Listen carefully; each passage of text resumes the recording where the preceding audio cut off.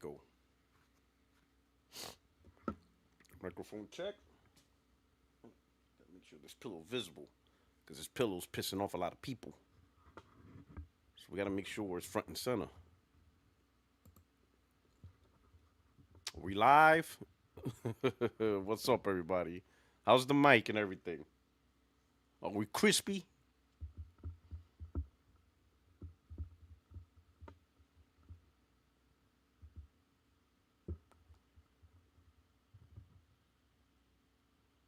Let's see, I think we're something good. I think we're live. I think we're good. We got TZ the GOAT. Mic is good for now.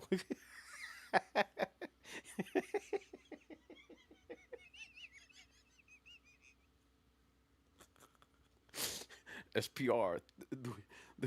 Yo, man. SPR doing drive-bys. It was too early for this. He said move the background page and stuff. Oh, SPR's doing drive-bys real quick. Yo, I'm running on low fumes today. No, I could. Yo, listen, I could. Yo, I'm running on so low fumes. I had to bring back the Batman. You know what I'm saying? I had to pull out the bat signal. This coffee's extra strong today. I'm running like right now. I'm running like on 3 hours sleep right now. I'm like, oh man, bro. Oh man. Well, let me start the intro first for the algorithm. Welcome, my friends, my family, my fellow gamers. Your only friend is YouTube Streets Puertorock77. Welcome to Puertorock77 Live, where you have the opportunity to jump on with a disagreement, and also we'll talk about topics across gaming, PlayStation, Xbox, Nintendo, PC, and the gaming industry. All right. So now that I got that out the way, yeah, I just learned. So I learned a new thing. Like the first 5 minute intro is also part of the algorithm. It's a cycle that helps train YouTube. It's insane. Like all these little things. Like even naming the file is part of the algorithm. Naming, like when you upload a video, you got to name the file. So they use the name of the file, like the first 5 minutes of the conversation is weird. It's the intro, the level of parameters they use for the algorithm, so that way the algorithm can determine what audience to push the content to, is crazy. You know, it's crazy. It's wild. But let's see. Facebook Twitter. You're gonna have Destin on the podcast next Friday. I'll send them an invite. Well, no, not next Friday. No, that I could tell you. So next Friday there won't be a podcast, and there's a reason, because next Friday is my retirement ceremony.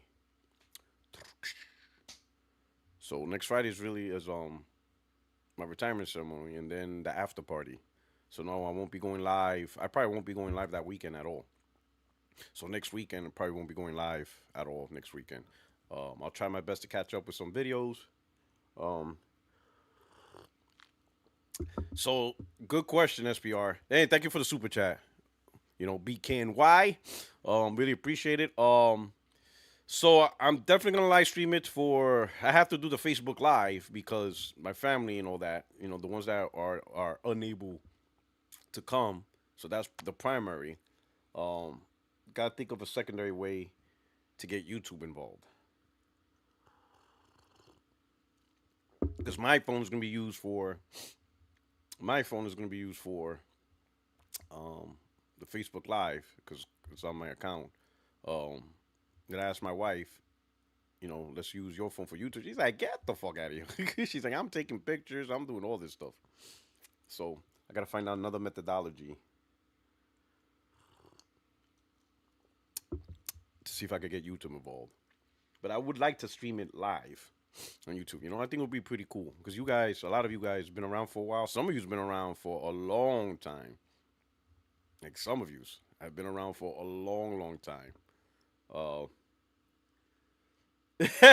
he says, Bruce, he says, we can't see it, bro. We help fund it too. This is for all of us. Susie's like, get the fuck them Facebook guys. They ain't do shit.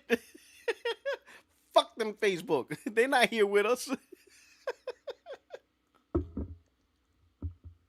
Fucking, oh, oh shit. Oh shit. Oh shit. But my 60 phrase don't like family. It's like fuck your real family. The fuck? They're not here with us.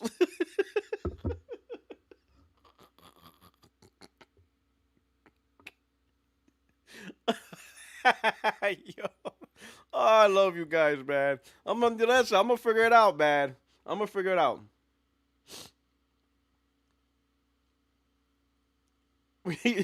Someone was like, he out of pocket, but I feel him though. He right though. He kind of right though.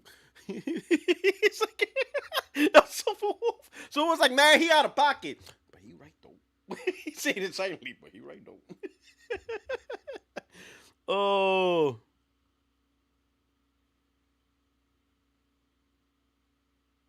let me see, Sam watch. Let me see. Hey P Rock, I was watching a series on Netflix called Boots, and thought about you. It surrounds the Marine Corps, and I was like, this is the type of mess they have to deal with. It's pretty good. It's also made by Sony Pictures. Really? All right. You know what I'm gonna do? I'm gonna look at that series and I'm gonna give it a review. I'm gonna give it a review for for someone who served in the Marine Corps. I want to see. I want to see how accurate or how close to it. I will tell you one show that is really accurate. I will give. I will give this one show props for the accuracy. Is a show called. It was a series. It was a mini series. It wasn't like a long year after year series. It was a mini series. It was a series called Generation Kill on HBO. Yes. Yes. Yes. I'm just gonna say yes. Yes. Yes. Yes. That's what I'm gonna say. Generation Kill. It was about the invasion of Iraq and the Marines. It was a reporter who was embedded with a Marine recon team, I think it was, and he stood with them the whole way. And then he gave his book about it, about his experience with Marines and how they act and everything. Oh yeah, oh yeah, he wasn't lying. He was. Yep, he got to know Marines real well. So Sam, I don't know about the show Boots, but I can tell you personally, Generation Kill. Oh yeah, yes, yes, I cannot. Yes, and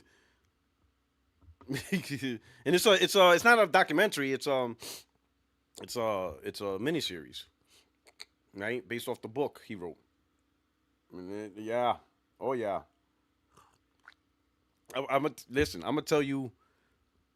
Do both live stream party and talk about place in my retirement ceremony. Xbox is dog shit. Like, my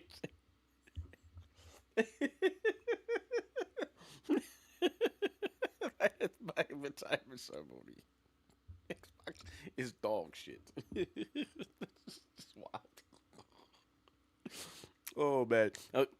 Just to give you a taste of Generation Kill, the reporter had a picture of his wife, and he lost the picture of his wife. He didn't know where he was at. Come to find out, the Marines had, and they gave it back to them. And what they were doing is they were passing the photo around, jerking off to photos of his wife. That whole time, he thought he lost it, and they had it, and they were jerking off to it. Yeah, I believe it. I believe it. I absolutely believe it. I absolutely believe it. And apparently the photographer, his wife, was beautiful. And it was like a sexy picture. It was like one of those pictures.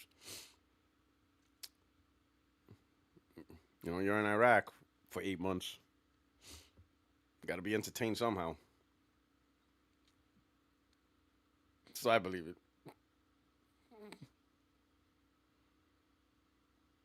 I believe it. God. Yo, that his photo became his photo became a smut mag, real quick. You know.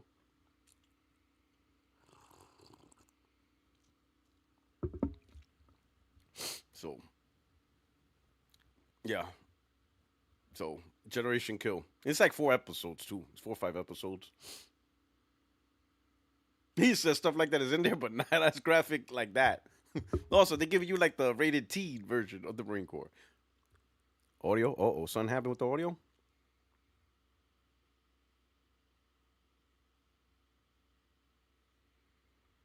Uh oh. Uh oh. Damn. Already. That was a record. Screw up. The Game Boy. The audio's out. Oh.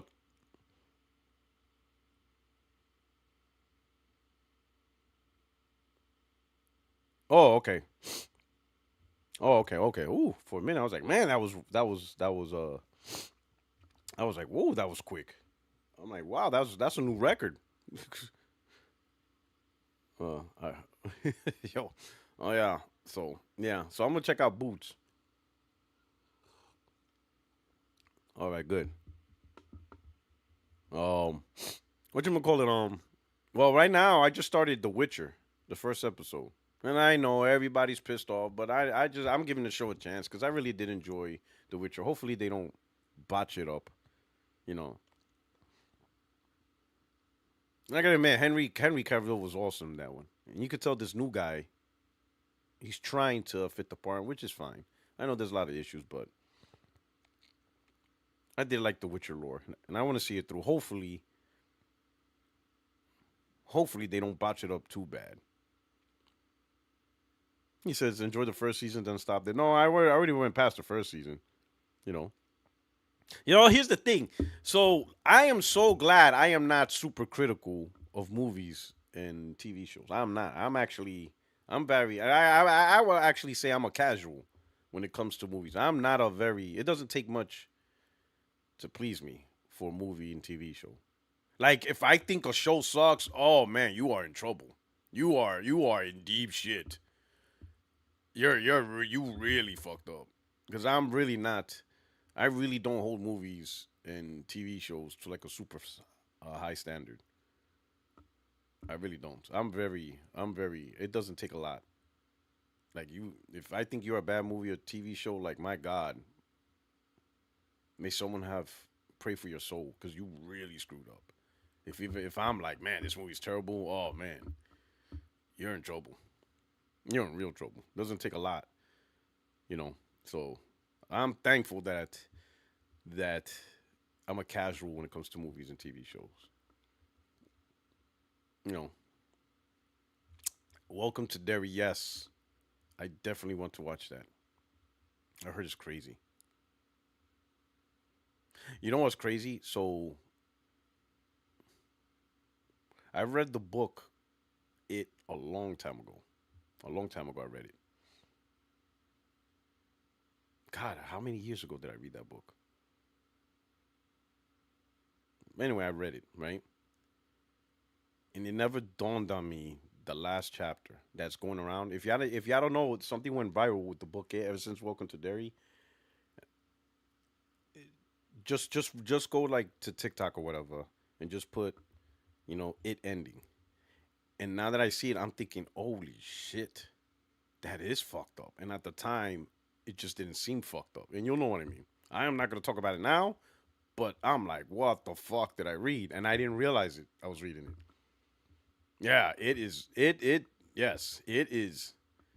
It's one of Stephen King's fucked up books, man. It's that dude must have been on fucking acid. And I swear to God, I didn't realize the ending until now that is being talked about it. And if you don't know what I'm talking about, I mean, if you never read the book, but if you want to know what I'm talking about, the ending. Now that and also I'm older too, because I was way younger. But even then, I should have caught it, but I didn't. And I'm like, I'm not saying it. Let's put it this way. I'm not even going to describe it. But go to TikTok, search for it ending, and you're gonna hear content creators be like, "The fuck," and then you'll be like, "What the fuck?" Yo, it's crazy. Okay, Teasy man, you be good, brother. Yeah. Leo says, "Oh, welcome to Derry. Is it?" Had no, yeah. It's part of the. It's like the beginning before all that. Yeah, right. It's like the prequel.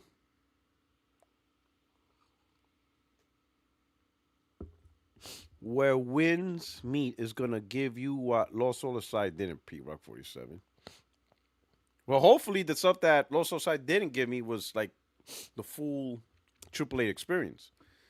Lost Soul Side's combat is phenomenal. That's what I got right. I give the game that. Like I said, like somebody's asked my opinion. I said, listen, the best way I could put it is combat or gameplay. Gameplay A plus plus plus plus plus. Everything else D. Like everything else is a D. For especially for the amount of time the game had and how deep into the gen, even though it's 5 years it came out, I felt a lot of things could have been better. A lot of things could have been better. Um, the gameplay though was, the gameplay's combat gameplay is tough. It's dope. It is absolutely dope, right? So the hack and slash combat purists, if that's all you care about, you're gonna love the game. If that's all you care about, because it delivers. For the ones who want the overall AAA experience, especially when you're used to seeing the Sony splash screen, Sony Computer Entertainment, and you want that overall PlayStation Game of the Year level experience, the game doesn't deliver that. Yes, I beat it. I beat Los Side. Let's see. I went back to God of War, had to put that in show me grace difficulty, was getting my ass. He said show me grace difficulty. So we'll see. Yo. Oh man. Oh man says show me grace. So how am I liking the port? We'll talk about that. But so the port update doesn't do me much because I don't have PS Plus Premium. So I don't really have premium, so I'm not using the cloud gaming stuff. But we're gonna talk about that one real quick. We will touch on that one. So now I will promise you, this is not gonna be a 6 hour endeavor podcast. All right, it's not gonna be a 6 hour endeavor podcast. I have to wrap this up in about 2 hours or so, maybe a little bit more than 2 hours and stuff like that, and we'll get it through. But I do appreciate you guys, man. Listen, I really appreciate you guys. I'm sorry for the whole mess up. I wasn't able to create this room earlier to get it out there. I wasn't able to do it yesterday. Like I said, I'm in the process of retiring. I already picked up my DD214, so this shit is real. It's real. It's happening. Yeah, technically speaking, I'm out of. I'm considered on terminal leave, which is pretty much vacation. I'm using up all my remaining vacation days, so that's it. Like there's no more reporting to work. That's it. The only thing left is my retirement, which is next Friday, and that's it. That's it. It's in the books. Pretty much. Technically, no.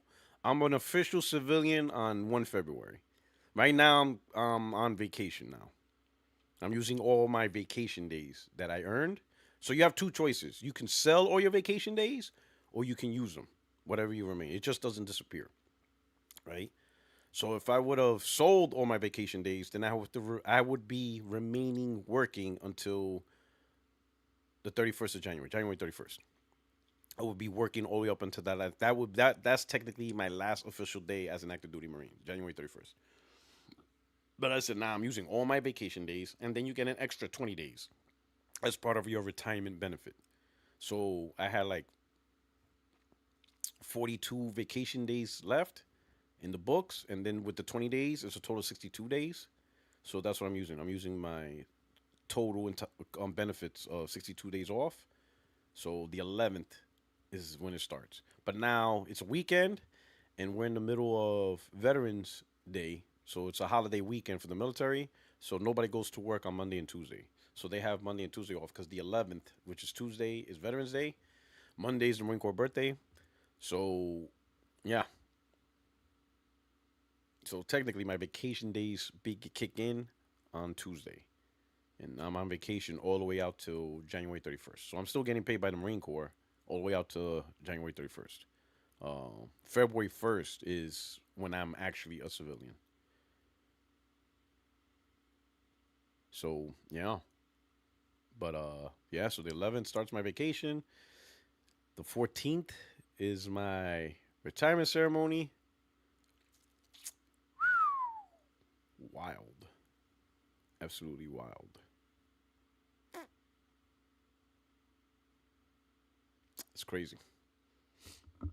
Hey, let me ask you guys, man, probably not. You think there's a way to dual stream on a phone?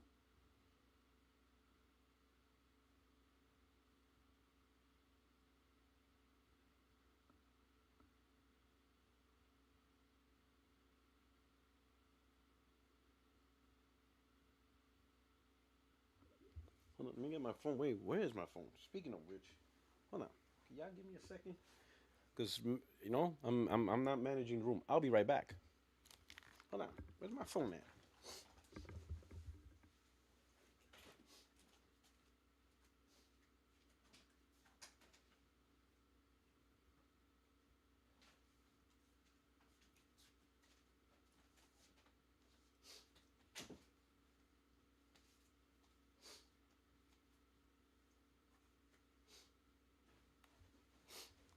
All right. Hold up. I'm back. All right, I'm back. Hold on. Let me see. Is anybody in the room? Gotta make sure. All right, nobody's in the room yet. All right. Let's get this going. Shout out to everybody. Love you guys. Please hit the like button. Truly appreciate it. We're gonna start getting into the topics. We're gonna get in there, man. Thank you for the love. Make sure you share this out, and let's just have some fun. Let's get this going. Now I got my phone here. I'm monitoring the Discord to see if anybody jumps on. Of course, this is Disagreement Day, so the link is up.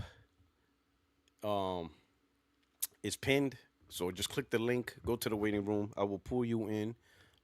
If there's any topic to discuss, especially the. Let me show you something before I jump into the. What is it? What's the first topic I was thinking of? GTA 6 delay. Like let me give you an example of the silliness with this whole TikTok and um gaming, right? And this is an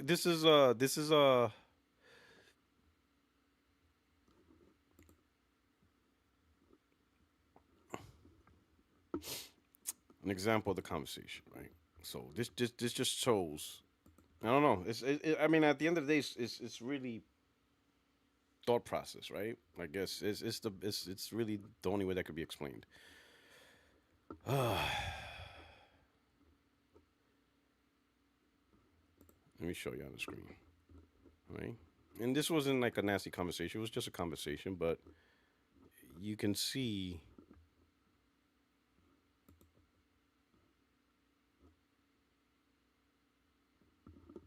I'm gonna show you an example. Now, shout out to Josh. Like Josh, stop debating topics. This is my recommendation. Josh, my boy, listen. Like, bro, like, hold on. Let me go on this. Let me get in the front of the screen. Josh, listen. Word of advice: don't debate topics that other people are trying to argue. Like, if it's not your genuine opinion, don't do it. Don't do it. I think that's what it is. I think you're following other people's opinions, and you're not really doing a very good job. Like, try to figure out your own opinion. This is Josh Adder. Shout out. This is my advice. Try to figure out your own opinion, research your own opinion, and argue that. Don't argue Alex's viewpoint. Don't. You can't argue because it's not your viewpoint. Don't be like, oh, Alex does it, so I'm gonna do it too. No, it doesn't work that way, Alex. I mean, I get it. You edit his streams, or you have whatever editing relationship with Alex. That doesn't mean you have to argue on behalf of him. Listen, Alex comes out with a point. Let him argue his own point. Don't jump because you do a terrible job, bro. Just leave it alone. Those aren't your points. Figure out your own points. Rationalize your own points. Really think through what you're trying to argue. Don't just jump on just because. Don't. You're doing a terrible job for him. Like, just stop. Don't do it. Don't do it at all. Okay. Anyway, let me go back. All right. So this guy. Let me see. Let me check to see if you guys could see the screen. Hold on. If I can make it bigger. Let me see how it looks. Okay. I'll probably can make it bigger. All right. That better for you guys? Can see a little bit better. All right. Yeah, it looks better, right? Okay. All right. So you're gonna see how the conversation progresses with this. Hey, it's Eggy. So that's who the conversation is, right? So, I'm talking with Josh, and he's just saying nonsense about whatever. Okay, but Eggy jumps in, and he replies and says, passive entertainment competes with active entertainment. Did I get this right?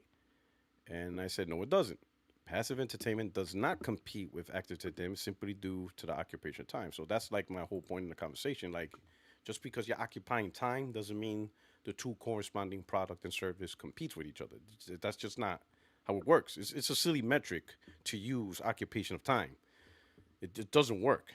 If you try to use that metric, you're gonna fail because it doesn't lead to anything. But anyway, so this is where it gets weird because he comes up with this scenario. So he's trying to use an analogy. Now, listen to his analogy, right? So he starts off with, so your employer is okay with you watching YouTube or TikTok on the clock since it's considered passive, right? I don't really know what he's trying to say, so I just be like, all my employer cares about is getting the job done. So I work in the Marine Corps, so it's really more about, like we're not a, even though we have our hours, but we're not really an hours based institution. It's really get the job institution. But anyway, so he clarifies a little bit more and says, sure, but imagine you're the employer. So now he makes me the employer. I'm like, okay, I will take that. Would you be chill with your team scrolling TikTok while working? So I reply, I don't care what it is. TikTok, gaming, working out, 4 hours smoke breaks, having sex in the supply closet. They're not doing the job I'm paying them for. And I ask him, what's his point? You know, if I'm an employer and I'm paying you to do something, you're not doing it. That's the problem. It doesn't matter what you're doing. So I don't understand. So I don't understand what does TikTok have anything to do with it. It doesn't matter what you're doing. You know, if you're getting sex in the back of the room when you're supposed to be one, you ain't having sex in my office. You know what I'm saying? But you know what I'm saying? If you're doing anything but working, other than the lawfully provided scheduled breaks, right? Everybody gets smoke breaks. Everybody gets those breaks. By law. And then whatever my company policy for breaks are, if my breaks are, hey, every hour you get a 5 minute break or every 2 hours, follow the policies, lunch breaks, this is your lunch, things like that. Just follow the policy. Obviously, go to the bathroom, do what you got to do. I don't mind a 5 minute casual conversation with coworkers. You know what I'm talking about, right? But if you're out there 2, 3 hours doing nothing when you should be working, what does TikTok have to do? It doesn't matter what you're doing. It doesn't matter what you're doing. Hell, you could be going to college and you're in the office doing, writing a paper. I'm going to be mad at that too. Like, bro, what are you doing? Oh, yeah, I'm working on my master's. On the clock while I'm paying you? You do that shit at home. You see what I'm saying? So I don't get what the scenario is. But I told them, that was my reply. They're not doing the job I'm paying for, okay? So we go further. He says, would you say the same standard applies to most people, that they feel the same way if they were the employer?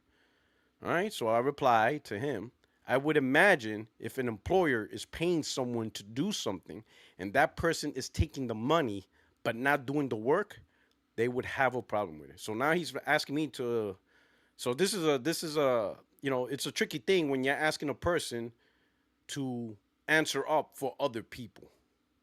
Because now you're asking me what other people would think. So that's you can only make an assumption. But I assume if other people are also employers and those people are paying people to do something and they're not doing it, I would imagine they would have a problem with it too.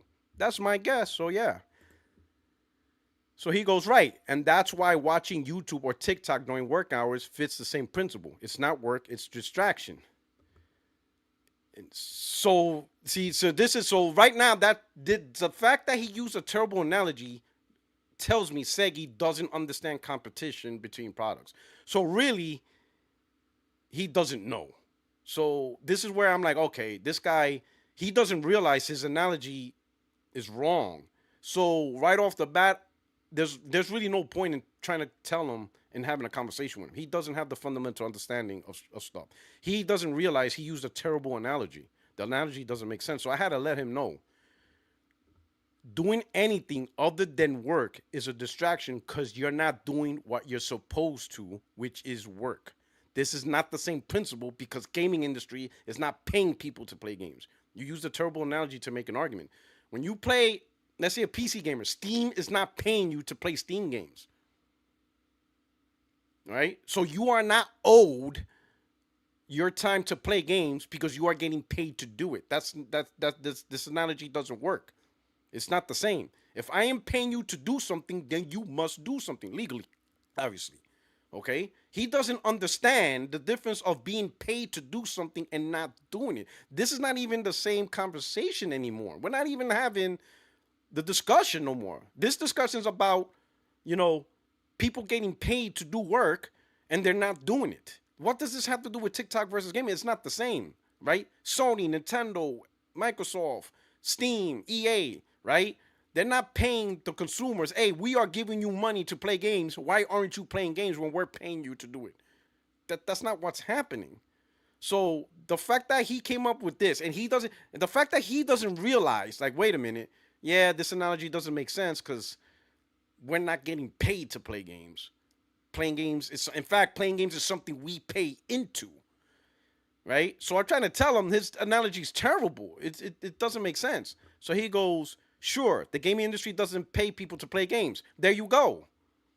There you go. That right there should have told you, damn, you're right, Puertorock. The scenario I created doesn't make sense because my scenario it lies, relies on people doing work because they're getting paid to do work, but they're not doing the work even though they get paid to do it. Yeah, you're right. That's what he should have said. He should have said, "Yeah, you're right. I did a bad analogy. Let me make up something else. Let me think of a different analogy." But that analogy does not work. All right? If you're getting paid to do a job and you're not doing a job, that's the problem. What you're doing instead of your job is irrelevant. Doesn't matter what it is. It's not even. It doesn't matter. It's irrelevant. The case and point of your analogy is simply you're getting paid to do something and you're not doing it. That's a problem. It doesn't matter what it is. Okay. He replies, sure, the gaming industry doesn't pay people to play games, but the comparison was about competing priorities. No, there is no competing priorities. If I'm paying you to do a job, that's it. There is no competing priority. There is no competing priority. There's you do the job or you're not doing the job. That's not a competing priority. If I'm paying you to do a job and you're in working hours, there is no competing priority. The only priority is you work. That's it. You see what I'm saying? So in his mind, if he's working, there's a competing priority. No, there is no competing priority. You are working. It's literally whatchamacallit. It's literally whatchamacallit.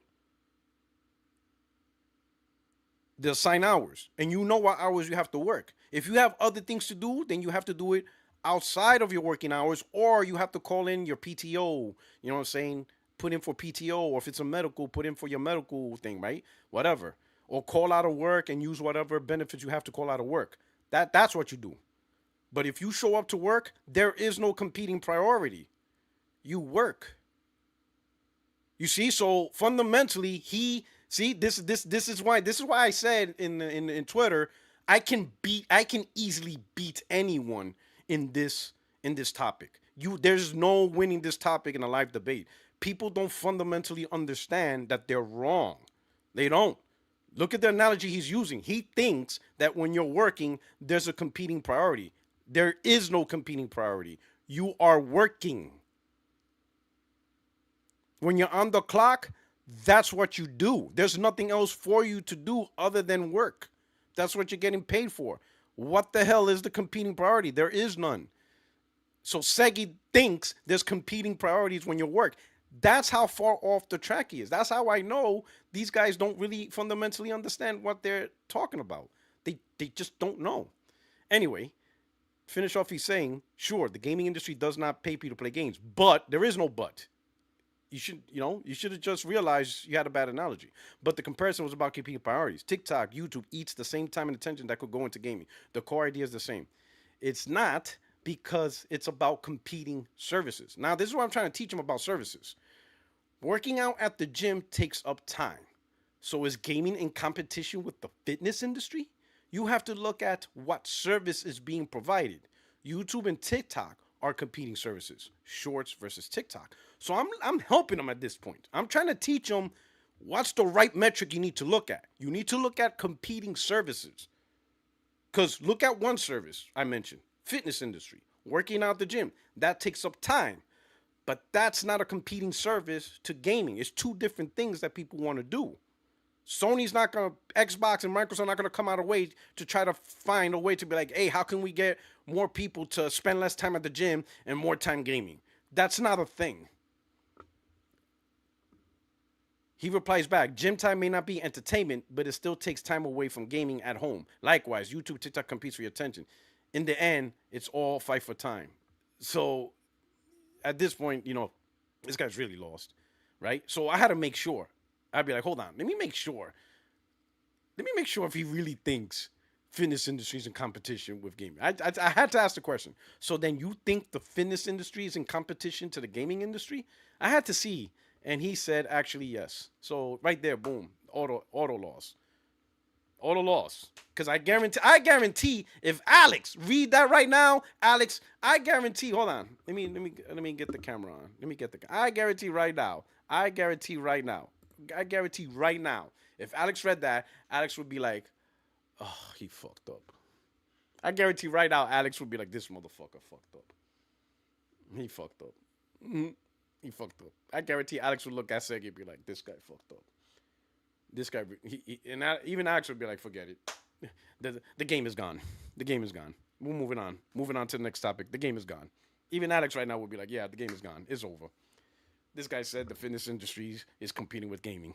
Game is gone. We're moving on. Everybody, we fall back. Puertorock is overrunning the lines. It's over. You guys fucked it up. Like, yo.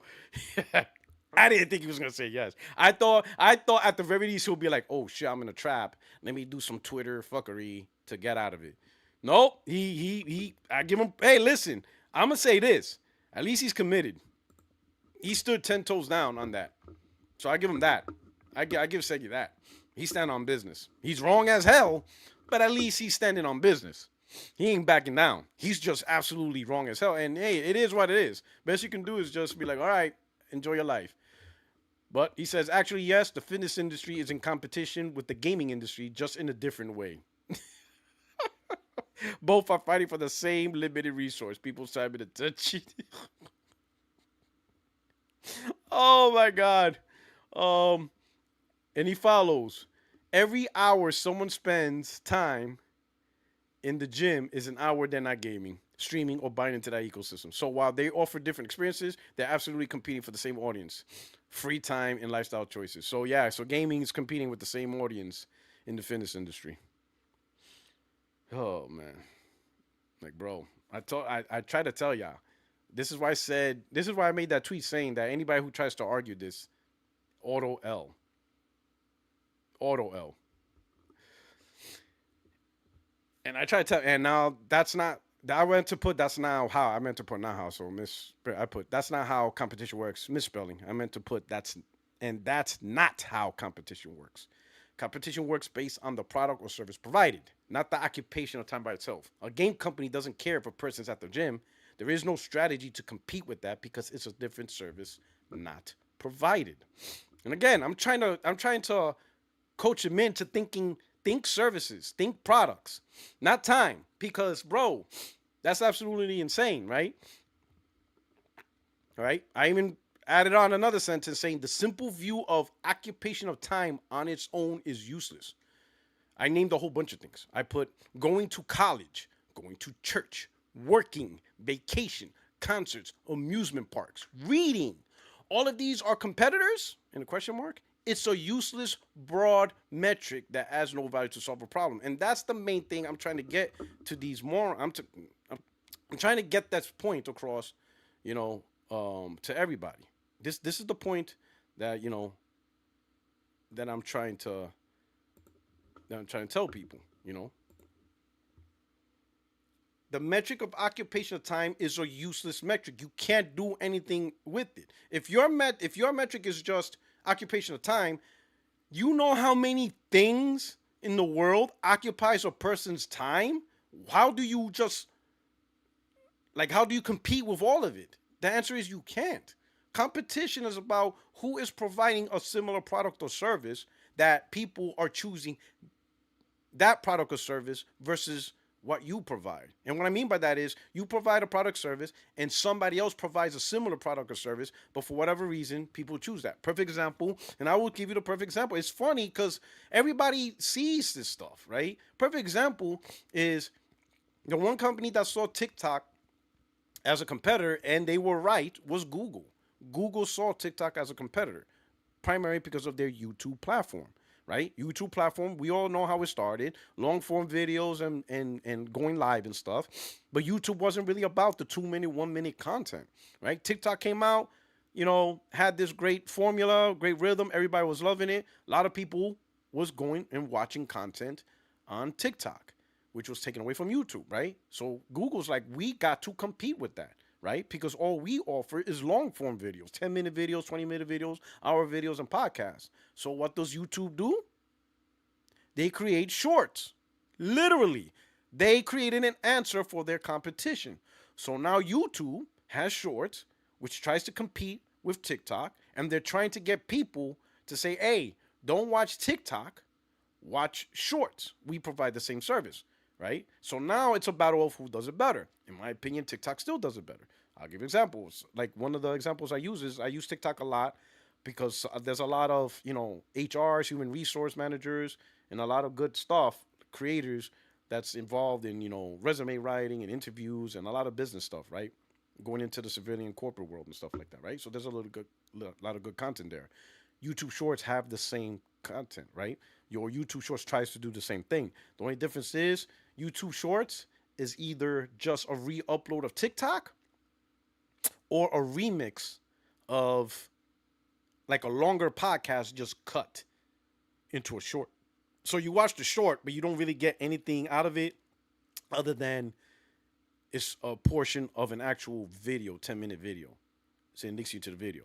While TikTok, the people who make TikToks, they're focused on creating the TikTok content, if that makes sense. You know what I'm saying? So I still go to TikTok. I don't really like shorts. And then shorts is also aligned with the algorithm of your overall YouTube. So the stuff I want to see is not on there. While my TikTok, I trained it more on the corporate civilian, business side. So that's what I see most of. So I spend more time on TikTok than YouTube Shorts, the competitor. That's competition. That's right there. When I'm ready to go on TikTok to look through my stuff, I don't think, all right, go on TikTok or play Ghost of Yotai. Ghost of Yotai is not going to help me find information and content creators on what I'm looking for. It's just not how it works. You see what I'm saying? So that's what I'm trying to teach this dude, and he just doesn't get it. It's weird. But anyway, so I tell him again, the simple view of occupation of time on its own is useless. Going to college, blah, blah, blah, blah. I said this. All of these are competitive. It's a useless broad metric that has no value to solve the problem. Again, occupation of time doesn't solve anything. There's just so many things that occupy time. How does a company that provides a specific product or service adapts to that environment? They don't. They worry about the direct competitors who provide a similar service and try to outdo them in one way or another. He replies, true, that TikTok doesn't share the same service or product as gaming. And right there, you would think he would be like reading this stuff and say, you know what? Yeah, my job analogy is wrong. You're right. The services aren't the same, but he keeps going, right? True that TikTok doesn't share the same service or product as gaming. Both provide entertainment and engagement through screens. So while they're not identical products, they serve a similar purpose, keeping users entertained, which puts them in indirect competition. So then I give them another one. Ruth Chris Steakhouse and McDonald's service the same purpose. Restaurants that serve food, yet they're not in direct competition. Ruth Chris is a premium steakhouse restaurant, while McD is fast food. Ruth Chris doesn't strategize against McDonald's because more people eat there. So if you guys are familiar with Ruth Chris, or I can name you another one, New Yorkers know Peter Luger, you got premium steakhouse restaurants, right? Lots of premium steakhouse restaurants, and their product is that premium steakhouse dinner experience. And then everybody knows McDonald's, right? Fast food, burgers, joints, all that stuff. McDonald's, they serve billions of people, right? Every year or every month or whatever. I mean, insane amount of people at a rate that far exceeds a lot of fast food restaurants. these premium steakhouses, they don't look at McDonald's metrics. They don't even pay attention to McDonald's metrics. Despite despite the insane amount of customers McDonald's get, Ruth Chris or Peter Luger pays no attention. It's simply because people are going to McDonald's and eating there and not at a steakhouse. That's not a metric they're using. It doesn't make sense for that. What these steakhouse restaurant does is their metrics based on what you call it, a premium experience. Remember, a lot of people probably never heard of Ruth Chris because it's a premium steakhouse. It's pretty expensive. You know, you eat at Ruth Chris, you drop in 300, easy, easily. Easily. That's not hard. You know, or Peter Luger, right? Because Ruth Chris is not a fast food place, right? So Ruth Chris is not going to strategize in a way to pull McDonald's customers. That's not who they're looking for, right? They're not gonna they're not gonna come up with some type of way to be like, oh man, McDonald's is really taking a lot of people eating there and not eating at where at our restaurant. We gotta do something. No, they don't care. It's a useless metric. That's not what they serve. People want to eat fast food. That's not their customer. Their customer is people who want the premium steakhouse dining experience, right? Uh, Here we go. That's a fair point. Now, oh man, this guy. Let's go. Hey, that's a fair point. But unlike Ruth Chris and McDonald's, TikTok and gaming targets the same audience in leisure time. Even if they differ in format, users often choose one over the other for entertainment. So there's still overlap competition. So right there, he thinks TikTok and gaming target the same audience. Yeah, no, no. Gaming targets gamers. TikTok targets people who just wants passive entertainment. My daughter and wife are not gamers, and they're on TikTok. So you know what I'm saying? And it's not different in format. It's different in experience. It's like it's just two totally different products. You see what I'm saying? So this guy is completely lost. I don't think he understands. I think. Let me ask him this. I'm gonna ask him this. I'll have that conversation later with him. I'll continue on with this, right? But he thinks TikTok and gaming. Oh man, you know what it is? You know what I think about this? You know what I think? This is the symptom. This is the symptom, in my opinion, um, of gamers or people who think they're gamers because they watch people stream games, and we noticed that, and we've been said that. We said that a long time ago. We have gamers out there that think because they watch Twitch and a content creator that play games that they're gamers themselves, and I think that's what's going on. I think we got gamers who think watching a game being played makes them a gamer, and not actually involved in playing a game.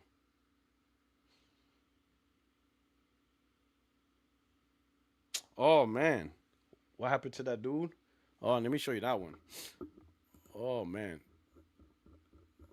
let me show you. Let me show you. Where is that one? Oh man, that's a good one.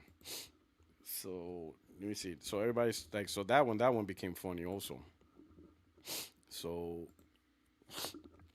where's it at? Hold on. Pulls it up. Pulls it up. Where's it at? I'll go. I'll run through that one real quick. So I call out people. Well, I call out people. I call out bullshit, but people try to come at me, and then just like clockwork, they fold. Then that's what they generally do. Where's it at? Hold on. Here we go. Let me see. We're gonna have to make sure.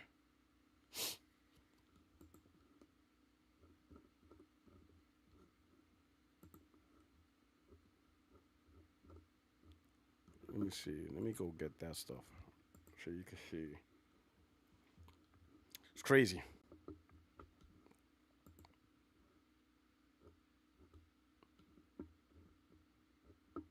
Give me a second. Let me pull that up. It was like two of them, and boy, they dodged real quick. It's amazing how fast they be dodging real quick. Uh, go through.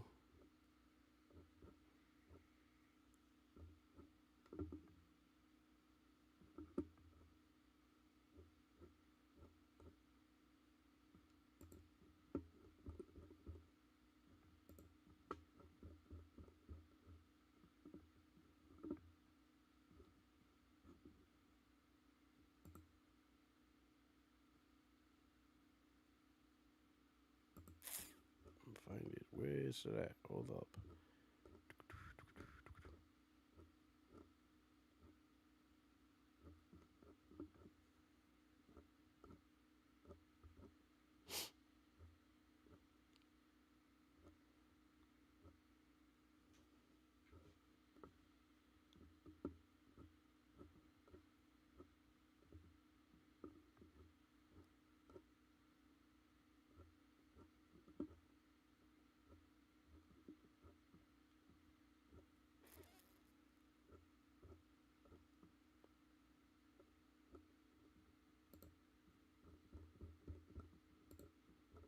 All right, here we go. Let me go here.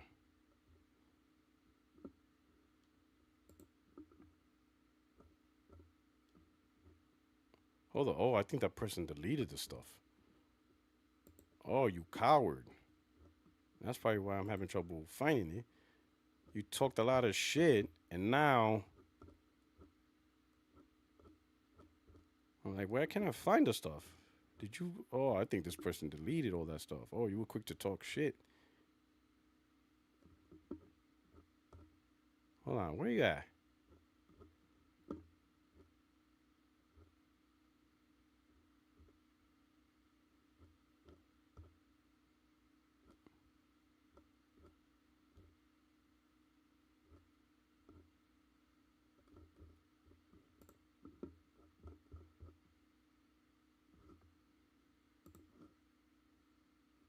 Hold up. I think this person deleted. Oh man, see, this is just I don't even know why. I don't even know why people do it. You're gonna end up talking shit, and then when you get smoked, you can't even stand up to your own heat. Then for what?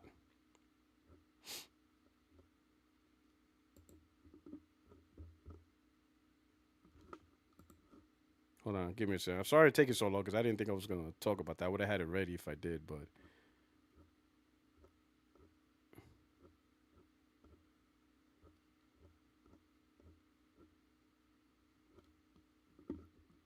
give me a second.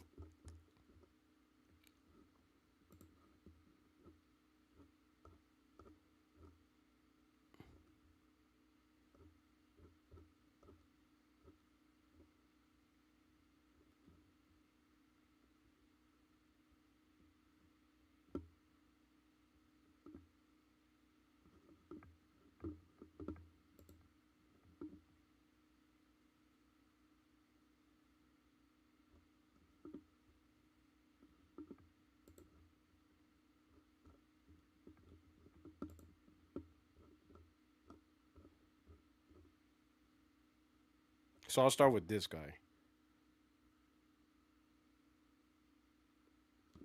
Here we go. We'll start with this guy. This is the first one. So everything began because Josh had edited something for Alex's stream, and Alex knows how to take a 10-minute content turn it into a 2 hour thing because he like pauses every 3 seconds. So when he responds or reacts, that's just like 2 hours because he stops the video every 3 seconds. So I'm like, man, this shit's rough. It's almost impossible to really see his whole thing because he doesn't let at least like a 2 minute segment to play. He just stops it like at 3 seconds, then 10 minutes shenanigans, then 3 seconds. It's really rough. But anyway, this is why I came out. This is where the whole conversation started. I said the crazy part is I even said it. Alex, if he tried to actually debate it live, it would be an auto loss for him because I said there's no way to really debate this. You would have to be delusional and just not understand what's going on, the information, but it's not, right? So anyway, so first we'll start with this guy, Gara of the Rage. He says, Rock, it wouldn't be a debate, it would be an argument, which is what you're looking for. I've seen your video, and honestly, it never surprised me you failed to understand. So these are excuses people always come up with, right? Because I be whooping people's ass in debate, and losers have the most excuses, right? See, here's the difference, right? Losers come up with excuses. Winners comes up with solutions, right? So anybody who makes up an excuse, oh, blah, blah, blah, blah, I'll be like, all right, let's come up with a solution then, right? Losers come up with excuses. Winners comes up with solutions, right? Whatever thing you think you try to do on me, I'll be like, all right, let's do this then. Let's do it this way. I'm apt, but that's what winners do. That's just a natural tendency of a winner, right? So going back to him, right? Let me put this back up. Go back up here.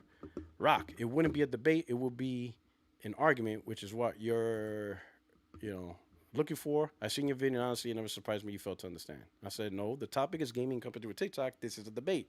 Some say yes, some say no. Yeah, you are more than welcome to join my disagreement day live, right? Since he thinks I don't understand. So I give him an opportunity to show up. And then he goes, not until you prove it's not going to be a debate and not an argument, right? So he thinks it's going to be an argument. So I say, you know what? I got solutions. Since if you want to make sure it's a debate, since that's what he wants to make sure it's a debate and not an argument. I even recommended, hell, it could be done on his channel. I said, let's do it on Alex's channel then, right? Because obviously this is my domain, my channel. Let's put it in someone else's hands. They will control it. Hell, I can beat you with him picking the topics. I told him he could pick the topics on Alex's channel with Alex moderating. Like I said, I come up with solutions. Winners come up with solutions. So now it's out of my hands completely. We're in on someone else's channel. He can moderate it. If his concern is that it's an actual debate and not an argument, there you go. We'll let somebody else manage it completely. And you pick the topics. All I'm going to do is just show up. All right? He comes up and says, thanks for proving my point. Which, that reply doesn't make sense. I said I offered a solution. Not on my channel, a moderator, not picked by me, even the topics, not picked by me. Right?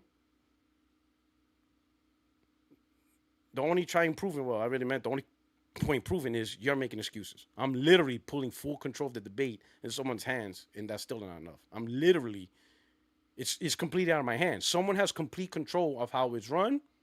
They moderate it 100%. There's no possible way for it to be an argument because someone will monitor and control it. And I'm not even picking the topics. All I'm doing is I'm just going to show up. Time and place. And I'll show up. And he goes, you misunderstood what I was saying. I don't need Alex. Hell, I'll take you freaks on all day long. What I want is a debate, not an argument. And I told him, and you get that with Alex. He would be the mod. He would prevent any argument from happening and ensure it remains as a debate. So any concern of going from debate to argument gets removed. See, I provide solutions to problems. I'm sorry, are we children here? You're telling that you want to buy to a simple request unless Alex is there? Sounds like you want Alex. Notice now it's a new problem now. Now it's a new problem. Now the problem is the solution. You see what I'm saying? You see how fast I get these guys to duck? Literally, he had a concern.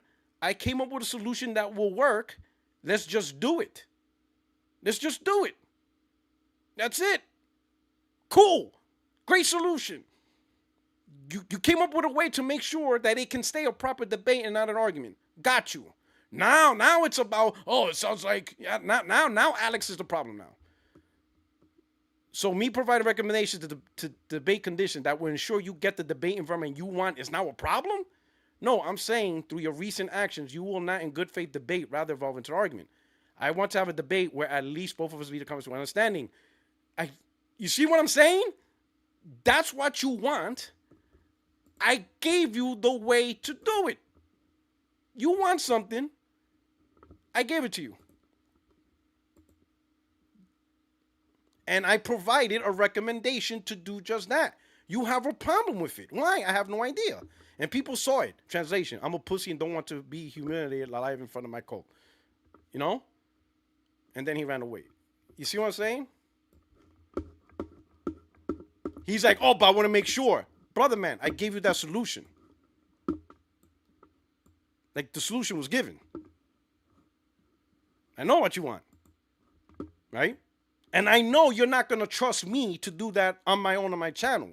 Let's be honest. Right? Let's be honest. You're not going to trust me to do it on my channel. That's a lie. You don't trust me to manage a debate, which is fine. Don't trust me. but I gave you a solution. Like literally, my participation is only actually showing up. I gave you guys full control. Alex, anyone can completely control the moderate the debate, come up with the rules, whatever. You come up with the topics. All I'm doing is just showing up. You see what I'm saying? Oh no, but yeah, whatever. I just want to make sure, and I gave you the answers to make sure you have a proper debate. You see what I'm saying? Bro, if you guys, why you like guys like him? Why are you even talking to me, bro? You guys are full of shit. So why do you guys come to my timeline talking shit and you don't step up 10 tones down? You know, they come up with excuses all the time. You know what I'm saying? Let me go with the next one. This one really back down real quick. But let me find it.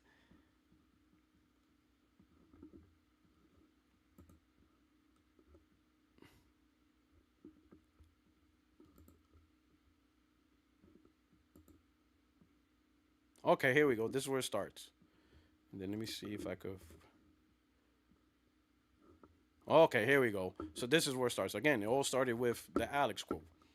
Got a lot of Alex defenders. Alex, I'm telling you, you gotta have a lot of dumbass rejects on your side. Like, bro, you're in trouble. Anyway, so this is where it starts. Mayo, Sezuma. We'll call it Zuna. So, quote treated my Alex thing, and Zuna said, "Yep, some reason you keep evading actual gaming debates because you are not a gamer, just a toxic grifter with his own limbo echo chamber. All you do is toxic shit talk, no games and gameplay involved. Literally, you are a definition of Lafa Lao Cow, dude, whatever, join Boogie and others. I'm from asshole. Yo, it's crazy how these frauds keep saying I duck gaming debates when I think I'm the only one calling everybody out and providing the venue. There's nobody else doing that. I think the only other person, well, I don't know, I'll give you one other person. One other person that will tell people show the fuck up is Hardy. So Hardy is the other one. Hardy will also call out a motherfucker and say, show up to EGS Live and talk your shit there. So Hardy also provides a venue for people to show up. So me and Hardy. Motherfuckers talk shit, show the fuck up. So, anyway, shout out to Hardy. So for me, I literally provide a venue. How is all these people telling me that I'm evading debates when literally I'm the only one that, besides from Hardy, has a venue for it? Technically, I have a specific venue, which is now. Disagreement Day. Literally. It's in the name. Crazy, right? That's how delusional these cats are. I mean, I think at a certain point, man, we're just gonna have to accept. I mean, I know there's stupidity in the gaming community, but we're just gonna have to accept that we have just stupid gamers that just won't learn, even when the information is presented to them in front of their face. So Zuna says that, so of course I respond back. This is me right here. It says, how do I keep evading gaming debates when I literally host an opportunity for gaming debates? What this tells me, I will see you this Friday on my next Disagreement Day for an actual gaming debate. Don't be scared now. I'll see you Friday. Well, I didn't host it Friday, but it's on right now. But I'll see you there. Boy, look at this now. Well, you're going to see the change of attitude. That's not what a gaming debate is. That's just pure trash talk drama nonsense, not different what you do on Twitter and YouTube. A gaming debate is about actual gaming. You actually playing games while talking with others about anything, even gaming topics, if prefer that. That's not a gaming debate if you're talking about another topic.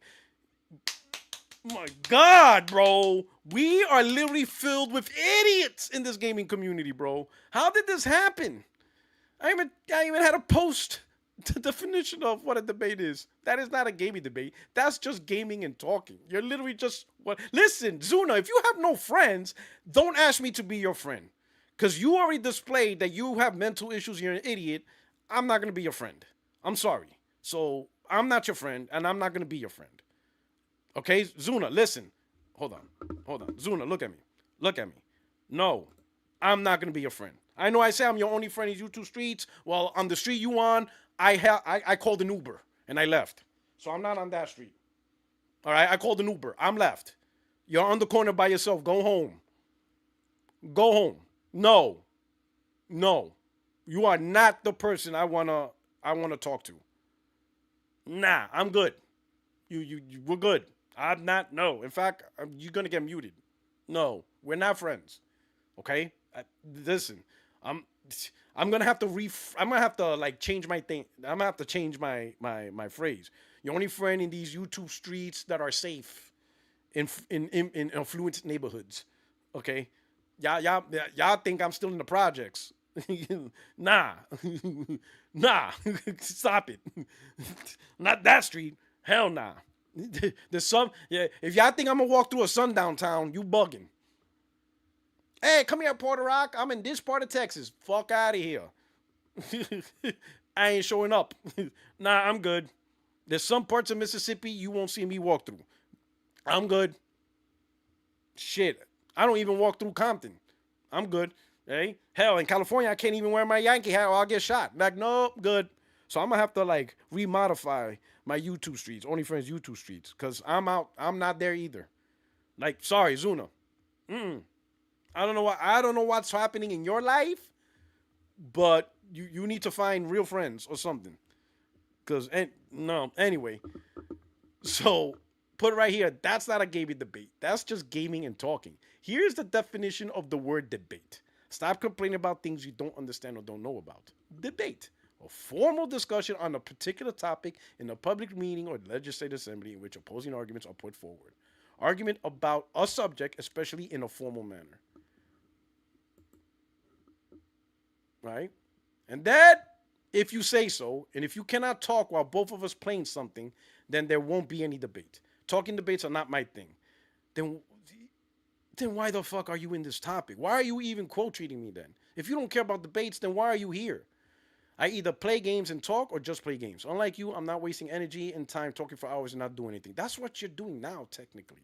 You're following me complaining. Okay? Let's see all the replies in this one. So I put, so don't ever say, I'm not open to debate. Words have meanings. Okay? Zuna's reply. I debate with playing games. As I said earlier, if we play some games and talk while doing it, I drop every negative thing I said about you and you follow back. You know what? I think this person, no, I'm not going to say nothing. Because then I know you're not just a toxic narrator, but someone who's playing games as well integrity. So now everybody's calling them out. So basically, you're running like how you're bitching on Twitter. Okay. And then somebody says, what kind of silly argument is this? So everybody's getting smoked in this one, right? Let's go back. Let's see. So I think that's where I stopped talking with that one, right? But then Suna made a mistake.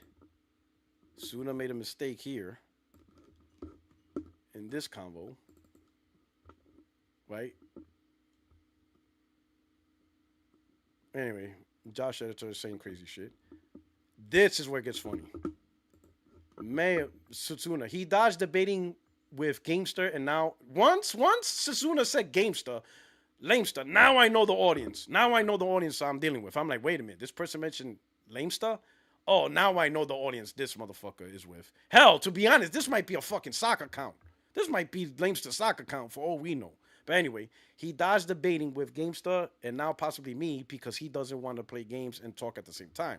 What kind of gaming debate is with no games involvement? What PR says doing is just talk. People need to call him out for lack of gaming credibility. I don't care people labeling me as a coward for me not want to debate with him. I don't care about talking debates. For me, gaming debate is all about gaming authenticity and not talking shit to each other. If he can't play games, he should be ruled for gaming label himself. The end. I'm like, all right, you fucked up, AA Ron. Y'all don't understand. I take challenges. I don't back out of challenges. So I responded, because you're a coward, you talk shit, and now once again making excuses. Again, I come up with solutions. That's what I do. Winners will find a way. I will find a way to meet you where you at. I will always find a way to meet you where you at. Here, how about this? We do both. We'll do a debate one day, and we'll pick a day and game to play. Do a live stream just to play and talk. Not even a debate. We'll just do a live stream. We'll get the community together. Me and you will figure out a way to game, and we just talk. Not even a debate. We'll do both. We'll make it happen. Are you not entertained? We'll do both. How about that? You want to play a game? Cool, we'll do that. We're going to do a debate because you did talk shit about debate, so we're going to do a debate. We're going to do this. But you want to play a game and just general talk, we'll do a live stream, whatever. We'll figure it out. Winners comes up with solutions. Losers. So now if you're a winner, your answer will be like, all right, cool. I could agree to those terms. Best for both worlds. And here we go. All I want to see is that you're willing to play something together. I'm seeking to find out who is real, who is not about playing games. I don't care about console war debates, honestly. Since I don't have a PS5, we either have to find a mutual cause multi-game or a PS4. Jesus Christ, bro. The fuck are you in this conversation? You don't even got a PS5? Get the fuck out of here. For me, talking about gaming topics is optional. Playing games is what I'm here for. Well, apparently not, because you're on Twitter complaining. I'm not asking for one-on-one PvP, so we can't even have competitive gaming either. So we can't do that either. Who's better at this game? So we can't even do that either. So what the fuck? We're going to play It Takes Two?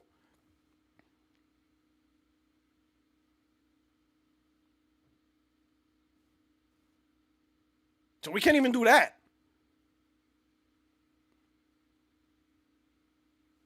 So we can't even, I was thinking, in my mind, I'm thinking, well, you don't have a PS5, maybe Street Fighter. That's a good cross-play game, right? Am I wrong? A good cross-play game? Street Fighter 5? Nope, can't even do that. The fuck am I gonna play then? So it can't be what? Fucking Helldivers, I guess? No, because you don't have a PS5. Well, you have a PC, so I guess, but you probably don't even play that. Like, the fuck we're gonna do? Play Family Feud? Can't even, it's not even about who's better at the game, but if we're gonna do a live stream, we gotta do something that entertains people. What better way to do on a one-on-one fighting format? In some games, I didn't even buy this shit, but I'll buy it. Like, if this person said, oh, I got Tekken, I don't have Street Fighter, I say, fuck it, I'll buy Tekken.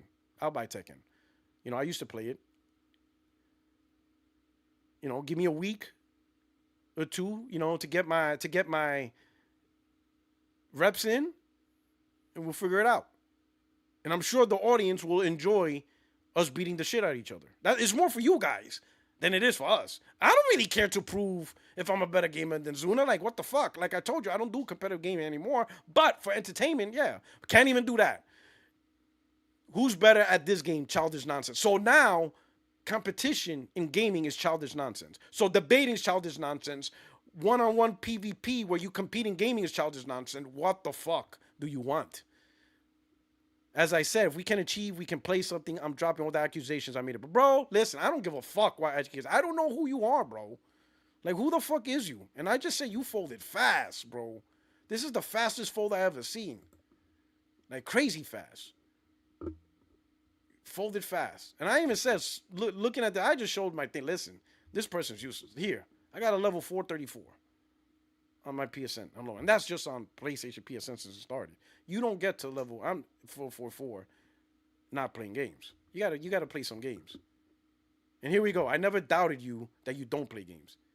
Is that you don't seem like to be the type to enjoy playing games since you don't like to talk about what games you like playing and there's no gameplay videos on your chat. So notice now, it's a whole new parameter now. Now we went from I'm scared to debate. We went from, hey, I'm not debating. You scared to now, oh, you don't have gameplay videos. Motherfucker, that ain't putting all that work. The fuck I need to put gameplay videos on for? I ain't doing all that shit, downloading, saving. Get out of here. The fuck? So now you don't doubt playing games. What you now have a problem with is uploads. Get the fuck out of here, bro. I never seen this shit is wild, bro.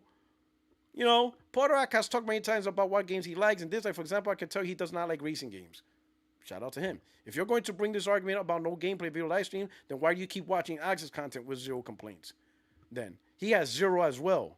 You're gonna tell Alex he doesn't enjoy gameplay games either? All right.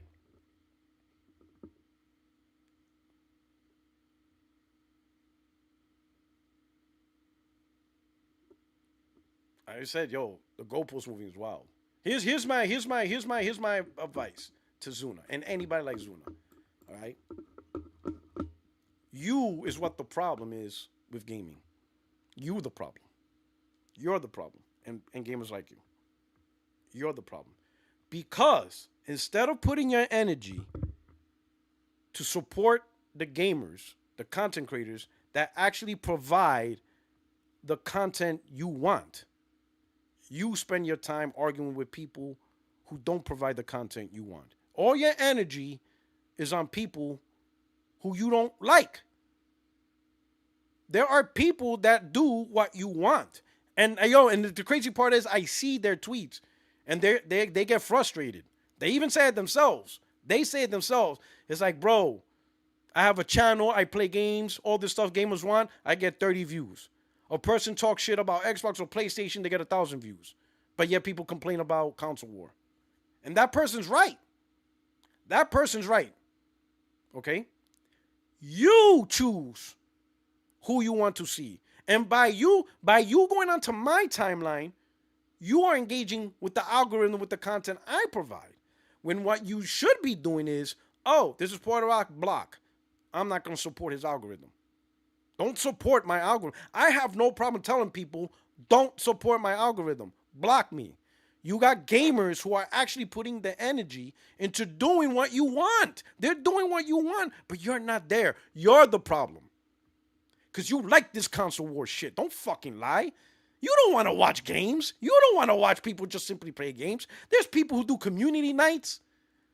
They're investing their Sundays. Be like, hey, gaming community night. Join my Discord so we could play together. They literally created their Discord to support gaming community nights, and you're not there. You wanna mess with me. And I'm literally telling you, move the fuck on. I don't need you here. Go away. I'm not providing the content you want. That's not how this works.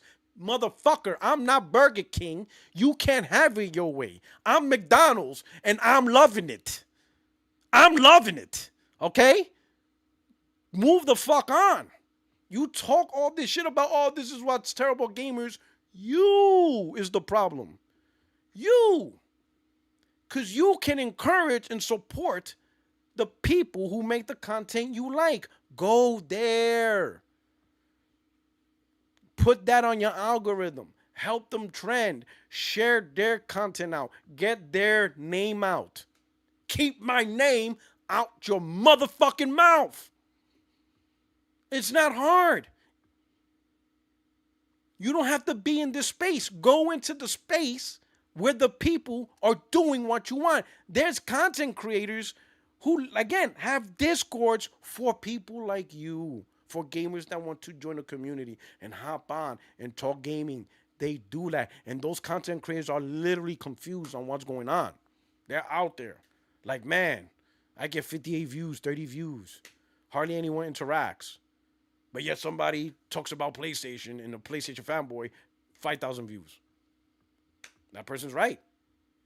It's because people like you hate what we do, but you keep engaging with us. Instead of ignoring us, blocking us, and then going after and supporting the people that provide the content that you want. There is content creators, Zuna, that does what you want. Go support them. Talk to them. Encourage them. Thank them. Appreciate them. Appreciate what they do. Put your energy and time in what they're offering. Some of these guys, they're not even monetized yet. They don't even have 1,000 subscribers. So you know they're putting all this energy and they're getting nothing. They get nothing because they're not even monetized yet. Okay? They got nothing in the plane. Nothing. They're doing this 100% out of pocket. They're trying to get community. They're trying to get people involved. They're trying to grow their audience. And you're not there. You're not there. You're worrying about me. Crying. Talking shit. And even with you talking shit, guess what? You don't show up. You make more excuses. Just move the fuck on. Just move the fuck on. Stop with your bullshit. Man, get the hell out of here. Like, people always, it's crazy what's going on. But that's just how it is, all right? But Puertorock, this person is a Futanari artist.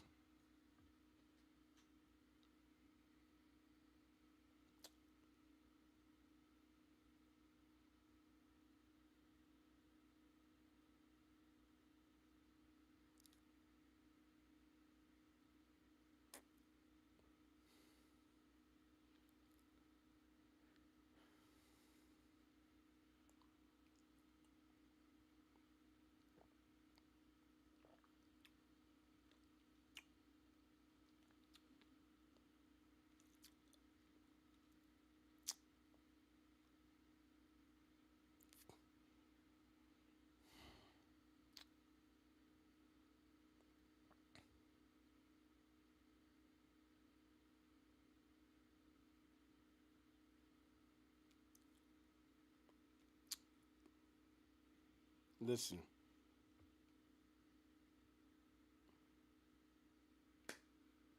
yo, this, I don't even know what to say. All right, I don't know what to say, bro. I don't even. Carl says go play, but let me read some super chats. Let me see some super chats. Let me. Yo, shout out to the super chats. Glassdoor Gamer. The press Xbox will cling to anything to feel better about Xbox dying. Today it's Cerny quote, which has zero to do with games going to PC. Oh my god. Shout out to Glassdoor. Thank you so much, brother. I really appreciate you, Glassdoor. When I think of Josh, Alex, etc., I think about the Chris Rock quote about women. They aren't in an argument for logic, but distance and irritation. Yo. Oh my god. Call G's like banana time. Nah, dog. We good. We good. I'm allergic to potassium. I'm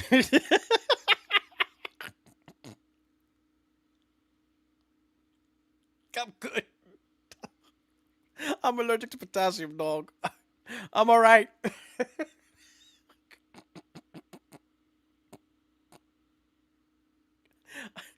I'm straight. Um, Optimized Nordic member for 4 months. Shout out to you, man. Thank you for being part of the family. Hit the like button, subscribe, and Xbox is dog shit. Your truer words had never been spoken. The brain, 40 months. My brother, man, thank you so much. Like I said, there's some dudes who's been around for a while and's been seeing this. All right. It's because of social media, everybody got opinions, you know? You're right. Like I would say social media, freedom of speech and everybody's in the combo, but I don't understand why people don't focus on the combo that they do like. Like me, I don't jump on Twitter or social media to argue iPhone versus Android or iPhone versus Samsung. And there is competition. There is. You all seen that, right? Smartphone wars.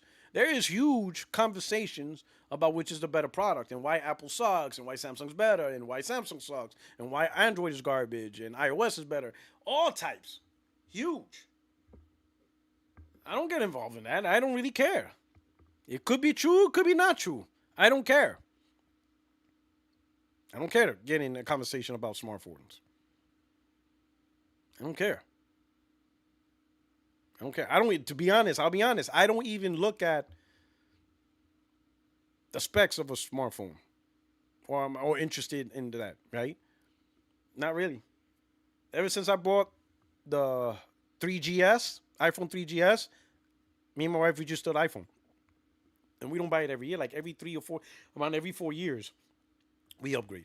We're not a yearly upgrade people because we don't pay attention to technology like that. So every 4 years, we take advantage. Like for example, I have the 13 Pro Max. My wife had the 13 Pro Max or Pro really, and T-Mobile gave us a great deal to trade in her phone, and for $500 we could get the 17 Pro Max for $500. So we traded in the 13 Pro Max. We traded in hers. I didn't need it. I didn't really care to have it, but great for her because she needed more space anyway. So we traded in her phone, and now she has the 17 Pro Max. For $500. Obviously, they're adding $24 a month for 2 years, so it's like a little over 500. But next year, I'll pay off the remaining balance and I'll upgrade my phone to the 18 Pro Max. 5 year difference. That's it. I don't really look at technology, whatever. Not like that. It's just not an interesting topic. Why are people jumping in on topics they don't understand? Like Zuna. Zuna don't care about debates. They don't care about. Zuna doesn't care about one on one. Don't care about this. Zuna just wants to play games. That's cool. Ain't listen. That's nothing wrong with that. You want to find a community that jump on, enjoy talking games, then just jump on, talk games. Find a community that does that, and they're there, and they're literally begging people to jump on, and they don't understand why more people ain't jumping on. Well, I could tell you why. Because people love the console war. They love the shit talking on Twitter. Let's be honest. People love that shit. People love the shit talking. They just, it's like a car accident. You hate it. You hate that it happened. But you know damn well you're driving 10 miles an hour to stare at it. Everybody loves to see a car accident. They just don't like the idea that it happened. But they will stare at that motherfucker. Me, I'll be honest, I don't like staring at car accidents. I don't. I don't. I be honking my horn like, bro, move. Get your ass out of there. What the hell you looking at? Keep it moving. Causing traffic and shit. But it is what it is. Let's go. Let's go to the first topic. Cause damn, that was crazy. That's been crazy. Let's talk about the big one, right? Let's talk about real quick. Um, GTA 6. Let's talk about GTA 6 real quick. Where's it at? Oh yeah. I'll dive into both of these topics real quick. But GTA 6, look at that. Let's start with this. Boom. Hi everyone. Grand Theft Auto 6 will now release on Thursday, November 19th. We are sorry for additional time. We are sorry for adding additional time to what we realize has been a long wait, but the extra months will allow us to finish the game with the level of polish you come to expect, and they say most stuff, right? And then right off the bat, Marvel 1943 Rise of Hydra. As Skydance Games outgoes to deliver unforgettable premium games that honor the characters and worlds we're fortunate to work with, Marvel 1943 Rise of Hydra is an ambitious project, and we are committed to ensuring it meets the level of quality that our team players and fans expect. To fully realize our vision for Marvel 1943 Rise of Hydra, we've made the decision to shift our release window beyond early 2026. We're grateful for the patch support. Oh man, listen, let's just stop. This shit is funny, bro. Boy, the whole industry is moving. The whole industry is like, hold up, wait a minute. Wait a minute. Wait, hold on. The industry's like, hold on. We thought you guys were locked in May. Now it's November. That's a huge shift. Everybody's rewriting their schedules right now. Everybody's rewriting their schedules, bro. Everybody's like, fuck. Everybody, bro. Everybody. Everybody said, yo, nope, nope. Damn it,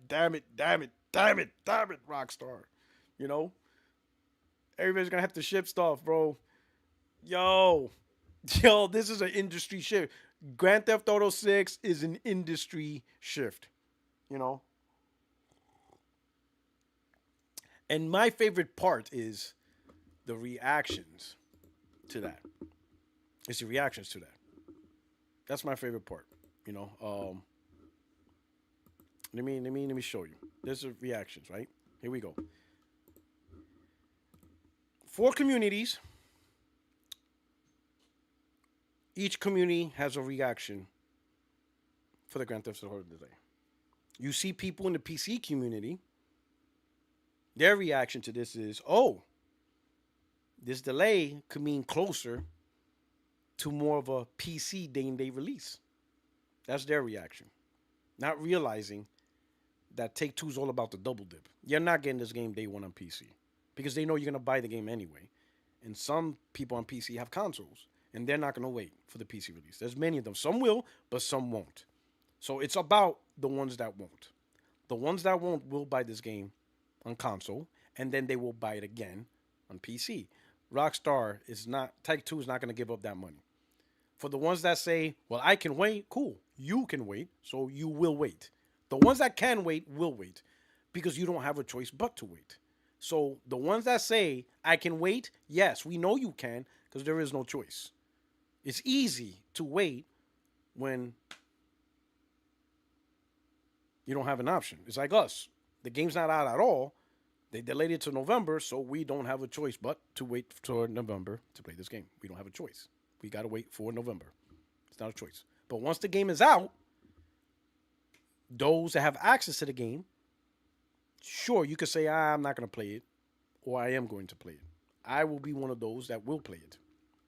You bet your $5 ass that I'm playing it. Okay. But the PC gamers, even though the game is out, now it comes down to if you want to stay on PC and that's the only platform you have, then you don't have a choice. You will wait until the game release. But there are PC gamers that have consoles, whether it's an Xbox, I would say more probably on the PlayStation than an Xbox, they're gonna go get it on their PlayStation.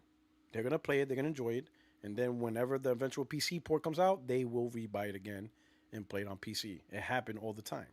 So you guys, the funny part is these guys who say, "Oh, I can hold the line and wait," you guys have no power. It's about the PC gamers that will not wait. That's extra money. So Take Two will be more than happy to wait for your $70 while they'll get the double dip money. Okay, so that's the reaction you see from some of the PC gamers. The Nintendo gamers, oh, they're really funny. Oh, these guys are really funny. Like, yo, like funny, like, bro, like, it's hilarious. Right? Look at this right here. Like, I'd be like, yo, man, it's funny. It's just really funny. Hold on, look for it real quick.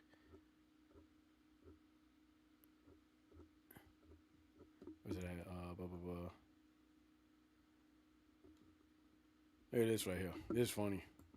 Listen, you can't make it up. But hey, go on, Nintendo guys. You go do you. But right here, got Nintendo. Honestly, I'm not surprised. Rockstar was not going to release GTA 6 for such a small install base of PS5 Xbox. Expect Grand Theft Auto 6 to release on all platforms. Nintendo Switch 2, PS5, Xbox Series, PC next year. This is the only way GTA 6 can succeed and exceed GTA 5 sales. Oh man, this guy. Yeah, self-inflicted L. This guy created. And yeah, oh yeah, I saved this receipt. It's saved. So even if it deletes it, it's already been archived. It's already been archived, so yeah.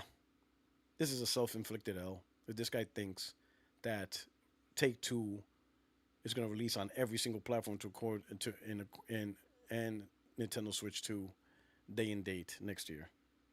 You got to be. This. Hey, listen, man. This is a level of delusion. Go ahead, player. It is what it is. That you do you.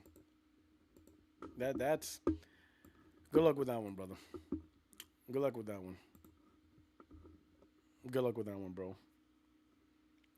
Good luck with that one, Nintendo guys. Right? Good luck with that one. So that's Nintendo guys on that side. They think this is a sign that day and date on Nintendo Switch also. So you got PC guys, day and date. You got Nintendo guys, day and date, right? It's funny, right? The Xbox guys. This is what they're focusing on, right? With the announcement of the delay. This is what they're talking about. This is what they're doing. What if the PlayStation 5 Pro is the second best place to play your new and shiny Grand Theft Auto 6? What if the best place is the partnered Asus and Xbox, who is currently working with AMD to get this device out, this under the box mythical thing that is going to run your Xbox games? It's going to run your PC games on Steam. It's going to run your good old games and even your Epic Game Store games all on this partnered box underneath your TV. And it's going to be what? It's going to kind of follow the steps of what they did with handheld. And Xbox, you heard, like Sarah Bond literally said, we are learning as we put these things out. So when we come out with our own, well, there you go. Cork, I want to get your thoughts on this because November 19th is a very specific date. And that just so happens to be 4 days after November 15th, when what? The original Xbox released with Halo Combat Evolved. Wouldn't it be a story to have this OEM box, this mythical thing that does everything and anything when it comes to playing games, releases on the 15th to celebrate what? The Combat Evolved remake. And on top of that, 4 days later, becomes the best place to play Grand Theft Auto 6. Because again, this is going to be an Xbox. You're going to be able to play your Xbox games on it. Grand Theft Auto 6 is launching on an Xbox. This would break the backs of all of the ponies that think that the PlayStation 5 Pro will be potentially the best place to play. I'm pitching that it's going to be the second best place to play. Let's get your thoughts on my thoughts and theories on the OEM device releasing 4 days before Grand Theft Auto 6. Yeah, I mean, it's possible. I think, it's definitely something. And there you go. So, What if the PlayStation hold on. So there you go. So Xbox gamers, their reaction is the potential of the hybrid Xbox coming out next year. So they're not even worrying about the console they own now. They're worrying about a product that doesn't exist or whatever.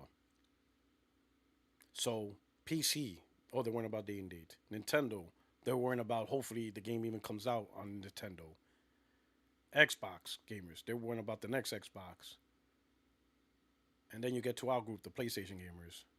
We just want to play the game on our PS5 and PS5 Pro. That's it. We want to enjoy the game on what we own now and what we have. And that's the difference right there. That tells you the difference between the three groups. And then people wonder why PlayStation's the best gaming platform. That's just simple it. Look at the simple reaction of Grand Theft Auto. Look at the reaction of each individual group. PlayStation gamers is really the only gamers that just want to play the game on what we own. That's it. That's it. Like, damn, come on, bring the game already. We ready. We have the platform. We're ready to go. Just release the game. Boom. We want to play it. Boom. Let's just make it happen. Ain't nobody be like, oh my God, how would this run on the PlayStation 6? Ain't nobody worrying about that right now. We're just get our shit to go. You know, many people are more than happy with their PS5s, and us PS5 Pro owners, we're wondering, man, will Rockstar deliver 60 frames and all that stuff? Let's just get it. Let's just get it on the stuff we have right now, and let's do it, and let's enjoy the game. That's PlayStation. Everybody else is some weird metric, some weird shit. That's it. That really is the conversation.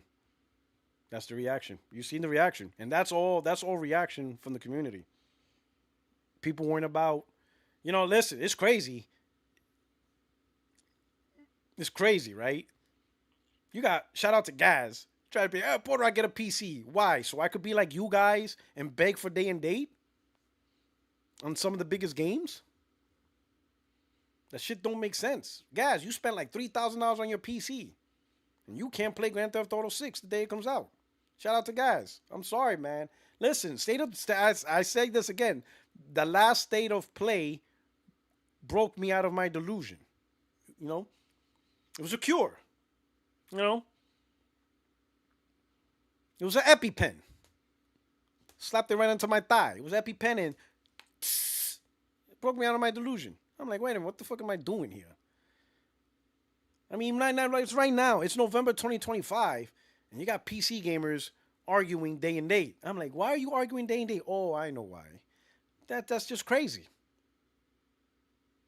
On Grand Theft Auto 6, we still got to argue trying to get the game the day it comes out? Oh, that's crazy, bro. That shit's crazy. I'm not doing that. I'm not going to be stuck in that pipeline. Shout out to Will. What's up? He says, Boom is really missing the point. GTA is going to be 4 days after Halo C anniversary and more than likely release date.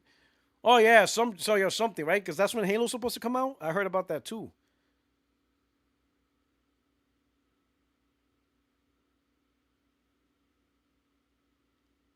Yo, it's wild, bro.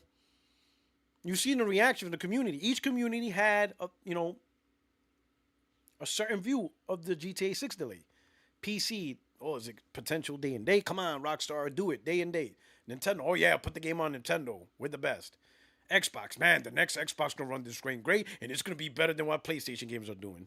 PlayStation, we're ready to play. We got the platform, we got what we want. Come on, we're ready to go. We're gonna kick off the year with Sorrows. It looks like Wolverine. We're gonna play Wolverine first. Banger. We got some Chinese developed games coming out. end off the year with Grand Theft Auto, we ready. We ready with what we got. We ain't got to worry about and talk about day and date and oh please support our platform. We don't talk about that shit. We just got it. Just release it. Release the Kraken. We ready. That's what we do. That's it. Ain't nobody fiending for a whole new generation console. Bro, it's only been 5 years. This year is fifth year in generational gaming with hardware that launched better for this gen as compared to hardware last gen. And people are already thinking of the next hardware in mass.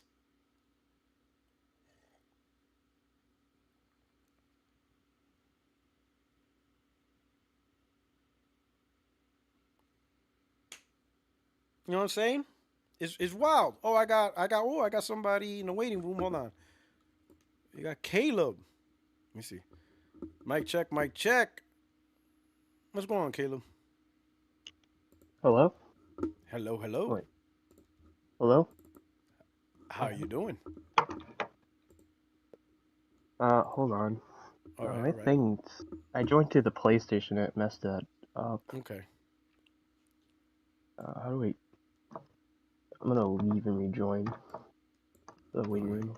You can't hear me? I don't think I you can can hear me. hear you, but it's like, that's not working. Oh,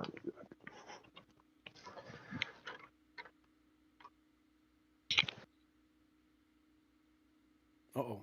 You good? You all right? Uh-oh. Well, we'll let Cable, we'll get into, all right, he'll be back. He'll do what he do, right? But that's it.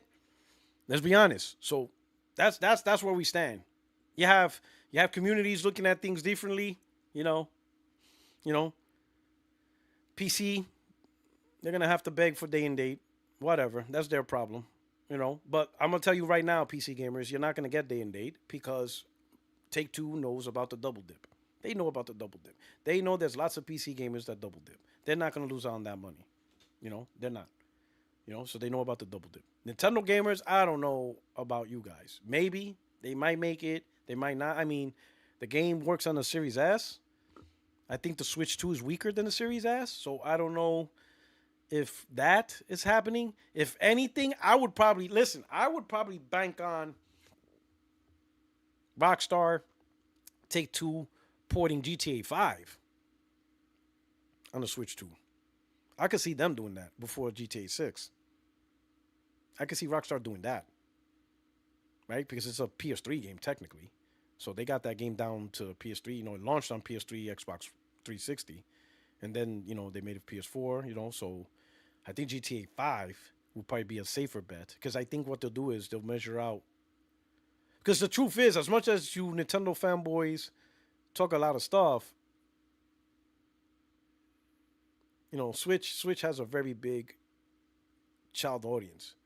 But maybe GTA could probably still be there. But I think they might drop GTA 5, might be easier, and then just make off more money off the Nintendo fan base. GTA 6 maybe. It's not gonna be day and date. You could forget about that. That's already off the list. You already could address that. So that dude, Nintendo Gold, yeah, you took a huge L. You took a huge L on that one. They're not gonna reduce their pipeline and all that stuff. It's not even gonna be day and date on PC either. It's only coming out on Xbox, PS5, and people are like it's not gonna be successful. It is gonna be successful because GTA 6 is all about the long term, success. It's gonna keep selling and selling and selling month after month after month after month after month. Then eventually the PC version will drop, and you're gonna get a lot of rebuys and first-time buyers, and it's gonna happen. And then the GTA 6 Online, it's just gonna be a perpetual seller for like 10 years. And if they do release on Switch, you're not getting it day and date. You'll probably get it maybe a year after PC, whatever.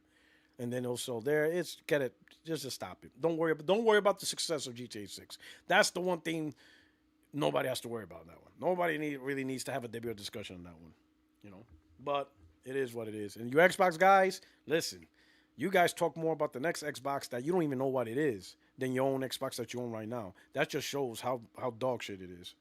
That just shows how shitty this gen is for Xbox console gamers. It's absolute trash for you guys. I mean, hell, the PlayStation guys, we're let's be honest. Some of us are annoyed with the talk of PS6, and not annoyed. I mean, get it. People can enjoy the conversation that they want, but it's like, man, we really worrying about a PlayStation 6? Like really? We really talking about a PlayStation 6 in 2027? Like, come on, man. Come on. Like, we're good. We ain't worried about that. We ain't worried about none of that. You know. Shout out to D487, gifted 5 memberships. So 5 in the chat receive memberships. Please give D a shout out. Add them in the chat. Use some of the smileys, the emotes, whatever. Give them a shout out.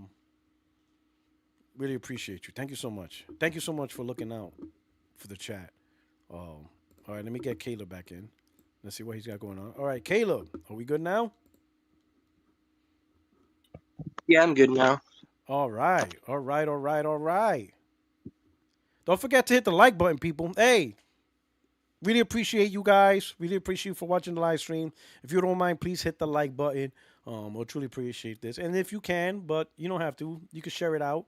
But if it's too much trouble, you're just leaning back, chilling, you have it on a tablet, you don't want to touch the screen, that's perfectly fine. But you can't touch the like button. You can at least go took. Just go took. That's it. Just simply do that. I would appreciate that. But I'm really glad that you guys are here and stuff like that. And then for those that are interested, membership opportunities is available. But I'm really glad that you guys are here. While we chop it up talking about gaming and stuff. All right. So Caleb, what's going on? Did you I seen that you showed off the GTA delay. I don't think it got delayed because of anything. I think it got delayed because recently Rockstar fired 30 devs. Oh, wait, hold on. I'm sorry. You think it got delayed because of 30 specific devs? They recently fired 30 devs, and then think- that's when the delay happened. Do you think? So I'm do you assuming think- it's because Oh. developers. Do you think 30 devs have that much of an impact? Maybe, depending. But if Rockstar did Rockstar lay them off, or did they quit? I'm asking. They quit? They laid them off. Oh, so Rockstar laid them off. So do you think it would Yeah. have that much of an impact? Well, if you're I'm trying asking. to polish a game that big, yeah, probably. Yeah, but Rockstar has thousands of developers that works on this game. Their workforce is literally thousands. You think 30 Yeah, have that thousands. much of an impact? They got thousands, but they're the most ambitious when it comes to all their systems. So I agree. Yeah, absolutely. I don't know. I think I don't think it does for a massive league, it could but be you a said lot. it was about polish. That It could probably be. could play in. It could be. It could be a combination of polish, right? It is an ambitious project, right? And I think Rockstar definitely knows it's really important for a day one release, especially now with content creators, the algorithm, social media bigger than it's ever been. You launch a game in a bad state, it's going to spread. And people, I guarantee, sadly, there are people that want this game to launch terrible so they could talk shit. They want the engagement, right? They want the grift. So I guarantee there are gamers, sadly, or not even gamers, just people who are talking gaming and they don't really game. They want this game to flop so they could come out and create their videos, they can write their articles, so they can get all that negative engagement. Because everybody loves to go after the king, right? They love to see the top dog fall from grace. That's like the biggest thing for some people, But instead of hoping for this game to be the best and be a big triumph for the generation, there's a large group of gamers. Well, I ain't gonna say large, but there's a group of gamers that want that negativity. They are hoping this game flops, especially if it's not on their platform. Day one, oh, they're gonna be the biggest ones, right? They're gonna be because they don't have access to the game, so they want something to teach them a lesson. That's just how it is. You know what I'm saying? So that's sad, right? I think Rockstar is very cognizant of that environment. So, at the end of the day, delay is a good thing if the intent is to polish the game and create a day one good product. So I don't know why you'd want it to fail. It affects everything. When exactly, Nintendo raises their price and everyone else raises prices. it is what it is. So if they see Rockstar fail, what yeah, some people love the negativity. Go ahead. I'm sorry. those people aren't very smart because if Rockstar fails, what do you think happens to AAA? They're gonna be like, oh, if Rockstar can't do it, we can't do it.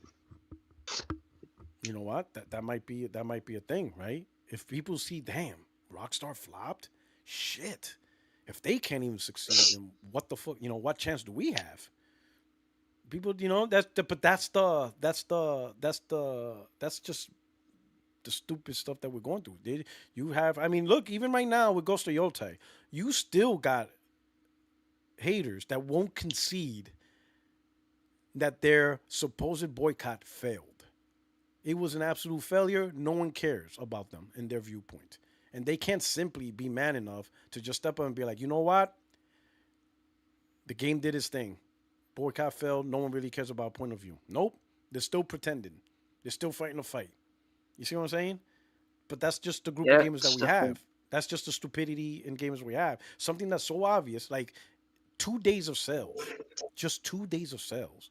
And Ghost of Yotei is already in the top 20 of the most games sold in 2025.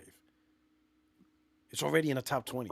And they only counted 2 days of sales in the chart. That's it. It's just 2 days. And it's already top 20 for the year. It beat out games that's been out since like January, February, March. And Ghost of Yotei already beat all those games out with just 2 days.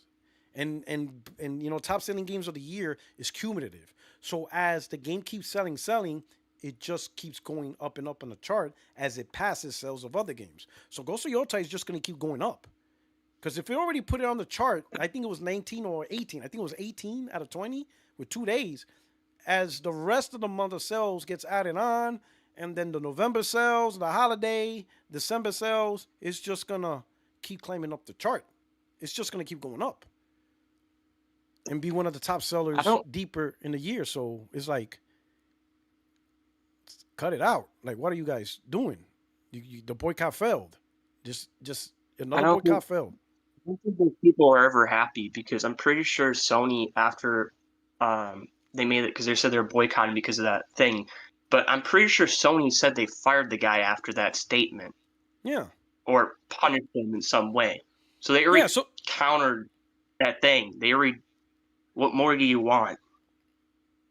You're absolutely right. Some people did make stupid statements, that came from that studio. That like, there's no business. They had no reason. Like some people don't realize you don't have to make a comment on social media. You got to learn, especially if it's something that's really whatever. It's sometimes better to just be like, I'm not doing that, right? So some of the developers made that comment. I think it was over the Charlie Kirk thing, right? If I remember correctly. Yeah. They, it aggravated people, whatever, right? And Sony fired him. Sony said, yeah, you got to go because you did something and that doesn't represent us. Like, you shouldn't have said that. So they let him go. The people that said something were held accountable. That's it. It should have ended there. But no, they want the whole game to bomb because of what a few people said, even though those few people got held accountable. But it doesn't matter, right? Because I think at the end of the day, if a game is good, it's going to be fine. These haters, and here's the reality. I think we could probably agree on this. Most of those haters, they weren't the ones that was going to buy the game anyway. They're not. No. All those people like, I'm a boycott. Oh, yeah, it's easy to boycott a game you had no intention of buying in the first place. Like, let's be real. Like, you guys that were in that group, all those people, like, yeah, not significant, right? At the end of the day, if it's a great game and people want to play the great game, it's going to sell. But it comes down to just look at Harry Potter, Black Myth Wukong. They all tried like boycotting it, and they all sold very well.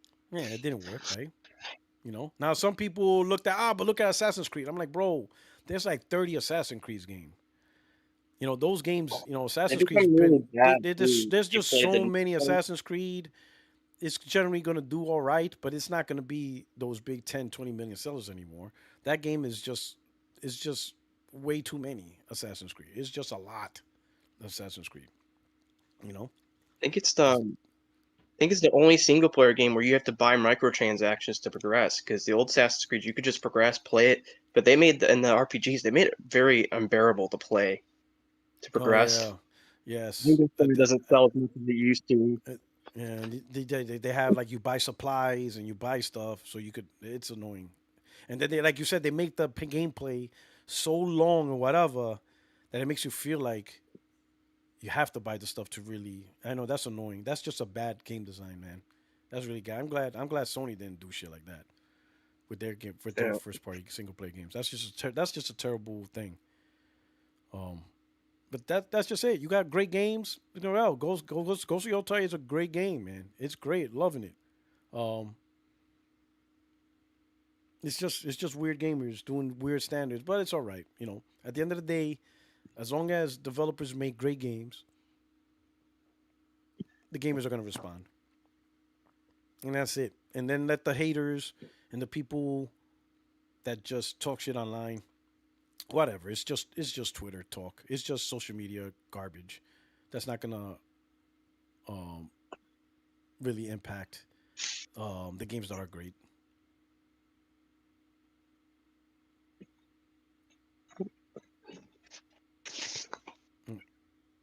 Anything else, Caleb? Did you see the Portal update Yeah. with the cloud?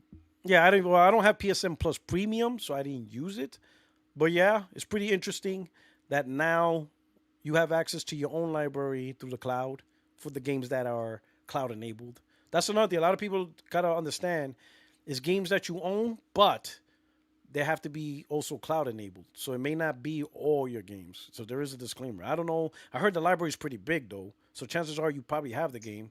But there are some games that you might own and then you might not see it on the list of cloud. And you'd be like, wait a minute, how come I can't see this game? It has to be one of those games that's part of the cloud enabled titles. But they're not bad. You know. Have you tried it? Are you doing it? No, I don't have a Portal because I wasn't gonna get it. Because originally it said you need your PS5 and a handheld thing. I would want like the handheld to work without it. Mm-hmm. You have a PS5? Yeah, I got a PS5. Oh, okay. I got So it when yeah, it was scheduled, so it's not more expensive. so I'm not a big handheld gamer myself, so I'll say that I will I will say that. Hold on, real quick, right? Oh shit, where's my thing? It disappeared. Wait a minute, where you go? Hold on. They better not stole my shit. Give me a second.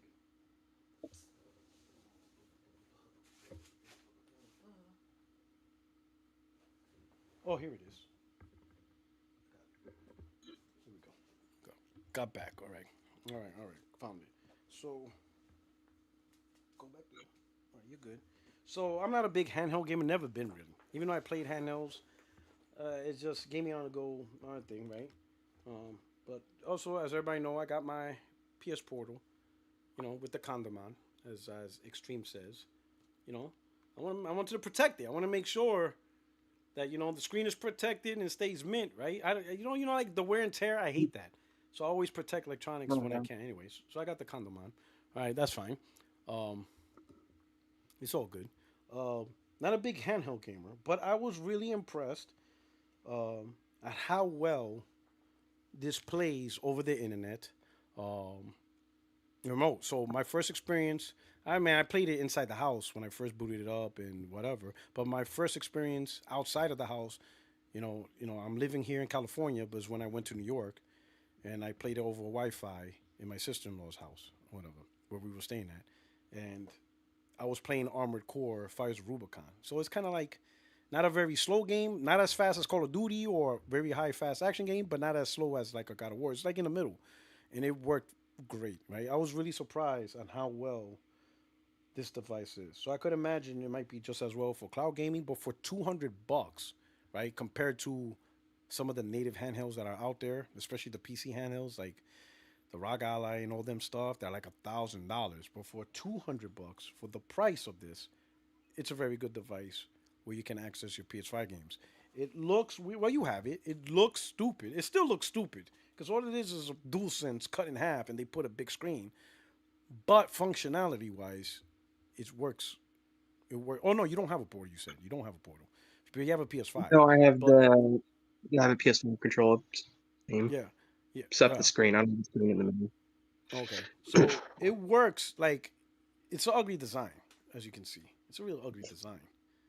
Really, it really is. It's literally they just chopped the DualSense in half, and they just put a big screen on it. It's just like literally just simple. Like wow, really? But when you actually play it, it works. That like the functionality, it does what it's supposed to do because like you got the screen. It's a nice screen too, and it's just a nice screen, and it really holds really well, and you actually feel like you're holding a controller. That's what I really like about this compared to any handheld, even the PSP. And I played the Vita, but I didn't own it. I didn't really care to get it, right? But out of all the handhelds that I played on, this one really feels like I'm still holding a controller playing on a console, if you know what I mean. It feels the same exact way, the same exact thing, and it's just an overall great experience where you almost feel like you're still on your console, right? Like so, I was playing this. It really felt like I was still playing on my console. It felt like it. The dual sense, the rumble, the feel, the screen. It's a really nice screen. Your games look great. So so it's not a bad companion, right? To have with your PS5, especially if maybe, especially with me, like I did a lot of work travel, so I always take my PS5. Now I don't. I don't have to take my PS5 anymore. This actually, and that's really what this is what really the portal is for me. It's now I don't have to travel with my PS5 anymore. I can enjoy it because most of the time when I travel with PS5, I can't play it on the go, right? I'm only carrying it, and I set it up wherever I'm at. Whether I'm at the hotel, if I stay at the hotel for a week or two, or if I'm at at somebody's house, for the holidays, you know, got the spare room, got the TV in there. I just set it up in there. So really, it wasn't about me gaming on the go in between travel. I never really cared about that. Like me staying at the airport, waiting at the airport, or on the plane. I didn't really care about that. Most of the time, I sleep on a plane. So just for me personally, it's always been at the destination where I'm at, setting up my PlayStation console and playing there. Well, now I don't have to do that no more. I don't have to carry my travel luggage, specifically just for my console. That's already over with. This is easy. So for me, this is very convenient, and it works really well and stuff. But if you're more of the travel guy, like you like to play while traveling, then yeah, this may not work. It probably definitely won't work. I mean, I seen people on the internet talk about playing on the plane on the Wi-Fi. I really don't know how well because even then I didn't try it. But if you want a more native experience that you have the flexibility, while you're on the bus or you're in the Uber, things like that, then yeah, this probably won't work too well if that's your thing. The actual traveling part, yeah, it wouldn't work too well. You would need a native experience, and maybe PlayStation will give you that with the rumors of an actual native device that might come out next gen, and then that makes guys like you I happy. think that's so that you can play the PS6 games. I think that's why they updated the portal to test those features. Mm. I'm really concerned about the next PlayStation and playing PlayStation 6 games. I'm really, Oh, I'm really concerned. have you seen the leaks? Because one of the things that makes me think those leaks might be true is recently they made the PlayStation cloud streaming available on the PC if you download an app. I think it was didn't wasn't PS I Now think on they PC? updated. Was it I PS think Now they on PC? updated recently. Yeah. I think Was it it P? was, but I think they Yeah, updated it recently. they did it and they took it down. I I thought don't PS Now think the was on cloud PC. was. Yeah, I know it PS Now was was on limited. PC. Yeah, it was in, but I remember PC already had I think cloud they gaming lowered. for a while. I didn't know. I don't know if they turned it off or putting it back on, but I did know that for a while PS Now was on PC. Well, recently with the Portal update, they were bragging that it works on PC as well. Yeah. So it seems like they want to have a larger push in PCs because they were really emphasizing our cloud works on consoles and it works on PC. Well, technically, cloud will work on anywhere. Because I remember Sony had cloud on the Bravia TVs and Samsung TVs. In fact, I I'm just talking remember, about their service. yeah, I remember last gen when they first introduced clouds, they pushed it out on a lot of devices, PC, Bravia TVs, Samsung TVs, some of the Blu-ray players, and they also had this kind of like Roku box, PlayStation TV, I think it was called. Am I right, guys? I think it was called PlayStation TV. It was like a Roku. It's like their own version of Roku, and you were able to play cloud on that. So their push for cloud on every device was began last gen, but the problem was they didn't have the infrastructure to support it because they bought Gaikai cloud streaming service, and they thought that was enough to get what they were doing, and it wasn't. So then they scaled it back. Um, they removed the apps or they shut down the apps, and I think they just limited it to PS4 and PC and nothing else. So they scaled it back because they realized they didn't have the cloud infrastructure to support what they wanted to do. And then over time, they started making partnerships. I mean, they already were using Amazon Web Services. I remember they did a deal with Microsoft to start using Azure. They did a deal with Tencent in the Pacific to use their cloud services. They started making partnerships with cloud service providers all around the world and stuff. Um, but I think Sony wasn't ready to push their cloud vision, or they weren't equipped to push their cloud vision that they established or they wanted to establish in the PS4. So now they might be going back to that, pushing their cloud vision everywhere. The thing about Sony though is they're pushing this cloud stuff, but people got to pay attention to to how Sony talks about. Um, let me see. Let me go to their blog, PlayStation blog. Like people really gotta see how Sony talks and see. And Sony's doing it the smart way, unlike Microsoft. Microsoft really Well, that's what they're punted. doing the same way. It's smart the way they're doing it. It's like complementary to their ecosystem. Exactly, right? Sony talks about cloud, but with PlayStation consoles in mind. All right. Let me see. Let me go right here. Let me see. Let me look for. Okay. Let me see.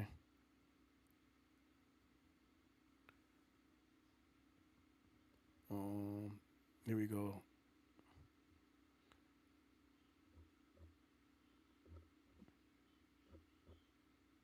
Let me see. Let me look for.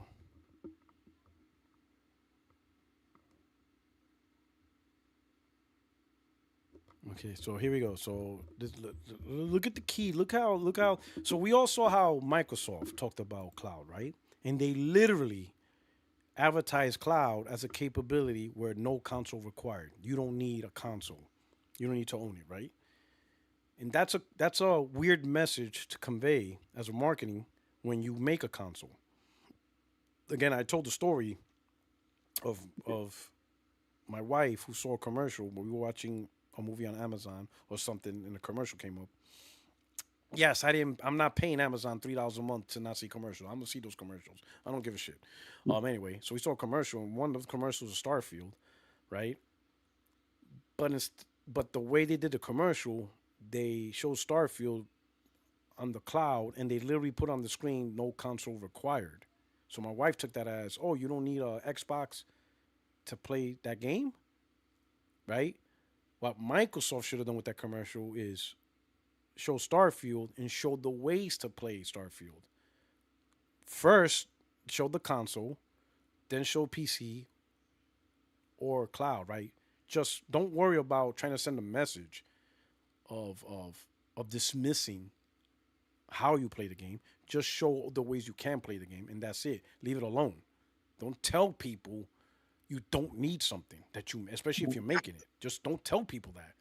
Or you could say, "Oh, Starfield, blah blah blah blah blah." Play it on your Xbox, play it on your PC, and play it through cloud. And that's what they should have done. They should have added and play it through cloud. But they didn't. They just focused on the cloud and they put in their commercial no console required. That's a certain message to the audience where people can say to themselves, I don't need an Xbox, right? Meanwhile, let me put it on the screen real quick. This is Sony's announcement of cloud streaming officially arrives on PlayStation Portal today with new support for digital PS5 games in your library. And I'm just going to read some stuff, but it says stream select PS5 games directly on your portal with PlayStation Plus Premium.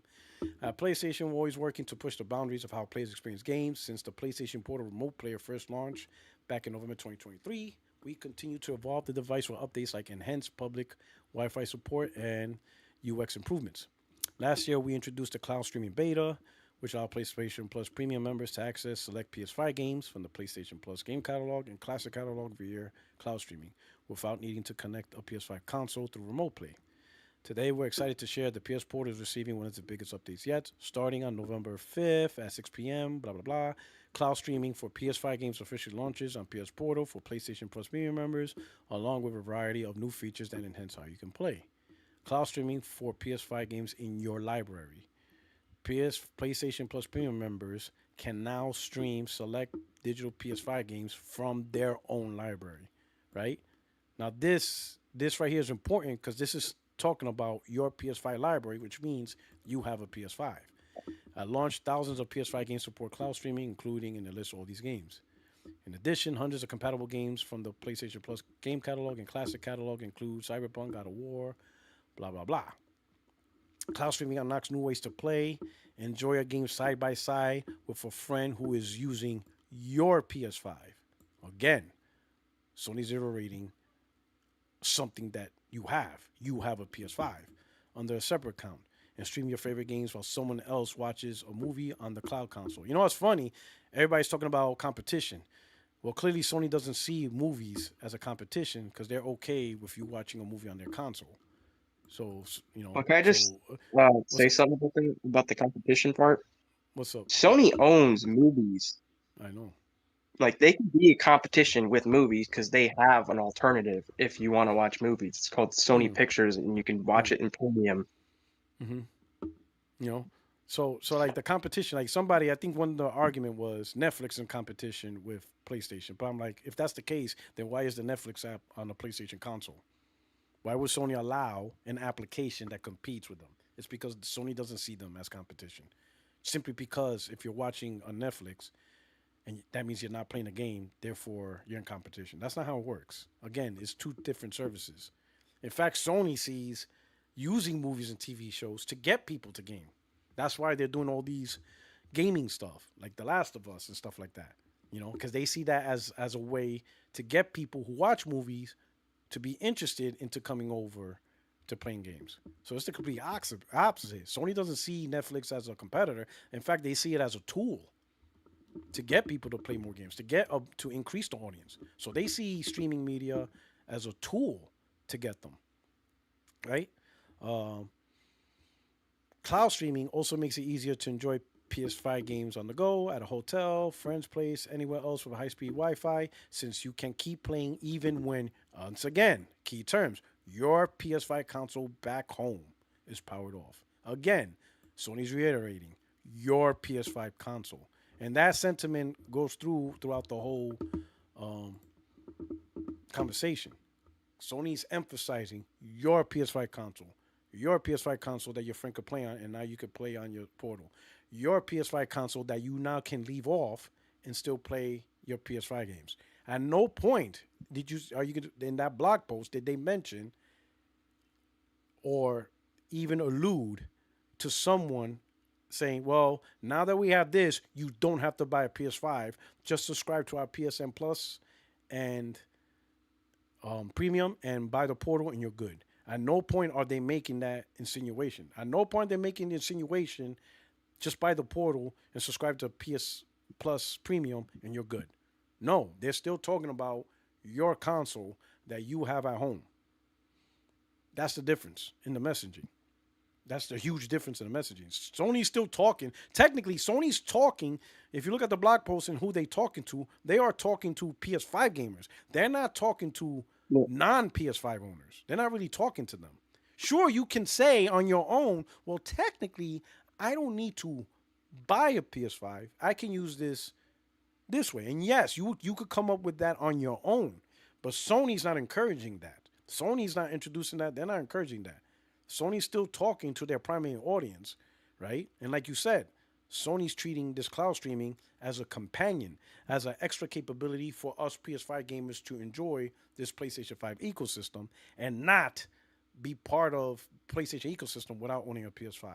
Completely different messaging, completely different strategy, completely different conversation. The only people who are arguing, oh, there's no console required, is who? Xbox gamers and PC gamers. They're the only ones doing that. Which just shows you how indoctrinated in Microsoft philosophy they are. You understand what I'm saying? I don't think most PlayStation gamers, actual gamers, will see this as a replacement to PS5. They see this as for what it is. It's just more ways to enjoy your PS5. And that's the way to do it. It's all about the primary partner. Video? What's up? Have you seen Dark's? I can't say his name. Dark. I can't. The levels to this guy. I can't say. Yeah, I can't say his name right for some reason. He was being such a troll. He's like, this is a. Yeah, he's being. Yeah, I was trying to twist your thing. He's being such a troll. He shows the Portal. He's like, this is a PlayStation, and then he shows the Xbox ROG. He's like, this is an Xbox. I'm like, there's two different things here. One, PlayStation makes this. The other one's being made by another company. It's not an Xbox. I'm gonna say this. Such a troll about it. Yeah, I know. I'm gonna just say this, man, because I saw that coming up. I'm like this. It's been what? It's been. When did ROG Ally? How long ago the ROG Ally came out? 2 weeks ago. How many weeks it's been? 2, 3 weeks. Let's say 3 weeks. I'll just say 3 weeks. Right? Maybe 2 weeks, 3 weeks. Let's say 3 weeks, just for shits and giggles. 3 weeks. If 3 weeks later you're still trying to convince people what's an Xbox and what's not an Xbox, you have a problem. Like, I'm not going to get into that. If that conversation's over with, I moved on. If you're still talking about what's an Xbox, what's not an Xbox, 3 weeks after the device came out, and you're still having a conversation about it, that alone says what it is. You know what I'm saying?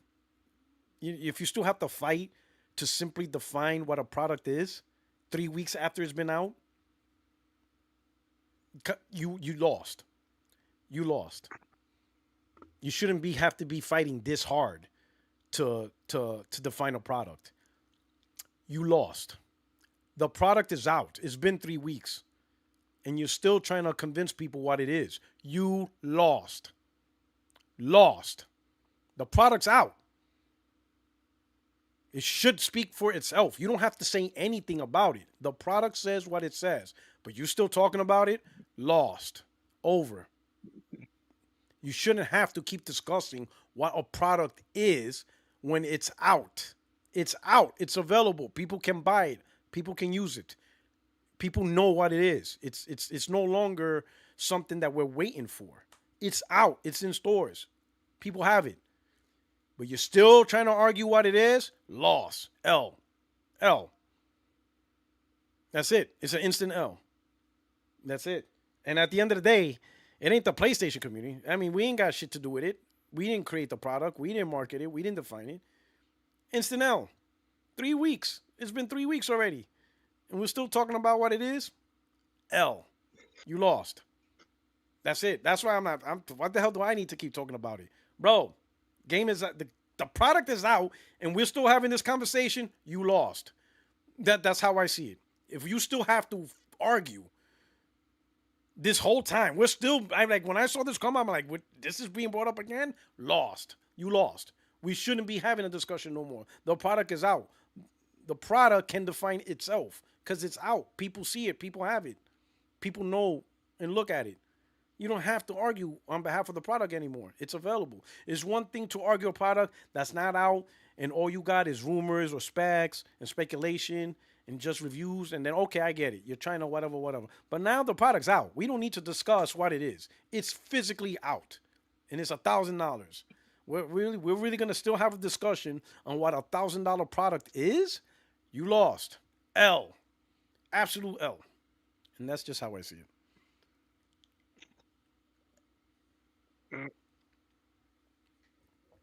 Right. Anything else, brother? No. Thanks for having me. Oh, of course, man. Anytime, Caleb. Thank you so much for coming through, man. I really appreciate you stopping by. Yeah, thanks for your service. Oh, thank you. Hey, anytime you want to stop on a podcast, you know you're more than welcome to, right? I don't mind joining the podcast, but I only have Discord. I don't use social media. No. So that's fine. So let me do this. I'm gonna do this. Okay. I just gave you podcast guest rights, and what that means is now, you'll be able to see the live room. Now you'll be able to see a room called Live on Air. If you ever see the podcast and you want to jump on, just click on the Live on Air. All right. All right. All right. Appreciate it. Yeah, no problem, brother. Thank you for stopping by. Appreciate it.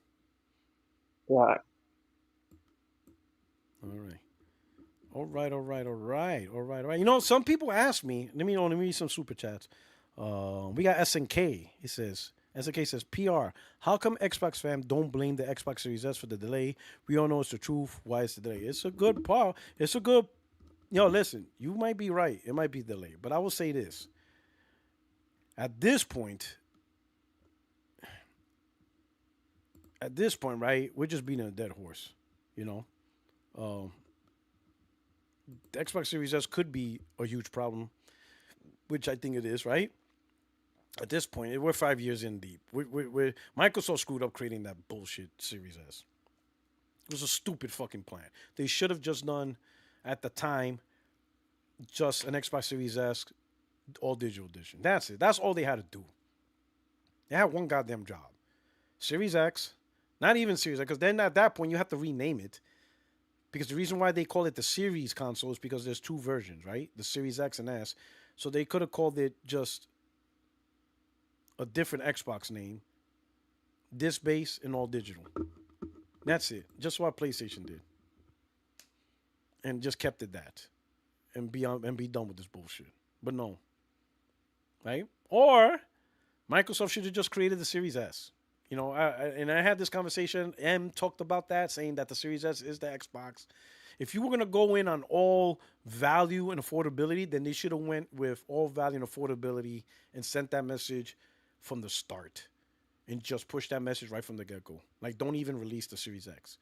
Hey, we got the Series S. We're about affordability and just being the cheapest entry into gaming, and powered by Game Pass, you have the cheapest possible way to get into gaming and enjoy all these games. And then just leave it as the Series S, and then call it whatever, right? Cheap, affordable console for $300. Get it down to $200. Make it all about Game Pass, not about the power, not about the best performance that you ultimately didn't even deliver. None of this crazy shit, right? Have a clear, concise messaging. Microsoft didn't have a clear, concise messaging all goddamn gen long. They're just terrible. They just got worse. They got so bad this gen. I mean, when you think about it, look at Xbox this entire gen. From the get-go in 2020, and we saw this from the emails and the leaks, I think it was, or the ABK, they wanted to outspend Sony out of the gaming business. So that was their big strategic value, their strategic vision. Let's outspend PlayStation. We're going to get them. We're going to bite them out. We're going to outspend the shit out of them. That didn't work. So then they say, oh, you know what? We just realized PlayStation was never the bad guy. We were never competing with them. It was always against Amazon and Google. That's who we're worried about. We're worried about Amazon, Google, and Apple. And, that's who the real competition is. And that flew out the window. And now they're on a war with TikTok. In 5 years, 3 major vision strategies. First, it was PlayStation outspend. Then they immediately changed it to Amazon, Google, and all them. And now TikTok in the same gen. How you have 3 major vision shifts in strategy. I'm sorry about that. Right? Scam likely. Can't stand them.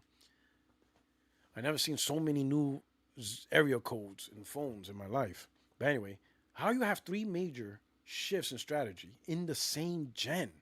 It's only been 5 years and you shifted your vision 3 times, at least. 3 major, these are each vision is a major product for a 5-6 year long term. These guys switched it in the same gen with introducing no new products for it. Like, yo, this is wild, bro. This shit's crazy. You know, this is absolutely wild. But, you know, that Series X was a stupid decision, and we just got to deal with it for however long the industry's willing to support it. So, like, as you can see, right, Xbox One wasn't really a good product either. It just wasn't. Let's just all admit it, right? It was a trash product. It was. I have it. Even I was like, holy shit! Like, what the hell, Microsoft? Like, god damn, this console's dog shit. That's why, like, that console gave me. I'll be honest, man. Like, Xbox One was really one of the worst consoles I owned, and I owned some bunch consoles, but that console really left a bad taste. I'm like, man, like, it really annoyed me owning that console. It really annoyed the shit out of me. I even have, like, look at one of the props. I even bought the Hello Terabyte edition. I got it right here. I just found this under the couch, whatever. The other day I was cleaning the room. I'm like, oh shit. I thought I put it away, but you know, this console was really like, it was really like, ugh, like, man, like, it really be like, man, this is a trash ass console. This is really bad. This is really bad. And it made me be like, I ain't buying another Xbox. I'm like, I'm not buying an Xbox, right? You know, and listen, I didn't have batteries. I bought the rechargeable pack. So I got 2 of these at the time when I played it, and it just, you know, became a rechargeable controller, except it's separate, right? So at that point, it didn't really matter for me. So that, you know, the whole battery and rechargeable doesn't really bother me. It really doesn't. It's like whatever, you know. It just, I'm recharging my batteries anyway, so it's the same thing. But this Xbox One was just left a bad. It was like, yeah, I'm not fucking with Xbox next gen. It's just you just can't. Like, can Xbox really turn it around from this? Because this is bad. Like, PlayStation 3 had a bad gen, but damn, PlayStation 3 ultimately was a great console, man. And now when people look back at the fat, the PS3 fat, people are like, wow, that console was ahead of its time with gaming and multimedia, Linux installation, which I didn't really give a shit about most of the show. But people love the full backwards compatibility from PS2, PS1 because it had a PS2 chip in it, right? So some people saw, and then it was slick, touchless buttons. It was all sensor. It was no clicky buttons. It was just, you know, touchless and stuff like that, right? It was some crazy shit. Wi-Fi built in, right out the box, right? Removable hard drive. And you could put, what was it, the first generation of SSD hard drives? Not the SSD MV RAM that we use, but, you know, you replace it, because that's what I did. I replaced my, you know, disk-based hard drive with a SSD hard drive, and it did run, you know, smooth and whatever. You know, so it was just a lot of cool shit, right? But the problem was just the gaming library and the price of $600. But over time, that shit, it's a good console. PS3 is a great console. Even people say, oh man, it's better than the PS5, you know? But the Xbox One, ain't nobody now. Look, nobody's saying now the Xbox One's a good console. Nobody. People are saying the PS3 is a great console. Nobody's saying Xbox One is great. And when the next gen comes, no one's gonna look back 10 years. You know what? Xbox One was really a good console. Ain't nobody saying that shit. Ain't nobody gonna say 10 years from now Xbox One was a good console. That motherfucker is garbage. That motherfucker. There is no look back and be like, man, maybe I was hard on you. No. That shit ain't happening. You know, so the Xbox One really left a bad taste for me. And I'm like, man, Microsoft ain't gonna bounce back from this shit. They're not gonna bounce back, especially with the people they got and hired. They're not bouncing back. And I was right. Things just got worse. I would be mad if I had that Series X. I would be like, this is you know, people left. People bought an Xbox and they left in the middle of the gen. That's how bad that shit is. Crazy. Shout out to you. Gordo P23. Xbox should have just made a Portal equivalent rather than a $1,000 handheld. The Xbox fans would have capped for it anyway. Probably so. The problem is, you make a Portal, an Xbox version of Portal, hardly anyone has an Xbox. So who are you making it for? I mean, I'm not wrong. You know, PlayStation has 80 million users. Okay, so you have a decent amount of users that you can make a product for, right? And I think 5% of the users bought it. But you're gonna create a product for people who barely bought an Xbox? Like I'm gonna be honest, the amount of people who bought an Xbox Series console, yeah, that it's just not enough to strategize anything around that. That's why you see Microsoft strategizing more around the PC audience and their own console audience. It's just not enough of them to really create anything unique. Remember, they were supposed to get VR, high fidelity VR. Phil Spencer said that. High fidelity VR. They're supposed to make high fidelity VR, and they didn't. Why? Because they're not worth it. Now, of course, you could argue investing in VR is not worth it. I don't know. I don't know the future of VR for PlayStation, right? I don't know if they're ever going to do a PSVR 3. We'll see. It's a very niche product, so that hangs in the balance. We'll see, though. But the whole $1,000 handheld, they just slapped their name. Microsoft just slapped an Xbox brand on the device that was going to be made anyway. Asus was going to make the new ROG Ally regardless. That's their next generation ROG Ally with better hardware. So all these handheld providers are going to make next generation. You can't even say next generation because it's not really generational. But the next best handheld as new hardware components are created. That's Lenovo has the new one out. That's $1,300 and it has more powerful hardware. So it's going to happen anyway. All Microsoft did was just slap their names on it.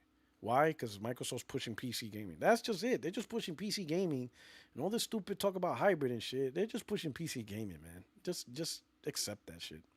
Accept what they're really doing. They're moving away from consoles and they're promoting Windows environment. Glinzer, thank you for the super chat.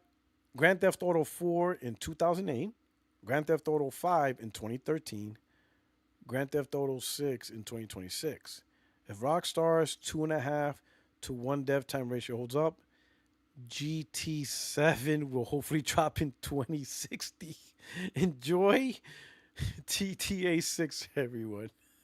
He said 2060. So what you're saying is GTA 6 is the last GTA I'm going to play.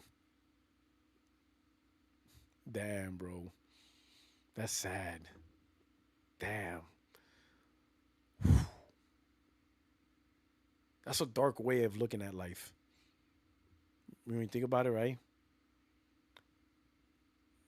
Broken Games BG said some crazy shit on Twitter. He says something like, with this delay, he said, think about the amount of people that won't be able to play, that won't make it to November and never get a chance to play GT6 when they could have played it in May.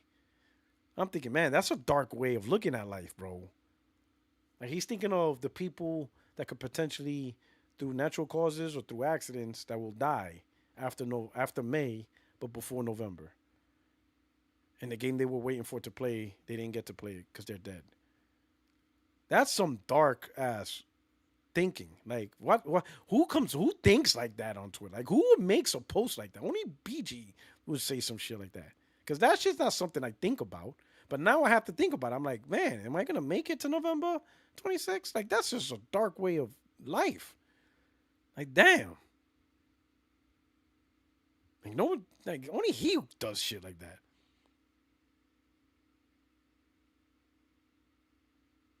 Crazy. Liquid Data. Shout out to Liquid, man. Thank you so much for super chat. Yo, you getting the new Xbox? Laughing my motherfucking ass off. Come on, stop playing, Liquid.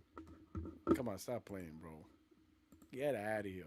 Let that be the last shining hope for the Xbox fanboys, because that's all it really is. Ain't worry about that PC bullshit. Galaxy Fur 4014. PS3 could recover because Sony didn't abandon it.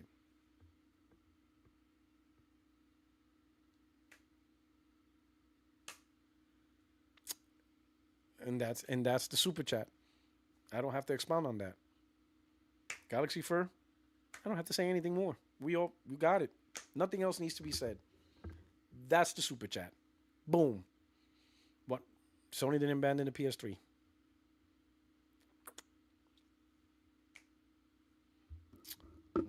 Boom. What else needs to be said, right? Let's see. Anything else? Yeah, we talked about the Portal Cloud streaming, GTA 6, 1943. I didn't touch on Marvel though in my post. 1943. I'm really looking forward to Marvel Rise of Hydra, man. I hope, man, that it comes out. I hope there's no last minute cancellation, right? Um, I really hope, man, that I mean, who's the publisher is PlayOn. So I'm looking at the publisher, right? For whatever reason, I was thinking of EA. I don't know why I thought of EA, but it's not EA. The developer is Skydance New Media. I never heard of them. You guys ever heard of them? Skydance New Media? Who's PlayOn? Let me see. Skydance New Media. Let me look up. Who are these guys? I'll be honest, I never even really. It says right here, a video game development studio founded by Skydance on November 18, 2019, led by Amy Henning. Studio announced a planned collaboration with Marvel Entertainment for action adventure. In April 22, it was announced Lucasfilm Games will collaborate making a game based on Star Wars. Let's see. So who is these guys? So they never made a game before, but right now their first game is going to be Marvel 1943. Who is these guys? Wait a minute, am I looking at the right thing? Skydance. Oh, they're part of Skydance Media. So huge, or Skydance Media. So it's a huge company. And there's just a lot of stuff. Let's see. Going backwards in 2025, Skydance acquires National Amusements and merges with Paramount Global as Paramount Skydance. I guess Viacom is part of them. CBS Corporation, Viacom, reemerges Viacom. Like, what is going on here? See, Skydance Media is founded as Skydance Productions. CBS Corporation shuts down UPN. Who owns Skydance? Is Skydance?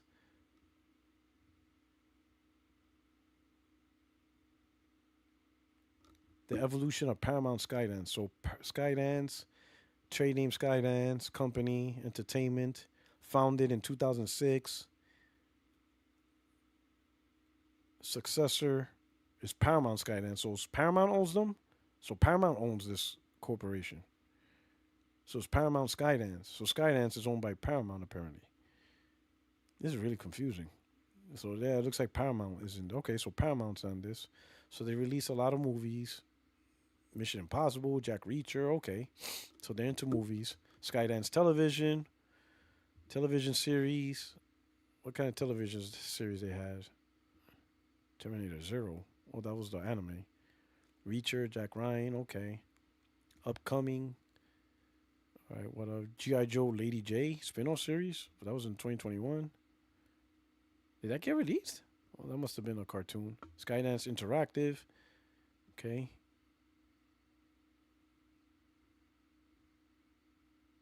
They did some VR stuff. Walking Dead, Archangel, whatever, Skydance Animation, and now games. Big AAA games. First one's Marvel 1943, and then they have a to be announced Star Wars game. Okay. And then they have Skydance Sports. Okay. Sorry, that's who the publisher is. And then PlayOn. Well, PlayOn's the publisher. Who are these guys? They have Deep Silver, Raven's Court, and Prime Matter. Parent. Oh, Embracer Group. Okay, so PlayOn falls under Embracer Group. Okay. Oh, boy. All right. Oof. Yee. Embracer Group. All right. So that's ultimately.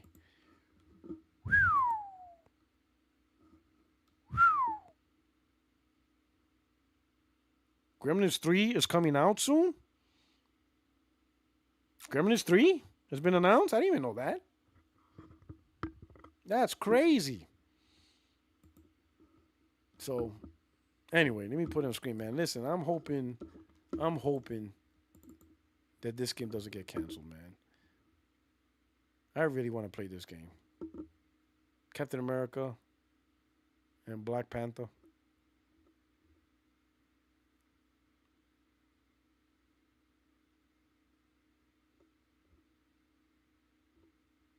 Like, come on, man.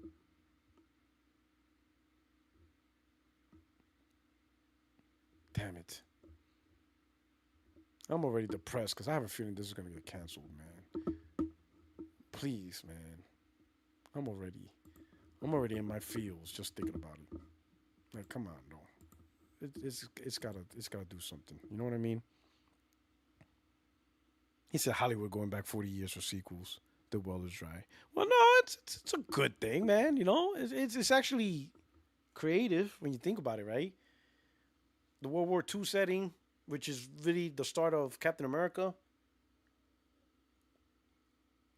and it could lead into good sequels throughout the decades. You know, the Cold War, Vietnam era, the 80s era, and how Hydra throughout all that time. There's potential. There's potential to have a good long story of Captain America and Black Panther, and then maybe introduce characters in between, depending what characters they have access to. Obviously, the X-Men characters probably won't have a play, maybe, because Sony has the X-Men rights. Um,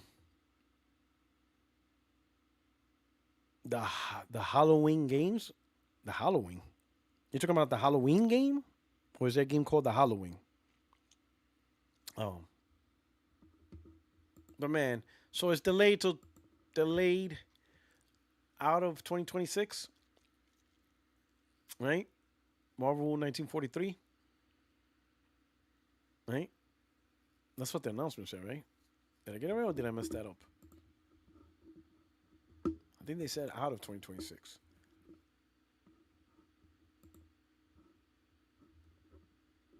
I'm bugging out. Now I'm having my memory now is. Where's it at? I could have sworn. Come on, come on.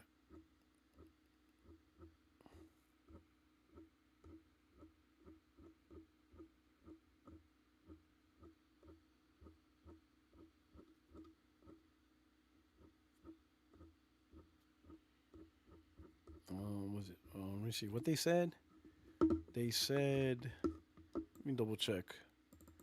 At Skydance Games, our goal is to deliver unforgettable premium games that honor the characters and the worlds we're fortunate to work with. Marvel 1943 Rise of Hydra's ambitious project, and we're committed to ensuring it meets the level of quality that our team players and fans expect.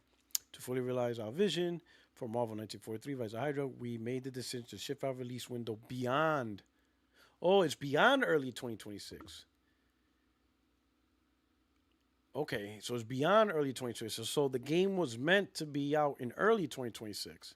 So it could still come out in 2026. We're just not going to get it with, you know, definitely not the first 6 months, you could say.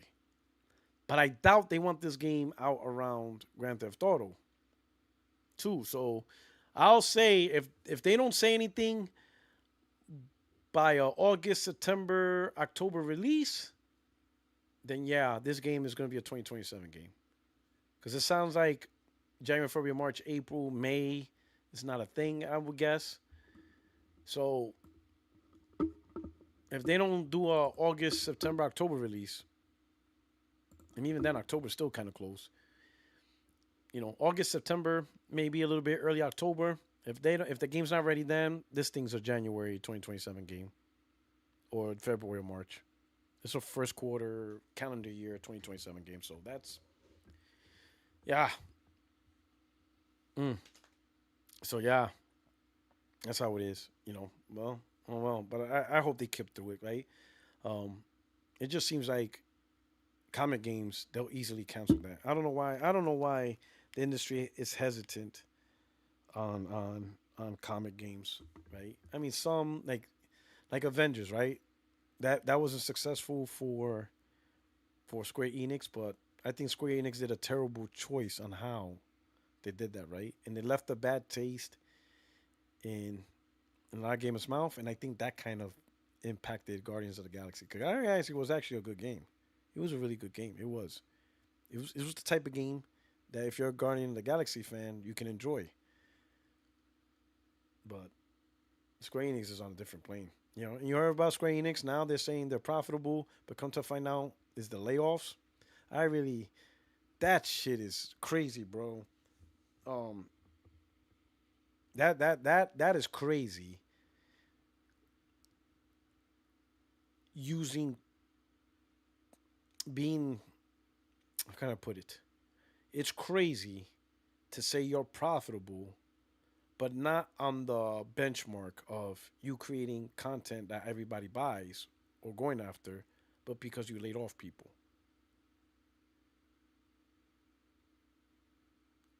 So you're telling your shareholders on profitability based on getting rid of resources and not based on delivering products that are successful.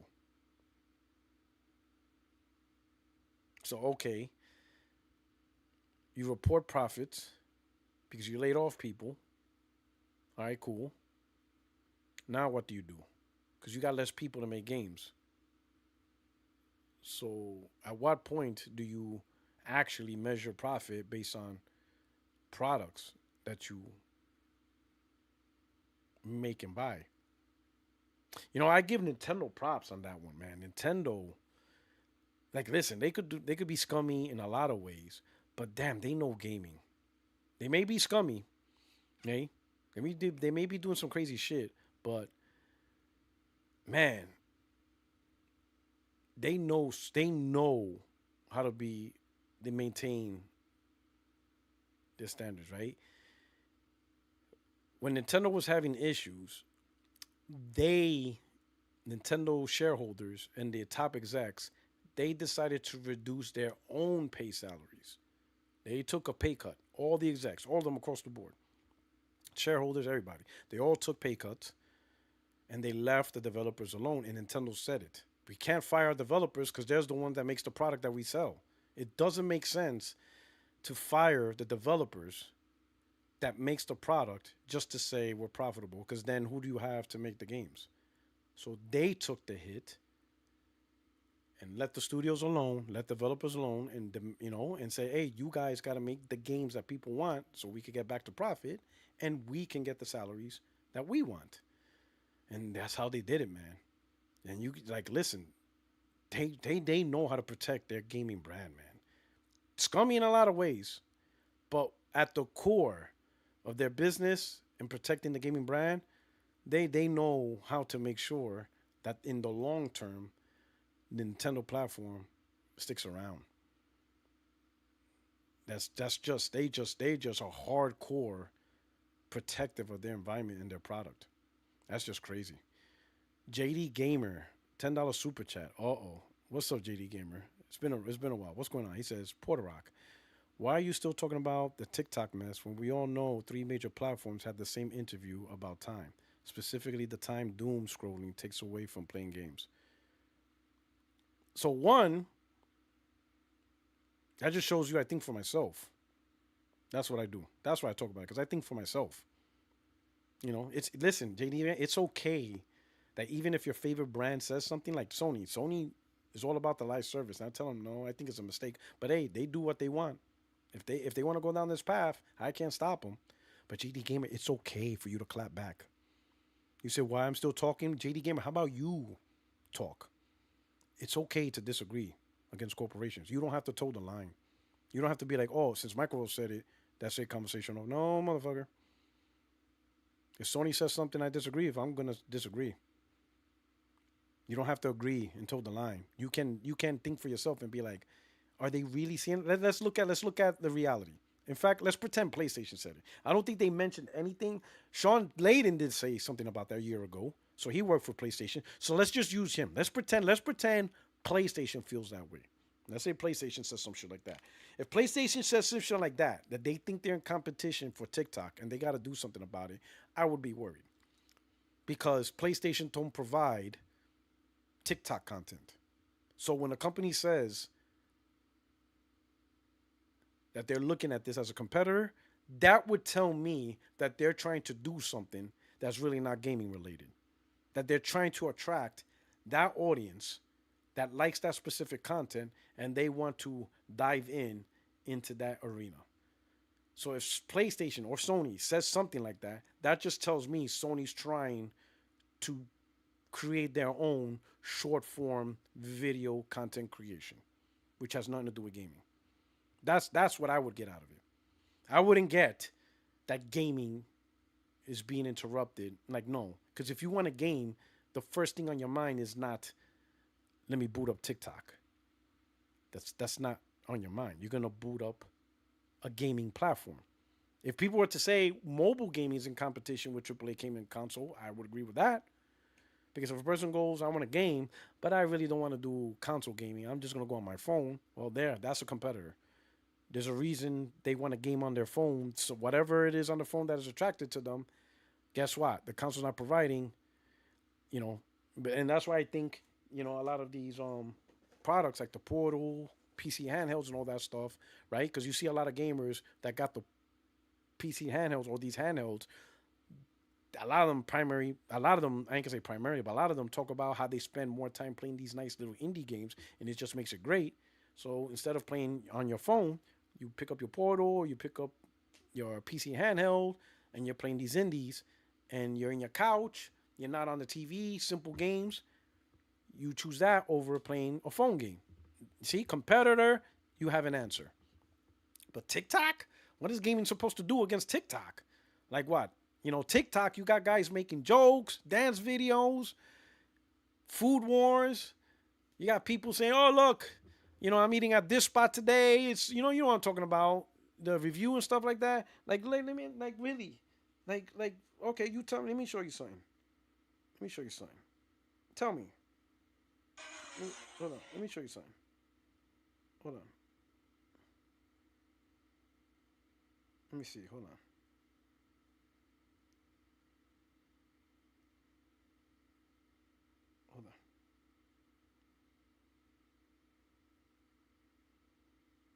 You're gonna listen.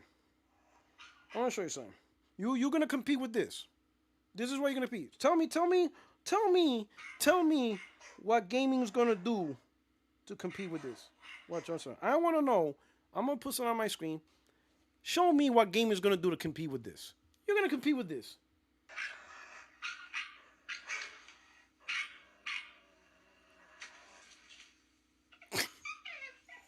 Yeah.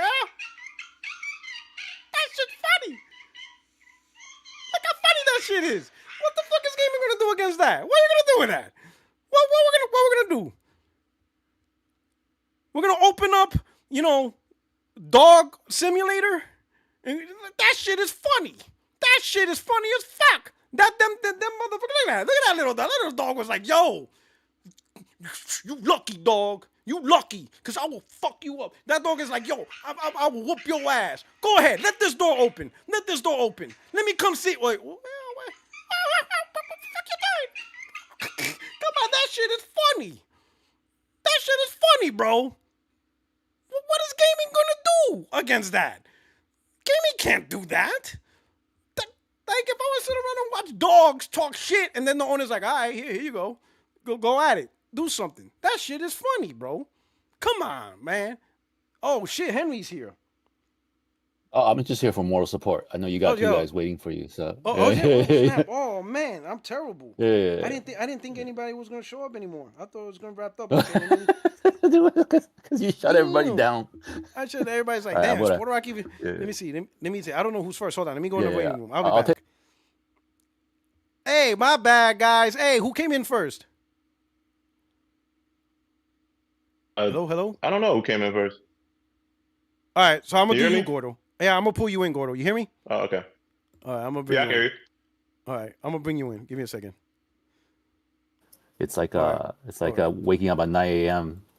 because Puertorock says, "Oh yeah, I'm doing 12 p.m. Eastern time." I'm like, "What the hell is this East Coast stuff?" Yeah, well, he's like, Puertorock, you live in the West Coast, but I don't know. I'm still an East Coast guy. Everything's everything's centered on New York time. But I got Gordo in here. I'm gonna take a back seat and then let you guys do your thing. All right? Yeah. All right, appreciate it. Oh, what's going on, Gordo? Oh, not much. I heard you mention VR earlier, and he was like, you didn't know if Sony should do it again. No, I And I didn't was say. thinking I didn't say they maybe, should. I don't know if they are. I don't know. I mean, yeah, I maybe. don't know if they are Hopefully. either, but I feel like they should try it one more time. And I think that what they should do is this. I think they should make it to where the headset works on its own, like the Quest. You know what I'm saying? Mm. So I think it should be to where it's its own device, but if you want better performance and all that, you hook it into your PlayStation 6. Same way Like you the do like for Quest on a that PC. for the Quest. You Good see what I'm point. saying? That's a That way good it point. opens it up to a bigger audience. That way it's like, because before to get it, you had to get a PlayStation. So, but Mm. maybe there's a lot of people on Quest that don't have a PlayStation. They just have the Mm-hmm. headset. And it's like, okay, what about those guys? 'Cause we already know that VR is already a niche market as it is, right? So Mm. if you had that, then you open it up to a much bigger, wider audience. And then if you want that extra performance, it then entices you to say, hey, well, I can get a PlayStation, hook it into there. And you could also, I would think you could hook it into a PC the same way the Quest does and do it like that. And the reason I Whoa, think whoa, they should whoa, do whoa, that whoa, is whoa, whoa. because Let's hold on the PC talk now. Let's not encourage. Let's not. Whoa. You out of pocket. the, That's out of pocket. the VR, what That's the VR something they out already of got pocket. for a Listen, PC. but notice nobody's hyping it. We not like Xbox. No. Notice nobody's talking about it. We like like bro. Shh. Let that shit be like. Let Sony know. The only Damn, reason I say that. we can't have that on the algorithm. We got to let Sony know, like, man, nobody really cares about PSVR and PC. Like, you're right, no one cares, so stop doing it. Like we trying to Yeah, don't do kill PC. that shit. No, I'm trying to kill that shit, bro. the only reason I say PC is because you need for VR anyway. I would say you need Yeah. the biggest audience possible because it's just too niche of a thing, you know. And the other reason I think they should do it though is because I don't know if you know this, but Quest or whoever Meta or whatever it is, they are not making a Quest 4. They're gonna make you ever heard of that thing that Apple did? What is that thing called? The what did they call that thing? The what? The Vision Pro. The Vision Pro. That thing was like $5,000. Yeah, and then yeah, Samsung just came out with one, but it's cheaper. It's like $1,300, and that's called the Galaxy something or another. They're trying to do something like that. Do you have a Quest? Does anybody here have a Quest? You got a Quest? No, I didn't. I bought it for I don't have it, but I saw my family has it. It's nice. Okay, so nice. it's a nice headset, but the thing is, it doesn't seem very gamer centric. It's kind of like a life centric multimedia. Yes. Yeah, you know what I mean? Yeah, it's a good life thing. I think that they are missing the point of the people who bought that. The people who bought that, I think that they primarily do it to play video games and stuff like that. And I know this because I don't know if you know this. Netflix used to have an app on it. They got rid of it. Hulu used to have an app on it. They took it off. Amazon Prime used to have an app on it. They took it off because no one was using it. They just use it for games. You see what I'm saying? So I think Meta is misunderstanding their audience. I don't think they understand that the people that bought that did it to play video games. And the next thing that they're going to make is not a Quest. It's more in line with the Meta Quest, that Pro thing that Apple made and this little thing that Samsung made. They're trying to do something like that. So I think that leaves the door wide open for Sony to just say, hey, let's make a gamer-centric device and put it in that slot. You see what I'm saying? And as a standalone. That's all I was trying to say. I think it could work. Exactly. It could work. I think that's the best chance they have to do it. If they're going to do it, that's how they should do it. Yeah, the standalone is probably the big part. That's how they should do it. I would agree. A lot of people also, I mean, from the first PSVR to the second, it was a huge difference because it's one cable compared to that huge multimedia setup. Oh my God, that shit thing was trash, bro, man. It was like I felt like Dr. Frankenstein, bro. I was like, what the fuck so from going all that to one cord, I was happy. I was like, yo, this is the shit. People are like, that sucks. I want cordless. I'm like, bro, you have no idea. You have no idea where we came, where we started from. But I was cool with the one. But I will say this though. But I will say cordless is probably standalone on its own device is probably what they want, and the next console boosting the performance is probably the next best. Exactly. That would be the best thing they could do. So I think they should try it. I think they should definitely do it. Speaking of VR though, have you played Astrobot VR? No. On VR1? Oh my God, you missing out.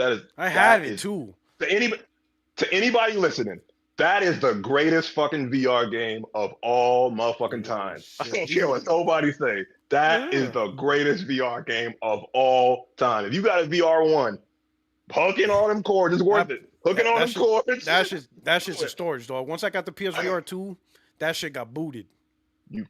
You gotta try it. I put in hit the road, Jack, and don't you come back no more. Nah, boy, that thing got booted. That one cable connection, boy, that box, what is it? The jack box, and yo, I had to put an HD thing here. Like every single time I set it up, I had to look at the instructions.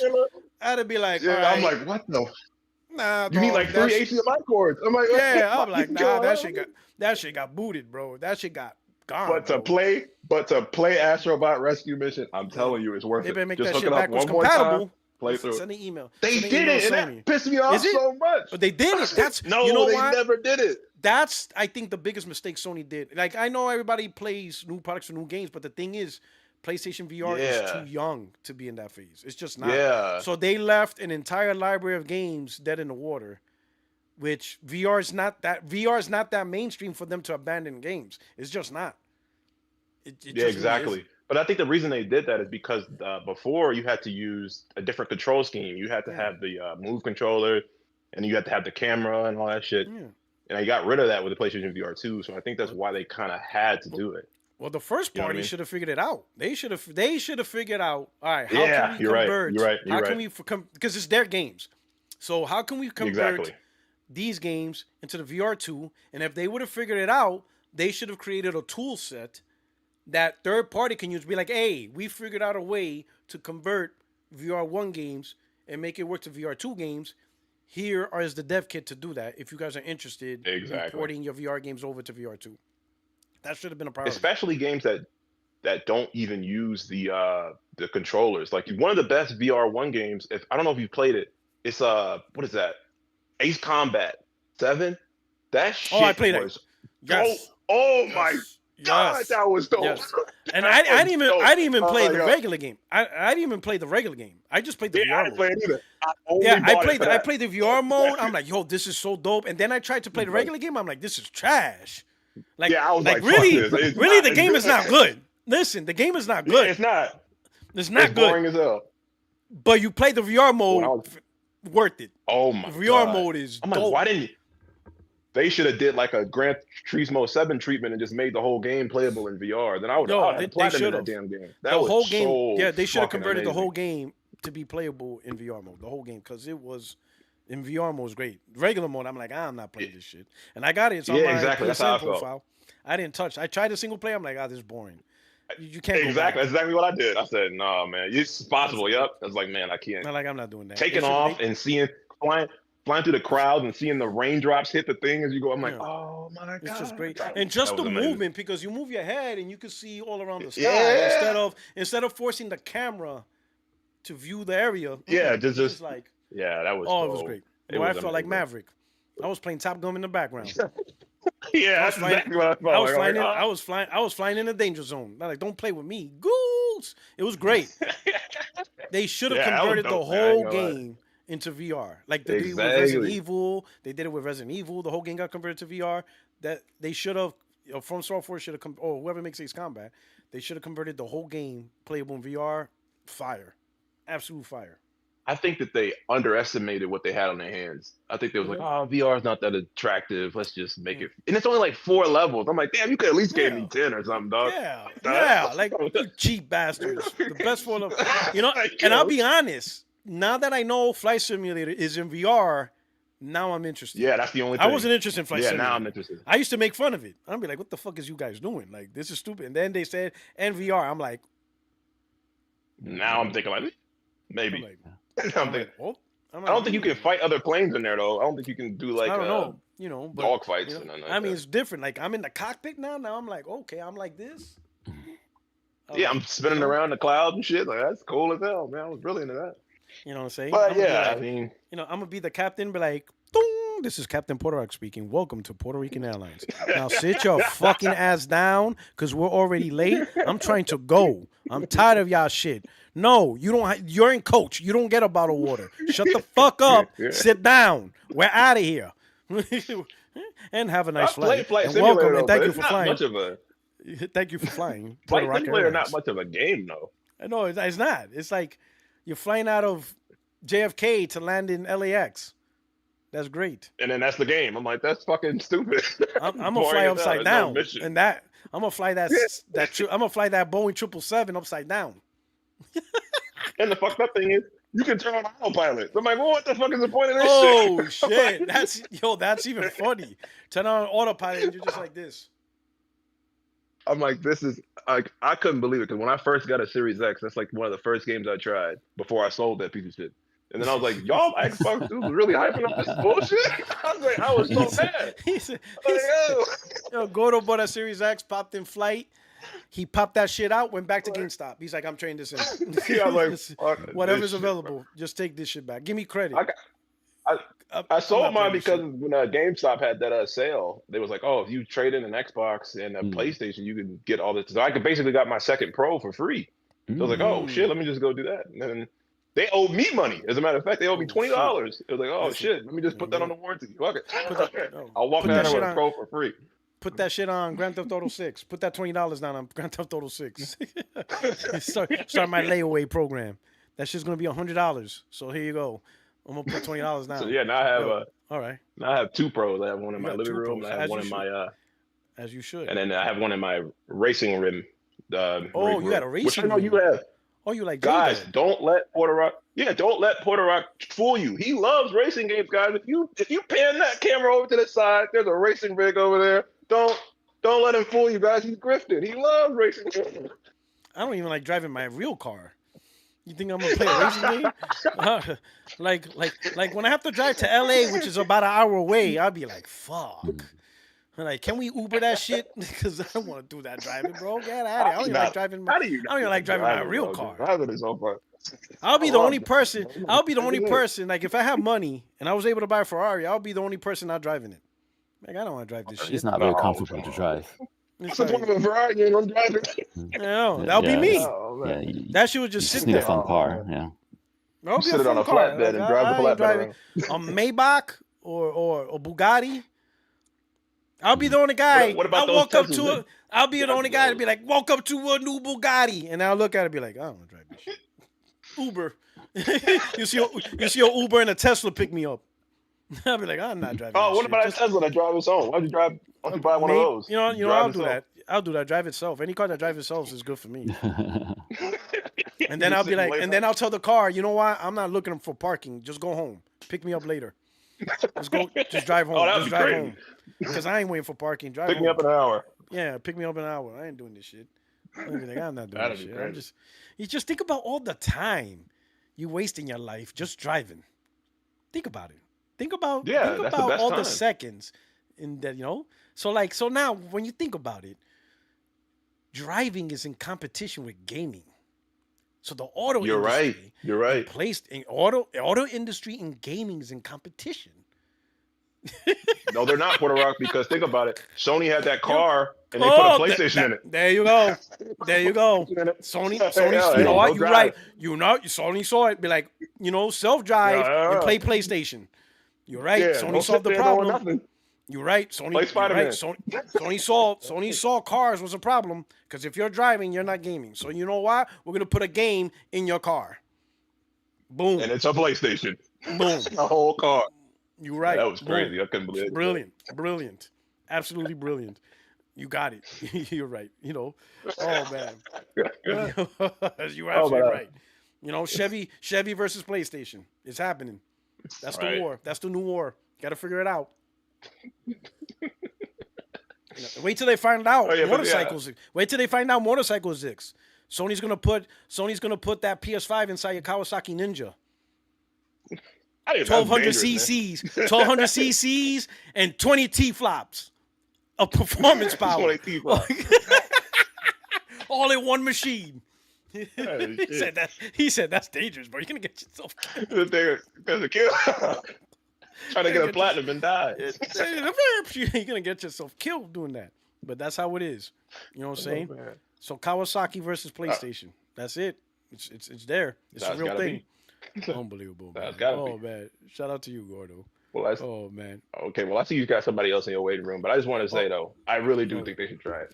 But one more thing before I leave. The one thing that's irritating me to death Oh, I know this is going to be kind of a rant, but just okay, go hear ahead. me out. Nintendo makes the worst controllers I've ever felt in my life. I don't know what's wrong with that goddamn company, bro. I don't know what's wrong with them. You're not lying. You know what really pisses me off? People said that, oh, PS3 had the worst controller. I'm like, bro, they gave you a fucking TV remote with a trigger on it. How you gonna sit there and say that's the like, what the fuck? Yo, I think it's a ploy. I think it's a ploy because they always have some pro controller that you have to buy. I'm like, you fuckers give me a shitty controller on purpose. Yeah, their default controllers has always been bad. It's always been terrible. Bad. I don't know what it is, but it sucked. Horrible goddamn piece I of hated shit. the GameCube I was just using the controller. Switch. Out of all, I hated the N64 and the GameCube controllers. I hate the cap around that one. People God, say, I the hate those two GameCube controllers. I'm like, that controller fucking sucks, bro. Yes, That their controller controllers ass. sucked, and the N64 controller sucked. Like the way you have yeah, I to didn't hold even it, know how to you can only hold 2/3 of the controller at any given time. I'm like, fuck. Yeah. You can't hold. I remember when the I was a kid, entire- and terrible. yeah, you can't hold the whole thing. When somebody Yeah, gave me it's- that when I was a kid, I only- was like, how the fuck are you mother? Hold this fucking thing. Terrible, bro.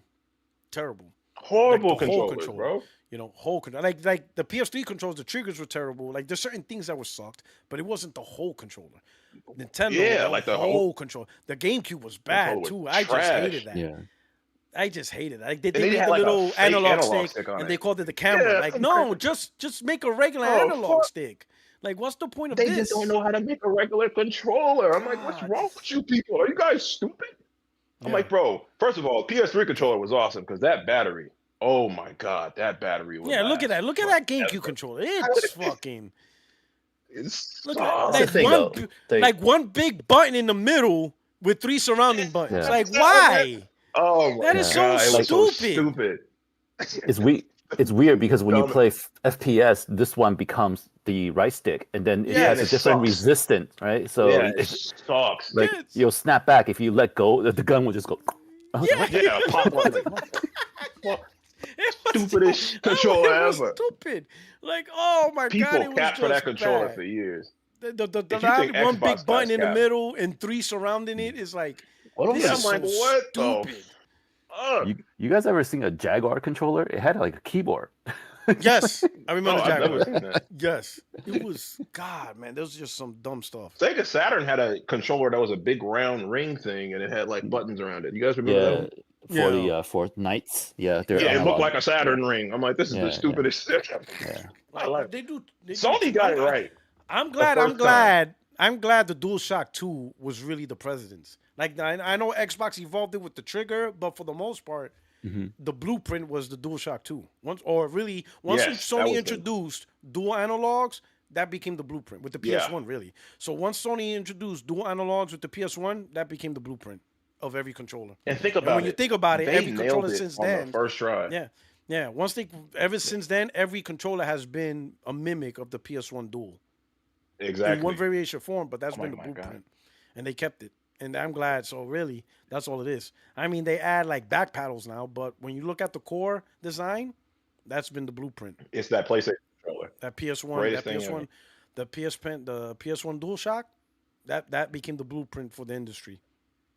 And they just First remember- try, though.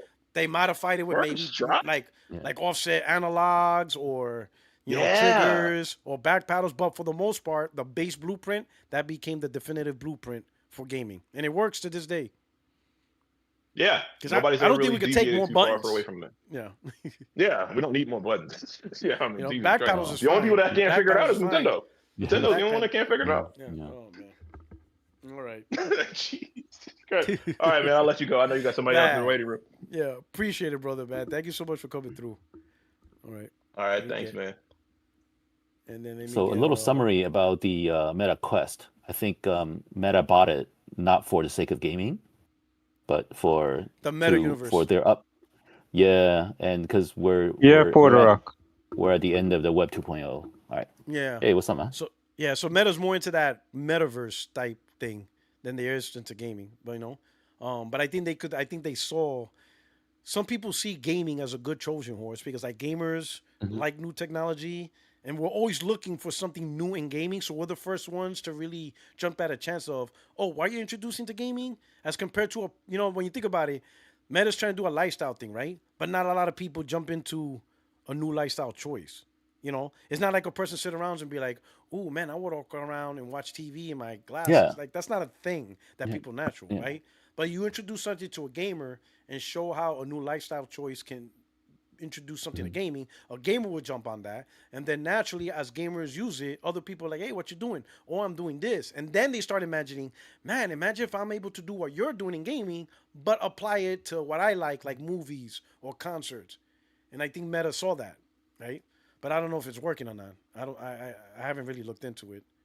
I don't know. If I it's mean, really I working think I think it was supposed to grow along the line of cryptocurrency, but I guess just a scam, something, right? you So know. What I would like yeah, though is not these big lenses, but I would like regular like reading glasses or sunglasses yeah, yeah. that does like I look around, I'm in Augmented reality yeah, and stuff. Yeah, I'm in Chinatown, LA or hmm Chinatown, New York, and it yeah, translates all the Chinese restaurants language, or I could look at a menu, yeah, yeah. Yeah. completely translates Mhm. whatever. I think we get to that. That's awesome. Or maybe have an earpiece and it automatically translate languages on the fly Mhm. and I Mhm. could understand stuff, things like that, you know. Mhm. Like on the go, I ask my lenses, hey, what's the nearest cab or Uber or whatever? And it tells you, do you want me to connect? Do you want to order? Things like that. Like pretty much Yeah, take your yeah, yeah, smartphone, but put it in the yeah. lens Mhm. in a nice ergonomic lens that doesn't look like you're from outer space. Okay. I think that will work, Yeah, but it's I'll DM you later okay. a smart glasses that I crowdfunded and that they're based Mm, in Hong Kong. Well, they're Chinese brand, but yeah. the Kickstarter and they're like they supposedly blow like everything that's on the market out of the water. So I'm Wow. getting they're shipping this month, and it has says what you think. It has AI, and then it has like LED lenses that are in the lens and translates for you as you listen, stuff like Mm, that. So, mm. but anyway, I'll DM you later about it. Yeah. It'd also be nice if the lenses, like, if you can't see, it automatically corrects your vision for you. Like, wait a minute, you having trouble reading? Hey, let's zoom in and read. Oh Like, yeah, yeah, yeah. Just you give know me new what? eyes. Just But give you me know new what? eyes. But when you think about it, right? I Mhm. think, I think sometimes when you're able to replace a common device easily or common something easily, like take for example, the phones, right? One of the big things Mhm. of phone adoption, it replaced so many things in one shot. It replaced your regular phone.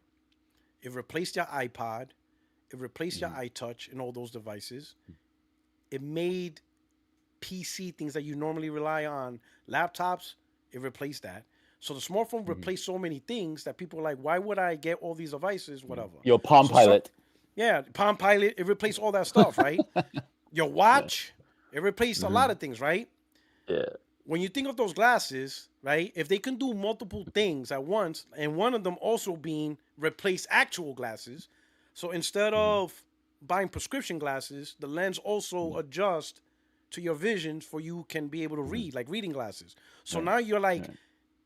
you're gonna get like if you're not into LASIK and you prefer reading Mhm. glasses, you're gonna get Right. reading glasses anyway. Why not get these Mhm. glasses too? It's your reading Yeah. glasses and you have extra capability. You see what I'm Yeah. saying? So it's like, well, Yeah. I get Yeah. reading Yeah. glasses anyway. Yeah. I never have to worry about getting a prescription again. The lens will Yeah. automatically shape and be like, can you Yeah. see? You'll do the Yeah. diagnostic test. It will put like letters Yeah. on the screen. Let us know which one looks better. Zip, zip, zip, zip, Yeah. and then you'll be like, yep, I can read this letter, I can Yeah. read this letter. And now the glasses know, okay, this is your vision. You're Yeah. nearsighted, 20/40 or 40/20, whatever. There Mm. you go. Yeah. Yeah. I mean, So, for now, they just give you clip-ons, like the little yeah. lens that clips in. But Yeah. yeah.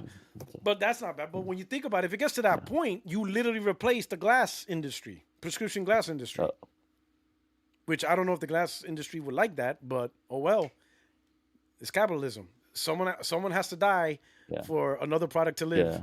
Yeah. I for mean, for for the unless sake of like evolution. unless the technology goes into the lens, then you Yeah. could pick the frames, right? Because Yeah. people like to change frames, right? So That could be another thing, right? But so yeah. that's just good Mhm. stuff, right? Or they'll just Mhm. create custom frames, But I think a combination of replacing your glasses and technology would be something definitely a lot of people, even the people who aren't interested in technology, but at a minimum, well, since I'm getting glasses anyway, why not enjoy more things on something I have to do? It doesn't hurt having more stuff, right? Let me do some super chat. We'll see. We'll get what is it? NG? Yeah, he's in here, so All right. I'll All right, take a back NG. seat and let you. All right. Let me get us some super chats, NG. We'll start with Brian East. If anything, mobile gaming could arguably be in competition with TikTok, as both are designed for extremely short-term periods of engagement. So, Brian East, that is a little bit better argument, right? But I will say gaming is still gaming. You have to actively participate in gaming, right? And sometimes people don't want to gaming. Extreme said it best. He says gaming literally is a gatekeeper of entertainment. Naturally, it's a natural gatekeeper. And what he means is, if people didn't understand, is you can't enjoy the content of all gaming. Everything that gaming has to offer, you can't enjoy it unless you play it and beat those levels. Right? There are some people who bought games and did not enjoy the entire content because they didn't keep playing it. So all the content that a game contains, you didn't get access to it because you didn't play it and beat it. So you left all the content undiscovered. While a movie or TikTok, you hit play and you will get all of it. It will naturally progress until it's finished. That's passive entertainment.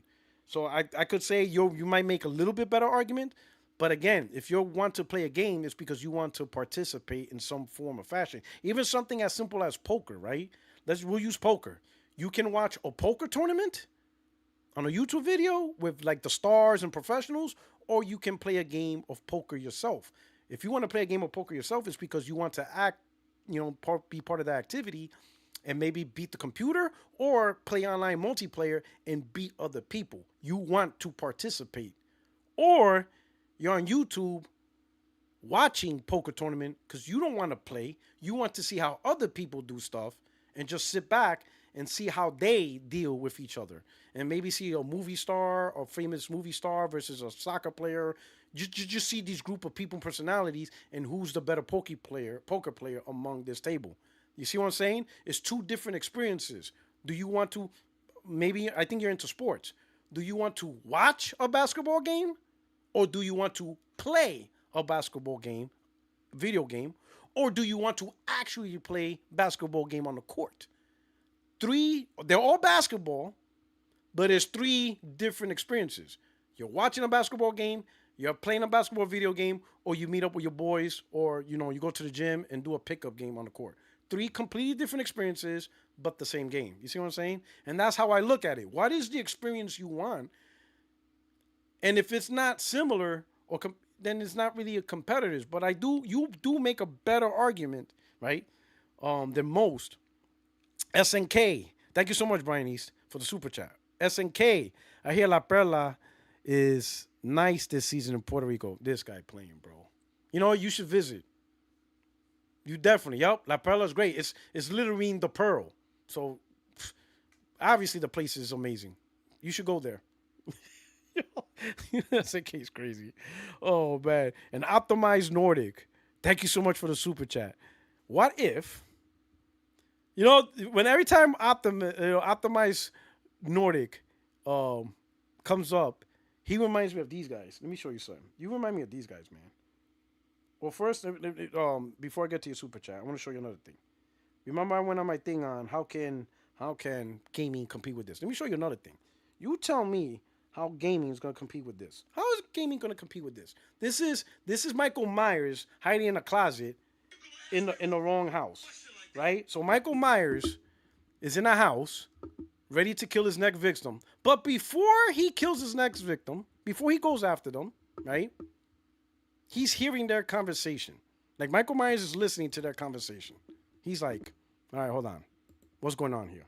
You tell me what gaming is going to do to compete with this. You tell me. Look at this. Look at this. You tell me. Tell me what gaming is going to do. You're going to ask me a question like that. How did you marry a woman and then turn around and let a man bend you over? Ain't nobody bending me over. Oh, so you doing the bending? You're gonna ask me a You see? question like that. Michael Myers Yeah, ready to kill. You can't compete with that. I can Michael hear that. Myers right there. Yeah, Michael Myers in a conversation and hearing his wife, how can you marry a woman and then let a man bend you over? Michael Myers is like, what the fuck? And then he's like, ain't no man bending me over. And his wife replies, oh, so you doing the bending. Michael Myers is like, the fuck? What? You can't compete with that. What is PlayStation gonna do with that? What are they gonna create to beat that? What are you gonna create? What content? What are you gonna do? You can't beat that. Like that. That's not the same. That's not the same entertainment, bro. Are you not entertained? Michael Myers is out there in all these clouds. He's like, man, this ain't the 80s no more, man. Life was so simple, man. He's like, back in the 80s, it would just be two teenagers fucking. I can't go through all this. Like, this is like, even Michael Myers feels out of place in today's time. He's like, man, I miss the simple days. It was just two kids fucking. And it was just, wipe them out. And now, go cut him up. Yeah, I just cut him up. Now he's like, man, I don't know what to do. He's like, this world's not for me. Michael Myers, he's out of place. This is not his time no more. He's like, he's like, shit, I'm doing you a favor, killing y'all both. This is and a the favor kid's like, now. let me take a selfie and stream this kill while you kill me and stuff like that. Yeah, you know what I'm saying? Huh? No. You know what I'm saying?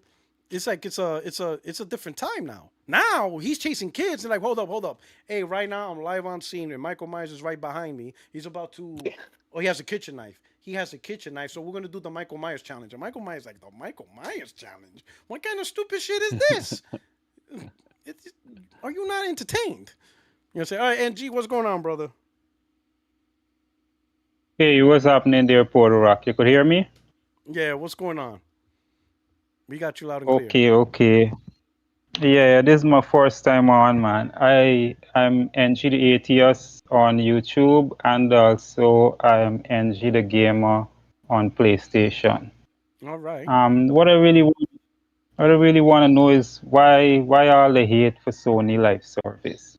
I mean, live service is the most successful genre in gaming right now, right? And if we look similarly to Arc Raiders that just come out, the game looks like it have a very similar play style to Marathon. But the amount of hate what Marathon got, I just really want to know, why is the vocal minority always just attacking live service games when live service are so successful? All right. So to answer your first question, it's successful for the chosen few. If you look at the most played live service games, they've been around since last gen. So when you make a live service game, you're competing with Fortnite, which came out last gen. Apex Legend came out last gen. Overwatch came out last gen. Call of Duty, which was originally a regular multiplayer and now evolved into a live service, that has been around since the OG Xbox. It really blew up during the PS3 era, right? When you look at a lot of live service games, it's pretty much stuff that's been around for a long time. Most of the new stuff that's trying to replace those titles failed, right? Unless it's something unique, like the stuff that came out of China and stuff like that, right? And I can understand those type of games, very unique propositions, but for the most part, some of those games are copy-paste games, right? Like Concord and whatever. There's a lot of games that are just failing and stuff like that, right? And then I could maybe understand if the publishers balance the creation of live service game, but they don't move away for some of the stuff that made their stuff successful, right? I'll use Warner Brothers, right? And I'll tell you one of the reasons why I hate live service games, or not hate, but I don't like the strategy, is because they tend to replace something that they were good at. Warner Brothers was good at some of their games for single-player games, like Batman. Batman was one of their top games. Batman Arkham Asylum, Batman Arkham City. It was a great franchise, and they had a great strategy, right? In fact, they were the first to truly put comic book games in the AAA Game of the Year space, right? Great strategy, and it worked. Instead of double downing and continuing that success and try to apply it with more of their characters that they have, Green Lantern, Wonder Woman, Superman, Flash, they have this whole catalog of famous superheroes in the DC properties, and they have the opportunity, while Batman started, they could have continued and pushed on with more properties. They decided to be like, let's try to do some live service type strategies and see if it works. Gotham Knights, and then they went double down on Suicide Squad, and those games failed. And that's my main problem because the perceived success of live service games from those that got the success, like Fortnite, Apex Legends, and you know all the games, they're trying to replace live service games, single player games, with live service. And that's my issue. Because now we're not getting anything. Look at Warner Brothers. We got nothing. Even with Hogwarts being so successful, they're still double downing on live service. Right? None of their live service game was successful. But they're arbitrarily replacing their single player games with live service just to replace it. And I'm like, man, you really screwed up. I'll use Sony as another example. With Naughty Dog. Naughty Dog was going to create a live service game. We all know that. Factions 2. They were working on it. We all know that. Because they were working on it, right? They ultimately realized, yeah, we can't push this out because it will completely change the direction of the studio. This is their own statement. So I want you to think about it. A live service game would have completely changed Naughty Dog. That means we would not be getting Intergalactic, Heretic Prophet. That would be canceled. And any future single play games, done. If they would have decided, hey, we have a choice. We're going to go Factions 2 or we're going to go with the way we are. They chose, we're going to go with the way we are. We're wrapping up live service. That's not a thing for us. If they would have chose the other way, that's it. There is no Intergalactic Heretic Prophet. There's no chance of Last of Us 3. There's no Uncharted 5. And there's no other new IP. That's done. You can't ask me to like live service game when potentially it could have killed Naughty Dog. Well, not killed Naughty Dog, because they could have been more successful. For all you know, Factions 2 could have made them more money than they ever did in their entire life, similar to what Rockstar did with Grand Theft Auto. They could have been more successful, Fortnite level, who knows? Let's pretend Factions 2 is as big as Fortnite. I'm just making up a scenario. Let's pretend Factions 2 just as big as Fortnite. Huge. I'm talking the biggest thing they ever did. They're raking in billions. Congratulations. Good job, Naughty Dog. But now I get no single player games from them. Great. For all you guys loving Factions 2, you enjoy. Happy for you. Me, I'm assed out. I got nothing. Great. This is why I don't like live service games and stuff like that, right? Because it's a good replacement from content that I'm used to getting from the studio. But thankfully, Naughty Dog said, nah, we're not doing that. And because they said they're not doing that, we're going to get Intergalactic. In fact, they have 2 games that they said. The first one we know is Intergalactic, and there's another new game. They didn't mention if it was a new IP or a new title within a current franchise. We don't know. It could be The Last of Us 3. It could be Uncharted 5. They didn't give specifics, unless somebody else in the chat knows. But it's 2 games they're working on. And guess what? We're getting 2 games. But also, because of the live service ambition, some of you multiplayer guys got screwed over. Because when they did the remake of The Last of Us 1, it didn't come with the multiplayer. You didn't get the multiplayer with it. And the reason why was because why make the multiplayer when you're getting the Factions 2 live service game anyway? It doesn't make sense. But guess what? You didn't get the Factions 2 live service game. So you didn't get a remake of The Last of Us 1 Factions multiplayer, and you didn't get the thing. So as far as you multiplayer guys, you all got screwed from Naughty Dog. I didn't get screwed, other than maybe the delay of waiting for the game, but I'm going to eventually get the game anyway. And I'm pretty sure you will enjoy the game too. But for the multiplayer-centric guys that likes Naughty Dog, you guys got asked out completely. You didn't get your live service game, and you didn't get your Last of Us 1 remake multiplayer. So you got nothing out of this company. You see what I'm saying? Look at Concord. Complete flop. Right? Now, I don't know about Marathon. I made a promise. I'm not going to judge Marathon or even Fair Games. I don't think they're going to be successful, but whatever. Listen, I'm not hoping Marathon fails. I'm not hoping for Marathon fails. Sony already bought Bungie. It is what it is. You understand what I'm saying? But here's my thing. I'm going to ask you this now. As a PlayStation gamer, do you feel you benefited from the Bungie acquisition as a person? Do you play on PS5 or you're a PC gamer? Let me ask that first. I play on PlayStation. PlayStation. Okay, so you play on PlayStation. So as a gamer who plays on PlayStation, do you feel you benefited from PlayStation acquiring Bungie? Do you feel like you got something out of that? Not directly. Exactly. Because you would have gotten Marathon anyway, right? Yeah. Yeah. So now, if Sony didn't buy Bungie, and let's say Bungie was on their own, would you really care if Marathon was a flop or not? Are you a big Bungie Not fan? Are you a Bungie fan? exactly. Are you a Bungie fan? No, no, I'm not. I'm not a Bungie fan. Yeah. So let's say Bungie wasn't owned by PlayStation. Would you care if Marathon flopped? Not really. Yeah. Yeah, exactly. You see what I'm saying? So Sony's part of Sony's life strategy was acquiring Bungie, and for what? Like you would have gotten Marathon anyway without the stress. So now the reason why you do care is because you do like the PlayStation brand, and Sony committed. They spent $3.6 billion. So it would be bad if Marathon flopped because that will impact PlayStation in some way, in some form, right? Because if you have too many titles and too many things going wrong, it's gonna cause a reaction. Whether it's layoffs, or maybe more multi-platform strategy, or maybe more games. Something's not free. Like failing is not gonna be a free thing. Something's gonna happen. So I understand why PlayStation gamers are looking at Marathon, because Marathon fails, a part of PlayStation fails. So there could be some consequences and negative impacts, especially if Marathon fails, right? Because that's Bungie. That's literally all Bungie. So if Marathon fails, what happens to Bungie? That's $3.6 billion invested. That's a huge failure. So Sony's, yeah, there's going to be a big impact for Sony. But here's the thing, for what? And now I get Sony's financial incentive, but for us PlayStation gamers, what do we get out of it? We would have gotten the game anyway. It was coming to PlayStation, not. Sony could have spent that $3.6 billion on PlayStation specific incentives.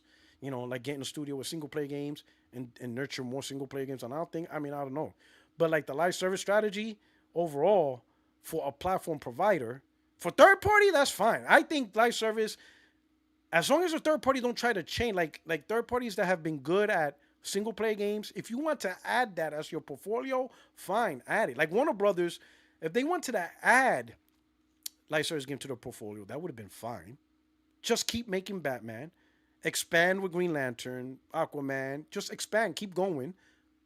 Just expand your portfolio. That's fine. But they tried to replace their portfolio of what they do, and it didn't work. It just completely failed, right? And now I guess Warner Brothers overall is trouble, but that's a different conversation. You see what I'm saying? Don't replace the good things that you are. You can add it, but as a platform provider, in order for you to go into live service, you have to include other platforms too, because by default you have to include other platforms. It's like, what are you focusing on? And that's why for me, Sony going to live service, I get it, the potential money, but at what cost and at what sacrifice? That's what I don't like about it. But that's my answer on why I don't like live service personally. But at least definitely with PlayStation involved, there's going to be some level of sacrifice. I don't think it's a direct benefit for PlayStation gamers, right? Because it's the multi-plat, so it's going to be made on every platform, and there's a higher chance of games failing than being succeeding. You could succeed, but there's a higher chance of failure. As you can see, a lot of new live service games that tried to come out, some failed immediately and some failed over time. So it's it's a high risk, but high reward type business. But it's very, very, very high risk. Extremely high risk. Okay. That's what Sony's willing to So take. I would say. Go ahead. So I would say, with Rockstar and Grand Theft Auto Online would probably support your argument a lot, right? But if we kind of look at it overall, right? Live service to me would be more appealing if they build specific studios for that. Bungie, in any case, right? Bungie have Destiny. At any time, Destiny could shoot up, and like for instance, how Helldivers 2 did the other day. This is how live service games operate. And Destiny right now, they got a lot of new content coming to Destiny. So a lot of people who don't follow Destiny probably mightn't really know. I'm not too much of a live service person, but when I catch good games, I put in the work. I play them for at least 100 or 200 hours or so. But in speaking specifically, why do you think that how MLB The Show and Destiny and even Grand Theft Auto are not successful Sony live service games?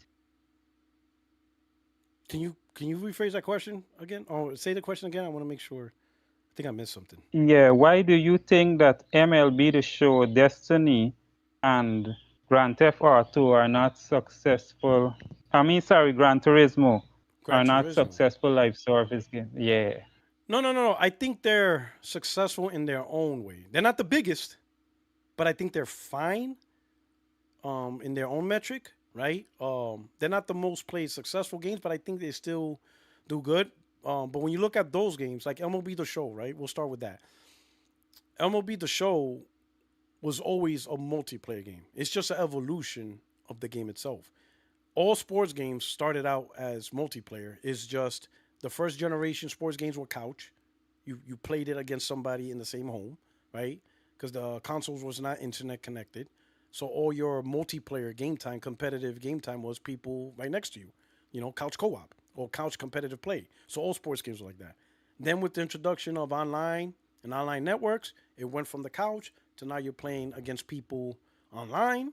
So natural progression of multiplayer. And then with live service, they realized, you know what? We can add in all these little things and whatever, and continue the experience, So that's just a natural progression of something that was already made to compete with people, right? And it's successful. People like baseball. Baseball's baseball. I mean, that's the main thing, right? The game is primarily for people who like baseball. So it has a limited audience that specifically likes a specific sport. But I think it's successful within and then that in its own realm, and it comes out every year, right? So it's a game that comes out for $70 every single year, and the same audience buys it, just like NBA, soccer, with football club and basketball. So it has that audience. Gran Turismo is a racing game, right? Also competitive, single player and competitive. And then once online got enabled, it became competitive online. And now it's a natural progression with live service where they give you new cars, new maps, and all that stuff. So again, to me, it's another competitive thing. But again, it's a specific audience. It's a racing audience. And the racing audience, and I think it's successful. I think it sold 12 million. So I think it's successful in its own metric and stuff. And then what was the third game you mentioned? Destiny? NG, what was the third game you mentioned? Was it Destiny? Destiny 2. Destiny 2, you're not hearing me? Yeah, I hear you. Now I hear you. Destiny 2 has always been successful. Now, it has its ups and downs, of course, but Destiny is very successful. Since the first one, it's been a successful live service game. Bungie made a successful game. Has its ups and downs. People like a lot of things, especially when you've been around since 2014. So you're talking 11 years of Destiny between Destiny 1 and Destiny 2.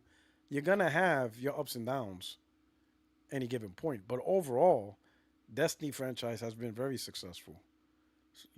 Now, if your success is why hasn't it beat Fortnite, brother man, if you're gonna compare success to Fortnite, and then every game's a failure, you're not beating Fortnite. That's just not gonna happen.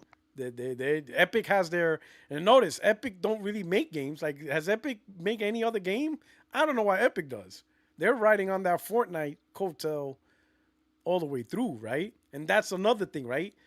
Grand Theft Auto, Rockstar is a perfect example. Once they had that success with Grand Theft Auto 5 Online, they stopped making lots and lots of games. They're not really interested in pushing a lot of new IPs. They're not really interested in that. They don't need to. They're making way too much money supporting Grand Theft Auto 5, and that's what they're doing. So really, for them, it's primarily Grand Theft Auto, Red Dead. Grand Theft Auto, Red Dead. Grand Theft Auto, Red Dead. But when you look at Rockstar during the PS2 era, you had 3 Grand Theft Autos, which was GTA 3, Vice City, and San Andreas, Manhunt, The Warriors, Midnight Club, if I remember. So that's like 7 games. I don't know if Bully was a PS2 or PS3. I think Bully was a PS3 game. But you see what I'm saying? Rockstar was all about creating different experiences, whatever. But once that online hit, It was a wrap. That they were done with that. They were making too many billions, right? Now, it sucks that that's the Rockstar become. They became the Grand Theft Auto Red Dead machine, but they're third party. Imagine if they were first party, right? A first party publisher that gave you 5, 6, 7 games, and now they stopped giving you 5, 6, 7 games. They only gave you 2 games now going forward on your platform and console you're buying. That's not good.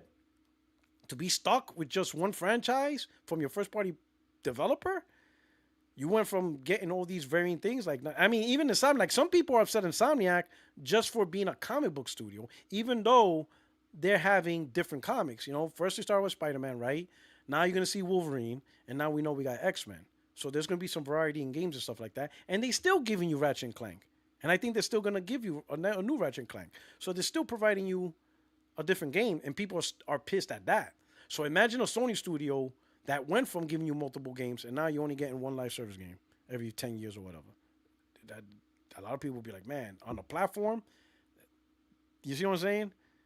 And that's the one thing I don't like about live service games. It could be used, and I think a lot of people are trying, and it's primarily shareholder driven, because it's the shareholders and the execs thinking about this. Why do I need to keep making new games every 3, 4 years and run the risk of one of those games failing, when we can just create one title, and if it hits, that's it. It's perpetual profit for years and years and years and years and years and years to come. We don't have to greenlight new projects anymore. It's over. We're done greenlighting new projects.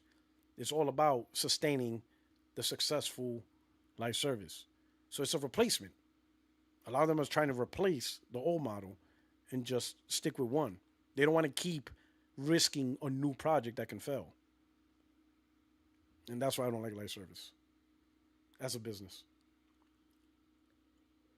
Okay, so just let me ask you like 2 questions here. Like, who you believe would be Publisher of the Year? This year? Publisher of the Year this year? Yeah. Damn, I didn't even think about that, to be honest. Just for the sake of publishing.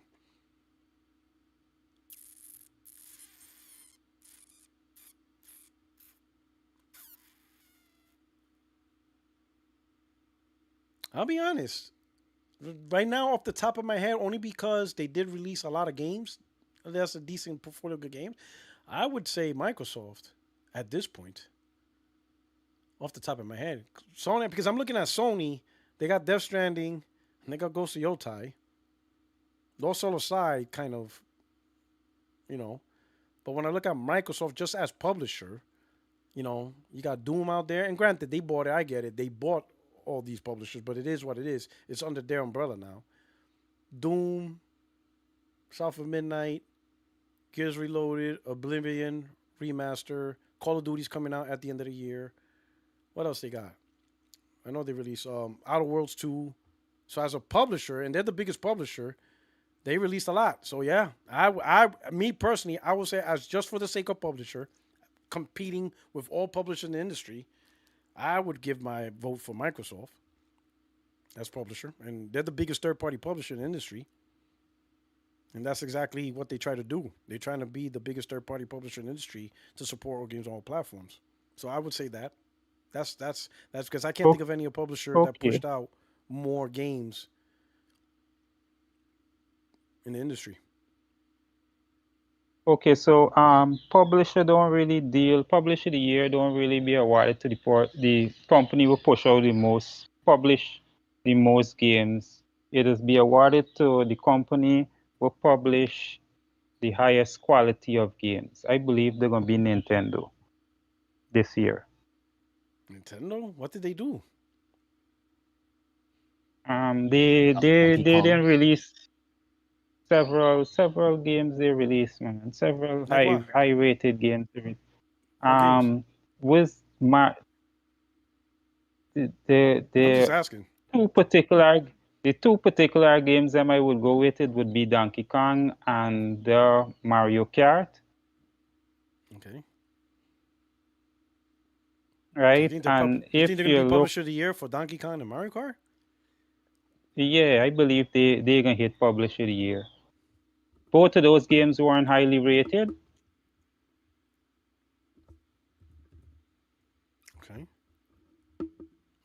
Let me see. right? And That's interesting. and what about Mario Kart? What's the what new one about called? Mario Kart World? yeah, Okay. All right. And then what was it? The other one is Donkey Kong? Donkey Kong yeah. Bonanza. Let me see something. I don't know if they publish anything else this year. They didn't publish nothing with the earlier part of this year. All right, let me see. And Donkey Kong Bonanza? Bonanza, yeah. Donkey Kong Bonanza. Let's see. Oh man, that got a I 91 at Metacritic. yeah. My personal opinion is they make fun games, but Yeah. technologically they're not obviously pushing anywhere. And I don't know. I think visually speaking, yeah, they're way off. Like Yeah. they're just not so they're just not impressive to look at anymore, I think. But they're fun. Really, really fun. Yeah. Yeah. I agree with that. Nintendo, that's one thing. Nintendo's really smart because they're going by a metric that literally is a off and on switch, right? There is no ambiguity. You either find it fun or you don't. And if you don't find it fun, that's okay. But the argument of graphically impressive, whatever, Nintendo's not interested in that argument. They're interested in people Nah, real. who are finding games fun, and that's who they sell to, right? And if you find the game fun, you can actually dismiss whatever weakness or issue the game has. The game's not graphically demanding, doesn't have this, doesn't have lighting effects, it's not running at 4K, it's running at 30, not 60. People who have fun don't give a shit about that. They don't care. They don't judge games on all those metrics to ruin your experience. At the end of the day, if you're playing the game and you're having fun, then that's it. The game's fun. They're not going to worry about anything else about the game. And that's a smart move because when you think about it, you eliminate all the things that can actually hurt your game. Because those things, performance, hurts your games, issues, glitches, all that stuff, no consistent frame rate. If you build games to the standard of, oh yeah, we build games to the quality of standards that meet frame rate, graphics, performance. When you don't meet that standard, it's a backlash on your game. But if you advertise your game, hey, all we do is make fun games. Oh yeah, but your game's not 60 frames locked. But is it fun? Well, yeah, it's fun. Okay, good. We're good. We did our job. It's as simple. Yeah. We did our job. We're not telling you we're going to create the most technically advanced games. We're telling you we're just going to make fun games. Is the game fun? Yeah. Well, yeah, it's fun. Then what are you complaining about? We never promised you the most technically advanced games, and we're not. So Nintendo is absolutely brilliant in that regards because they're not trying to be a standard. They're not trying to uphold a standard that they know they could potentially be criticized at. They're like, nope, you're not going to criticize us for this stuff because that's not what we're promising. So yeah, have a nice day. Yeah, and that other stuff costs a lot of money. Yeah, that's true. And you know what's funny? Nintendo recently announced, or there was a thing saying that they're trying to tell their community that it's going to take them longer to make games, which naturally it is. Because even though they're unimpressive, it's still more compared to the previous Switch 1, which means they're going to have to put in a little bit more work, a little bit more effort. And now that they're into AI with NVIDIA's DLSS, they're going to have to learn that. Son of a bitch.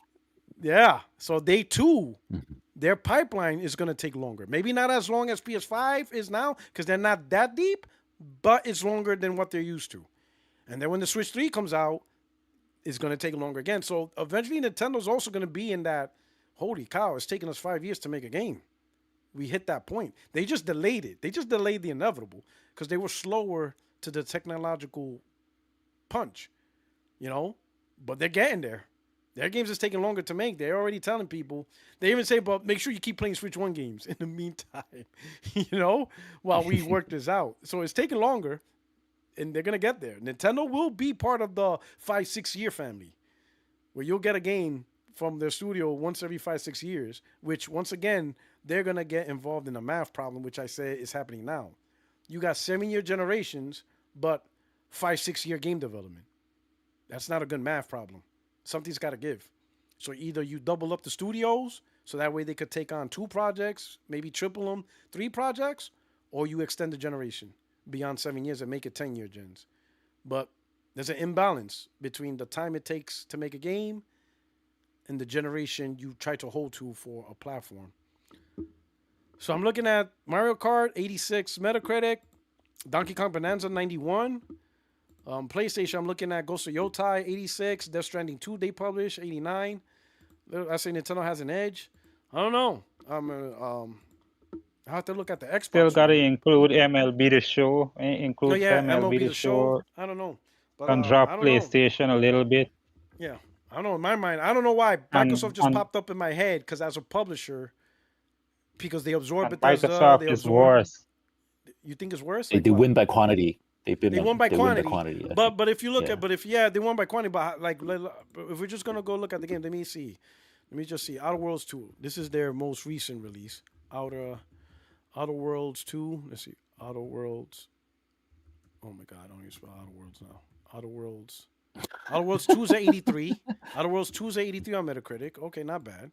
That's decent. Oblivion Remake. The Elder Scrolls Oblivion Remake is at 80. Okay. Doom Dark Ages 83. What else they made this year? Well, Indiana Jones came out last year, but they released it on PlayStation this year. Let me see. How Indiana Jones do on PlayStation? I feel It's a Indiana 80 Jones was 88. after the cutoff period. Yeah, but I'm saying on PS5 they released it this year, so it's 88 on PlayStation this year. What other game? The next Call of Duty's coming out, so you know that's going to be a big title. What else Microsoft did? South of Midnight? That was another title. South of Midnight? Well, that's a 77. Had Avowed. Yeah, Avowed. Ooh, that was this? No, that was last year. Avowed was last year. That was when No, they had Phil Avowed Spencer was this crying. year. No, Avowed wasn't this year. It No, wasn't this Avowed year. was this year. Yes, Avowed? yeah, Avowed was Was it? this Oh, year. okay. Avowed was this year. Okay. Oh, Avowed is 80. I'm thinking of not Avowed. I was thinking of the vampire one. Yeah, whatever. I don't know. His name. Redfall. Redfall. Yeah, I was thinking of Redfall. That they had Phil Spencer crying. He was crying, saying we can't beat Sony. So Yeah, good. okay. So yeah, Avowed is 80. So that made it 80. And they didn't publish them Ninja Gaidens too. Oh, Ninja Gaiden, that was them publishing. So Ninja Gaiden 4. So let's say that's them And publishing. the other one will come That's out January. Yeah, so Ninja Gaiden 4 is at 82. So there's a lot of 80 plus games on Microsoft as a publisher. Yeah, this is where they're going to drop down below the mark of winning Publisher of the Year. Oh, so I don't know. Maybe I guess I don't know. Yeah, who We'll published see. the Expedition? It wasn't Who's the- Microsoft. It was Yeah. If you listen to Extreme, that they're gonna win Publisher of the Year just for that game alone. Yeah. I mean, they might for creating something so great. Good, you know Yeah, why? probably they few, right? published Yeah. just that one game. Yeah. They're 92. So it's a 92 on Critic. I would, you know what? I wouldn't be surprised. You know, that could be it. It could just be like, nah, fuck that. This publisher took a chance on publishing this game, and that needs to be recognized. That could be it. So Kepler Interactive made it, but it doesn't say who published it. Let me ask Google. Claire Obscure Expedition 33. Kepler, yeah. So the developer is Sam4 Interactive. Kepler Interactive is the publisher. So maybe Kepler? Okay. Wouldn't be surprised. Yeah. I mean, didn't From Software win publisher in their year simply because of their Souls games? I'm not sure. I don't know. I mean, it depends on the metrics, right? So I don't know the metrics of publisher of the year. You're right. Yeah. So it's really like, is it a certain number of 80 plus games, or is it a publisher that took a risk in a game that really, really was really big in the industry? That could be a metric. Which publisher was the most impactful? Right? Like that could be a thing, because if that's the case, then you ain't gonna say Microsoft, because Microsoft didn't do anything impactful, because all they did was they bought out publishers that would have done the games anyway. The games would have been done anyway, more or less. Mm-hmm. So they didn't do anything impactful with these games. They just took over the production and released it under their name. So if it's by impact, and then at that point, would Nintendo win?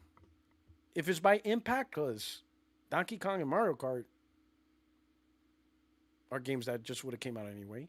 So I would say Clair Obscur is probably more impactful because that became a big Yeah. argument on turn-based games. Like, look how great turn-based games are. So that was a probably impactful argument. So I don't know. To be honest, I never actually really thought about what makes a publisher of the year. I Publisher never of the really year. cared for that category. I never really cared for that category. I never really, unless I talk shit. It's I'll like be lying. I probably yeah, talk it shit about becomes it when Sony because won it. When Sony won it, I probably talked yeah, shit. I probably did. yeah. But I'll be honest. Yeah. That's actually pure console war talking point. I'll be honest. I'm not Yeah. gonna lie to y'all.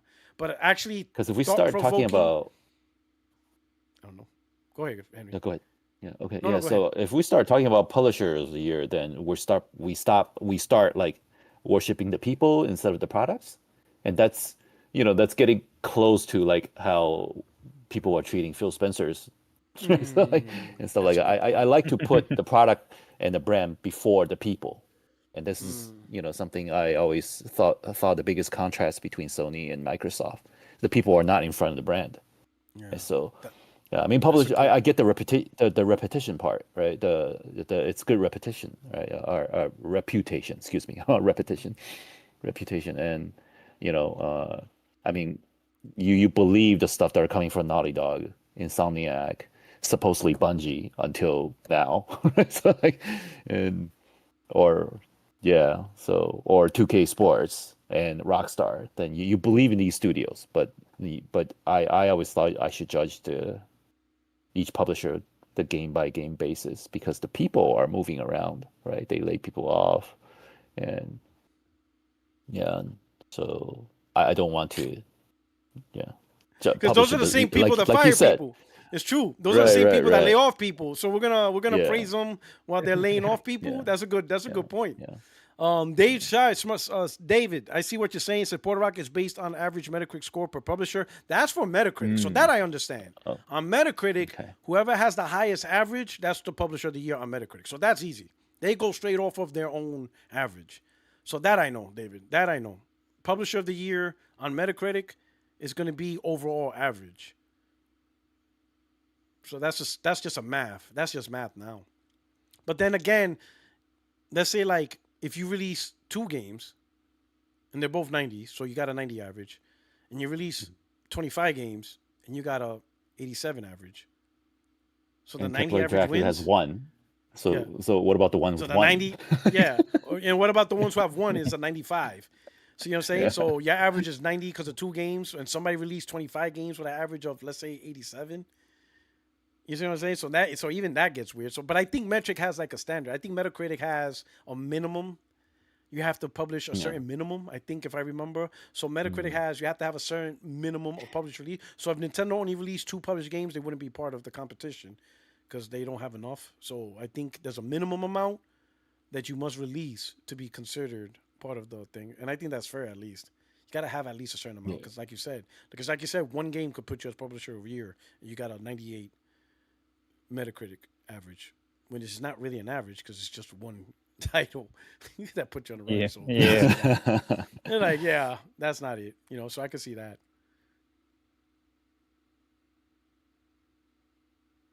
I don't know. So that's an interesting question. Okay, Puertorock. Well, there's it for me here, sir. I just want to talk about the clash we had with Source Trek. This is his name. With who? With the Xbox guy, man, who used to play on PlayStation. Your last clash we had. Oh, you're talking about with Subravian? Yeah, that's his name. Okay. They call him the guy Source Trek. He just literally came at you with every stupid argument that Xbox fans has used as a point. Simple things them like backwards compatibility and these arguments to try to make himself look good. But those are just common arguments where I already got rebuttal a long time ago. The majority of his arguments didn't make any point at all. And anyway, that's it for me, man. Probably catch me next time. Okay. Everybody's asking, are you Jamaican? No, I'm from Guyana, South America. Oh, okay. There you go, everybody. They loving your accent. They think you're smoking reefer, listening to Bob Marley right now. All right, brother.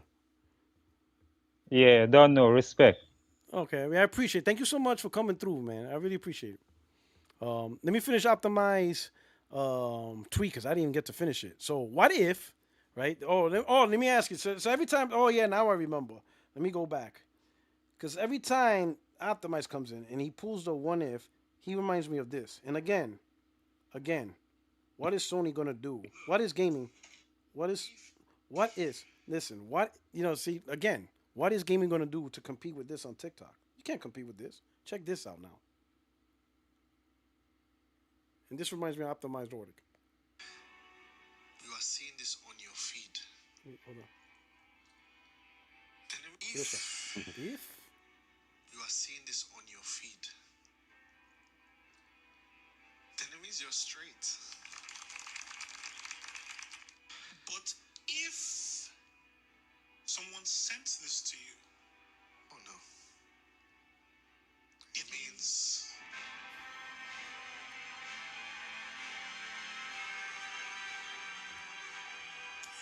And the sound isn't coming through really. it's not, man, I wish I could put this, but the video. So those guys do these what ifs, right? So in that video, so if you're on TikTok and you scroll, right, and they're like, if you are watching this, that means you are straight, meaning sexual, right? Yeah. But if someone sent this to you, that means, and they don't finish the sentence, they just look disappointed. So of course I sent that to my brother-in-law, and he started cracking it up. What is gaming going to do with that? Like, what is gaming going to do with that? Tell me. What's the answer? What's the answer? That's content you just can't replicate. What is the answer for that? You know? Yeah, it it took them 5 seconds. It's just 5 seconds, and look how much entertainment that little 30-second thing did. It's hilarious. You know what I'm saying? And then sometimes when you look at that, you got to look at the comment section. That's even funnier because there was one guy in the comment section. He goes, "I'm gay and I'm sending this to all my straight friends." This shit is hilarious. So that 1-2 second comment is fucking hilarious. It's fucking hilarious. Anyway, Optimize though. So he goes, "What if?" So I'm thinking he's one of those guys. What if Xbox are literally implanting this TikTok mindset into the Xbox crowd for them easier swallow the hard pill to swallow? That Xbox becoming a substitute of live service advertisement pauses. Oh shit. Ugh, I don't know. Listen, people are like, oh, you're just saying it because Microsoft said it. Listen, if Sony, even though they didn't publicly say it, but if they are doing the same thing, I would think it's not even about gaming. It's more about them trying to get into that business somehow and using gaming as a Trojan horse because they've done it before, right? Everybody tries to use gaming as a Trojan horse for something else to make it seem like this is part of gaming, but it's really not part of gaming. You know what I mean? Sony done it with the Blu-ray, right? Microsoft did it with the TV and all the Xbox One. They always try to make money somewhere else, but try to make it part of gaming culture when gaming culture is literally in the name, gaming. How does this make gaming better or whatever, right? So any video game company or corporation that's telling you, oh yeah, TikTok's a problem. How and what are you trying to do about it? Oh, maybe we could, implement some creator content, short form video. Like, whoa, so you're not talking about gaming anymore. Like, I don't know what they're going to do. If you're really thinking that this is a competitor, then what you're going to do about it? What is your plan to compete? And it's not good, I don't think. TikTok is its own entity. Yeah. But, the advantage that Sony has is that it always has content because it's an entertainment company versus, the biggest, Yeah. But if Sony were to say it's a competition, it probably wouldn't be because of gaming. It'll be because of something else. But in my opinion, I don't think Sony views TikTok as a competition. If anything, looking at how Sony talks about stuff, I think they would say no. TikTok's a tool that can be used to introduce gaming to more because that's Yeah, what what they if did they with share movies. clips? Yeah, Yeah, they share can, clips of epic kills, right? Like yeah, those Wolverine close hmm clips and stuff like that. Yeah, right. yeah. So So you saw Sony. Sony doesn't look at movies and TV shows as competition simply because if you're watching a movie, you're not playing games. Sony sees yeah, it as, yeah, hey, yeah. for those who watch movies, I think Sony looks at it. Gamers know how to play games and where to play games. I don't think that's even a question. Gamers know gaming. If you don't want to Yeah, play there's games because you're not correlation. in the mood, you're not in the mood to play a Yeah, game at that point in time, and Sony that's Sony fine. thinks movies the extension of their games, or vice Yeah, versa. Yeah, yeah. So you're a gamer, but there's gonna be times you don't want to game, and that's okay. You're in the mood for something else. But Sony looks at these other opportunities of the people who are in this space that aren't gamers, the people who are in the space of watching TV and TV shows who are not gamers, and they proved it with The Last of Us. There are people who didn't play games, but because of The Last of Us, they are now interested in gaming. At least this aspect is gaming, which is a story-driven gaming thing. So that's how Sony sees it. This is space where you don't have gamers. TikTok is a space where there have lots of people who don't game. They don't game. So you push content on that platform to introduce them to gaming and show them, hey, look what you're missing out. And they might bite. They might be like, you know what? I might check that out. And that's how I think it should be seen. But as direct competitor, no, because there's a different entertainment proposition that TikTok provides. You know, look like in just a couple of seconds, I show you guys 2 dogs fighting, but they pussy out the moment the door opens. Michael Myers, yeah. realizing her husband's actually gay. And now, for all you people who saw that video, you are not straight. You know what I'm saying? All in a matter of a second. You know what I'm saying? That's just, it's just crazy. It's just a crazy world, Henry. But shout But out to before you get the next slide from Optimize the waiting room, Okay. let me There's shout another out one in Jenna waiting Hayes. room? There's 2 of them, yeah. But There's let me 2. shout out Jenna Hayes because a late one because she called me Shang-Chi. Oh, She's all, what's isn't up, that P-Rock and Shang-Chi? isn't Like that yeah, from isn't that the Marvel? that's the Marvel. Marvel, That's the Simu superhero? Liu. Yeah, is that racist? Is that racist? I don't know. She's not the first one that suggests that I look like him. Like, So all right. Let me we have go both. real We both quick. have big nose. I'm like, unbelievable. Anyway. Spider Drew. We got Spider Drew up in here. Hey, yo, Drew.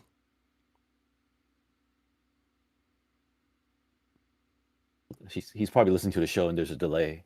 Oh, okay. Yeah, What up, yeah. Spider? Yes. Yeah, What up? yeah. What up? What up? What up? What's Rock? good, brother? What's going on, man? You remember me or not? Absolutely, man. You used to show up all the time. Okay, okay. But now you became a It's been a minute. That's CEO. why I asked. You became a CEO and you forgot about me. You became a big dog Nah, and all man. this shit, man. You forgot about the little It's, people. no, it ain't that. I do got big dogs. I'm a big dog breeder, I know. so I that take know. up a lot of my time now. That I take up a feel lot you, of my bro. time. So I feel you, bro. it's That's all good, man. That's what's I'm, up, my brother, man. How you been? I've been all right, man. I've been all right. Just sold my last puppy of his last litter last night. So I got a little free time. I want to shit. Stomp these Xbox out, man. I'm happy that it's official. Xbox is officially dead. I know that it's been a zombie for about a decade, Oh man. but we done pulled out the rocket launcher and now we got Halo. I'm gonna be messy, man. I've been waiting on this for a minute. So shit. Oh shit, bro. all Yo, the Spider. Golden Globe videos they Oh making, man. motherfuckers making PlayStation videos. Like, oh man, I'm loving it. It's a great time to be alive. It's a great time to be a PS5 owner and a Shit, PlayStation man. gamer. Spider Drew's that colonel. He's like, wipe them all out. Fuck this shit. Take no prisoners. Oh man. It's like the man, shark that's smelling blood and waiting for the victim. Man, say that shit. This dude is And they talk about wild. the Trojan horse. What they talk about the Trojan horse? What they think Helldivers was. Oh, Now we got man. access to all your information, all of y'all chats. We got all of y'all DMs talking about how y'all don't buy PlayStation games and fuck us and all that. That's why all that stuff got canceled. They were supposed to port more games after Helldivers. All that stuff got canceled because they reading your DMs. Them little checks when you hit accept. You giving Sony access to all that when y'all bought Helldivers. They're like, oh, these motherfuckers ain't gonna buy no games. Xbox want third party. Bring all that shit back. Yo, this dude's wild. he said, "Yo," he said, "It's over." Oh man, It's that's over. wild, Spider. I mean, Yeah. it is what it is, Yeah. man. It is It what it is is, what it my is, brother. man. We tried to Mhm. warn him, though. We tried to Yeah. warn him. Our first interaction, and this is what I want to say. My first interaction with you, we was Mhm. on Z channel. Oh yeah, Um, that's a long we was time. having debates. It was a long time ago. We was having debates about Game Pass. Game Pass had just dropped. Gears 5 had just dropped. Hmm. And I was in a debate, I think, with some Xbox that was on Z channel. Was that during And the Xbox versus Pony, or was it just a regular? yeah, it It was was the during Xbox that. versus This is Pony. It during was that. the Xbox versus Pony hmm podcast. I remember those days. Yeah. So you was acting as my lawyer. You had my back. You know what I'm I saying? remember. They I were was like, saying wait, I hold got on. stumped. I remember that. They were saying I was I like, got where's Spider? stumped Spider, out, come but back, come they back were here, come saying back here. And like, Your Honor, I need a right. moment with my client. Had to take me in the back room and you know what I'm saying, give me some games. So I appreciate that. Yeah, I But remember that one. it's funny. I remember that one. It's funny because And they was Poster like, was there, well, Game right? Pass. I think Poster was Post up there. was in the room too. The other Post guy, up he was was there. I coaching wasn't the other battling guy. Post up. So yeah, me and Yeah, Poster were like the exactly. lawyers. We're like, oh, Your Honor, well, gotta confirm with my client. Hold on, bro. Yeah, They that was said I funny. lost because his closing argument or his big point was that Madden 2017 was coming to Game Pass, and that made the value of Game Pass go up so much that the PlayStation exclusives couldn't stack up. And I think Final Fantasy, the first remake, was just about to drop exclusively on PlayStation, but they was talking about Madden 17 in Game Pass. Freaking crazy. Yeah, I mean, eventually you won through time because sometimes, That's what I'm here. I'm here for the victory lap. This yeah, he whole said year is a victory. victory lap. Like he's like 6 years later. He's like 8 years later. I won, baby. I never forgot. I He's never like 8 years forgot. later, baby. I was right. He's like 8 years later, baby. You know. But we knew we was right then, though. That's the whole thing. But We you know, knew we saw this sometimes, coming. yeah, We saw sometimes we this were just ahead coming. of the game. We were just ahead of the game. That's why I Yeah, said man. I'm a patient guy. Eventually, I'm gonna end up right. So it just takes time for it to flesh out. So you were right. You know, but I remember that But they try to pull it's Madden been happening 17. slowly but surely. Yeah, and it's like Madden 17's coming out. Eh, But what they were hyping was Madden 17 day one. Yeah, That on day never one in happened. Game Pass. Man, you are never getting It any of never those happened. games day one. It You're never never happened. getting I I think was Madden surprised 17 MLB the Show was day one, 18. but that was the MLB deal. Now they Oh, stopped it because they realized it's a stupid yeah, plan. It's yeah. stupid, and that's why they But that's stopped it. because, and I'm gonna tell you why they did that though. Because the MLB is an American company. They thought they thinking with their American minds. Microsoft, Xbox is an American brand. They're like, They got oh, people suckered, are gonna buy this. People love, and they and they got and they suckered into it. and they realized they They got lost suckered sales. into the deal, They realized they lost sales, and and they they probably realized they had. lost it. And Microsoft was smart because they probably put him like in a 4 or 5 year contract, so it wasn't like a year by year contract. It's like, hey, let's do it like 4 or 5 years, and the MLB's like, yeah, sounds great, and then they Yeah. realized, fuck. As soon as that contract ran out, they're like, no, we They just selling that said, shit straight out. hell no. We're No, we never ain't doing running this that back. shit. Like, we ain't Fool running me that shit once. back. Yeah, fool me once. They said, run that shit back. That shit is never going back on Game Pass again. Hell nah. Because if it was a great deal, they would have renewed the contract. They would have kept it going. Exactly. Notice MLB If their stopped. numbers would have went up, or yeah, they probably didn't get that. They probably didn't. Like you said, the contract was for about 4 or 5 years. They took that first bag and realized their numbers went down year after year, just like Xbox hardware going down year after year. They're like, hold on, something ain't right. Yeah. All right. So, yeah, that's true. That's a good point. All right, brother. All right. You got anything Yeah, else? it was some Because other. this shit's becoming a 6 hour. I need to wrap this up. This shit's getting longer than I was supposed to. Oh well, no, man. I mean, shit. I just wanted to showboat and gloat to the Xbox, man. You get collect your I'll catch flowers. you another time. I was in the waiting room I'm earlier sorry. when Yeah. nobody was there. You Okay, good, you I'm sorry, good. But brother. All I right, had to. collect your I flowers. had to walk the dogs and all that. You waited 8 years, but you got your flowers, dog. Yeah, You man. got it. I feel you. I'm the same way. You saw my tweet from Yeah, 2019 about Halo coming to PlayStation. I exactly. waited. And here you go, 6 years later. Yeah, bitch. Look at me now. I told But you. that That's what makes it sweeter. but It's like that's the wine. thing. That shit got better with every year passing. So collect your flowers. Oh yeah, yeah. But I did want to say, shout out to Microsoft for Microsoft Gaming for bringing back Ninja Gaiden. I do think they should win Publisher of the Year just off of sheer volume and the fact that they bringing back Ninja Gaiden, which is my favorite franchise in Okay. in that genre. Okay. So I've been waiting on Ninja Gaiden since PS3. I ain't And they got one did. in 2 generations. So the Okay, fact now that they they did it. brought that back, they are good in my book. Okay, I don't have as a the third Xbox. I party don't care about publisher, the console. as a As a third third party party publisher, publisher, they they're good in doing my book. great. They're As a doing good. In console maker, they can get the fuck on. okay. All right, brother. Dad, appreciate it. Yes, sir.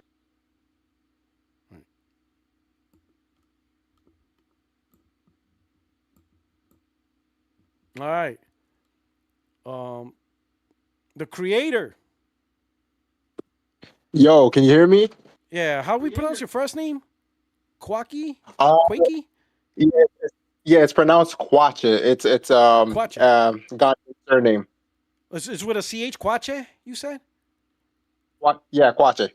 Oh, Quache. Okay. Got it. Quache. Yeah. All right, what's Am going on, I Quache? too loud right now? Nah, I think hold on. Because hold on, let me see. Go ahead, speak. Hey. Yep, you're fine. You're fine. You're fine. I'll adjust the volume a little bit on my end, but you're good. So what's going on, Quache? All right. Yeah, yeah, it's going pretty good. So it's a pleasure to meet you. Ni hao, Henry. What's up? How you Oh, doing, bro? how you doing, my friend? Oh, that's I'm very good. polite of Yeah. you. My man said, "Ni hao, Henry." Yeah. That's what's up. Yeah, ni hao. Yeah, all right. At That's least good you shit, didn't. At man. least you spoke the right dialect. He Yeah. said, Wait, what you is know, that? I've What is had it that? would Like have been messed Mandarin or up. that's Cantonese? Mandarin. I've had people came up to me and spoke Japanese. Right? Yeah, that's what I'm saying. You know, said, "Hey, konnichiwa, Henry," and you would have been like, Yeah. Like, Henry would have been like, motherfucker. "What the fuck?" Yeah. Oh, that's why. Let me use my samurai sword. I just keep it in my pocket. Like, yeah, fucking, like, what the fuck? Yeah. That shit is wild. I can only imagine how many times that happened to you.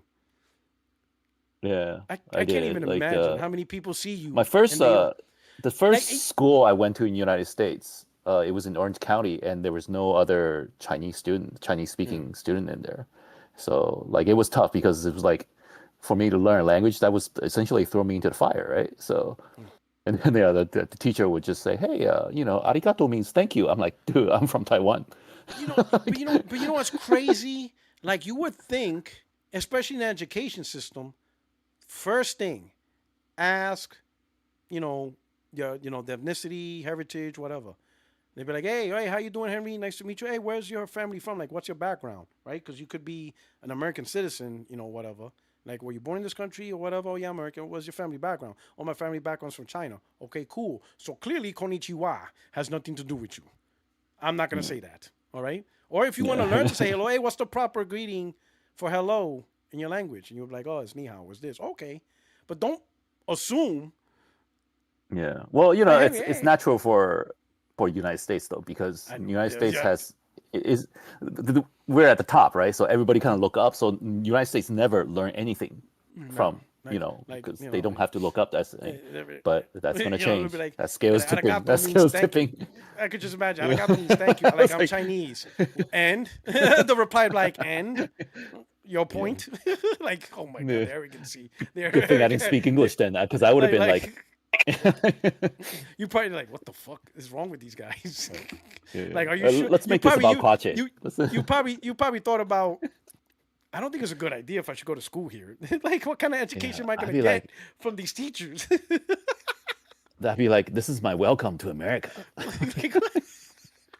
All right, Kwache, what's going on, brother? Yeah, I basically just wanted to retouch on a few things that you discussed in this podcast. And I don't wanna like hold you up. I want to make this as quick as possible. Okay. So 3 topics here. And I want to make this really quick. So first is about the TikTok and the whole Xbox situation.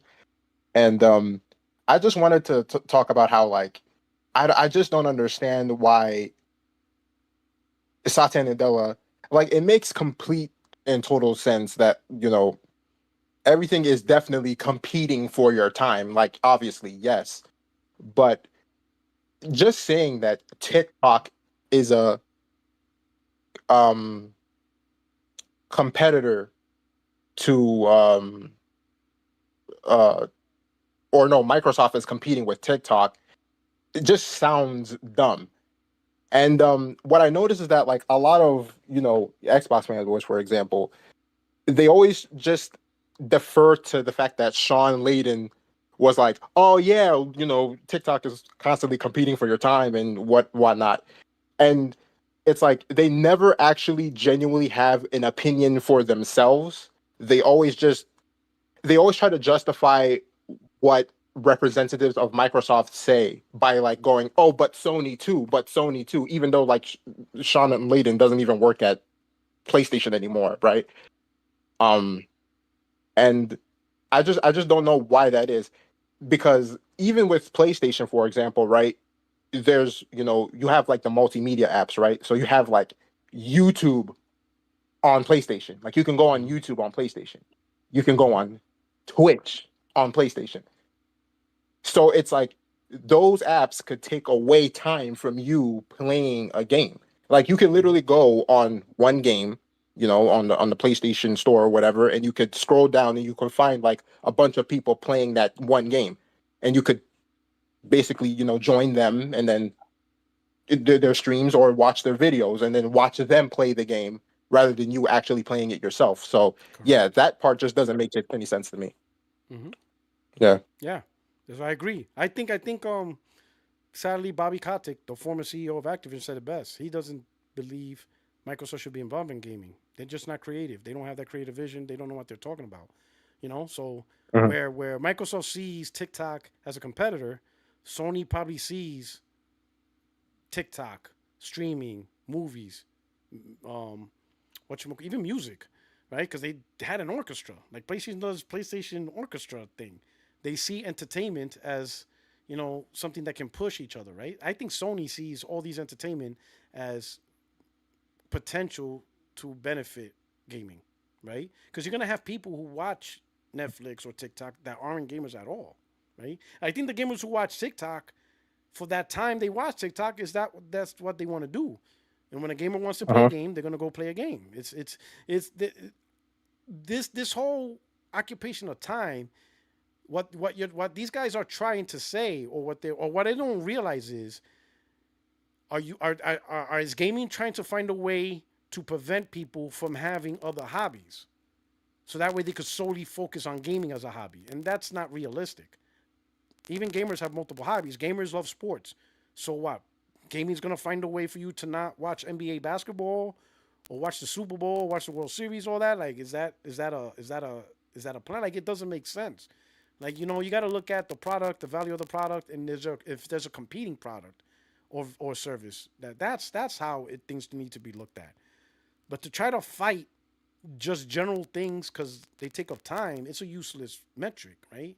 So you're right, it's stuff. Sony doesn't see that, because if that was the case, we wouldn't have Netflix apps on the console. Because once you put up the Netflix app, you're not playing the game.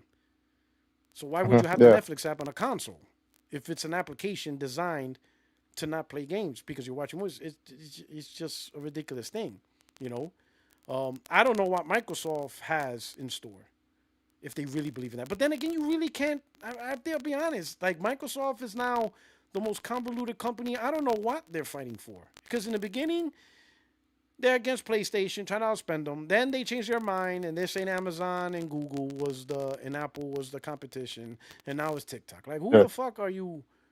Who is your vision now? Some people say it's Steam, but yet they have the Steam store. Like, who is Microsoft competing now? Who are they going after? Who are they nervous about? I don't know. Yeah, some people say they just Steam. want to be everywhere. Yeah, they saying Steam, but Microsoft's saying they're going to put their games is already on Steam, and now they want to launch Steam on their next device. So it's like, so Steam's your competitor while you're helping them expand their store? Like, I don't know who Microsoft is trying to compete and who their strategy is. So it's all nonsense. It's just, to me, it's the only thing that makes sense for me is, I think the mic is messing up. Give me a second. Yeah, no problem.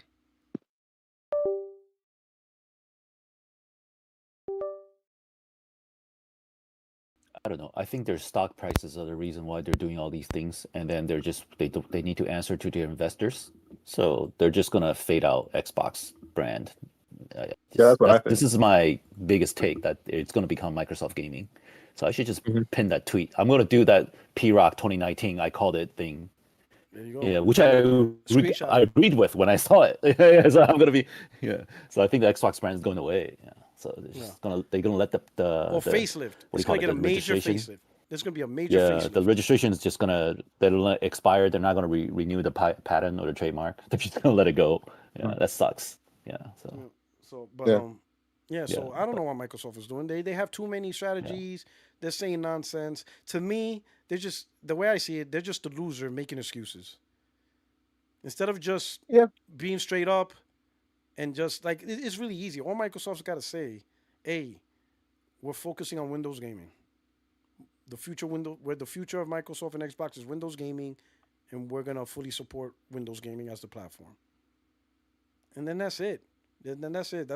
Then you ain't got to worry about all this noise. Then people will be like, "All right, you either enjoy Windows gaming or you don't."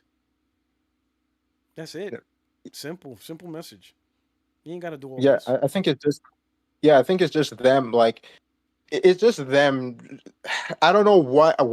I think that it's just them trying to like ease the existing console user base into like the idea that like no, we're everywhere. You know what I mean? Everything is an Xbox, and that basically ties in with the two topics that I have. So I'm just gonna basically combine these. So so the Xbox hybrid, they're saying it's weird because they're like, oh, it's all about playing in other places. It's like, well, what does that do for them? If it's not for their first party games selling in those other storefronts, what is it doing for them? You know what I mean?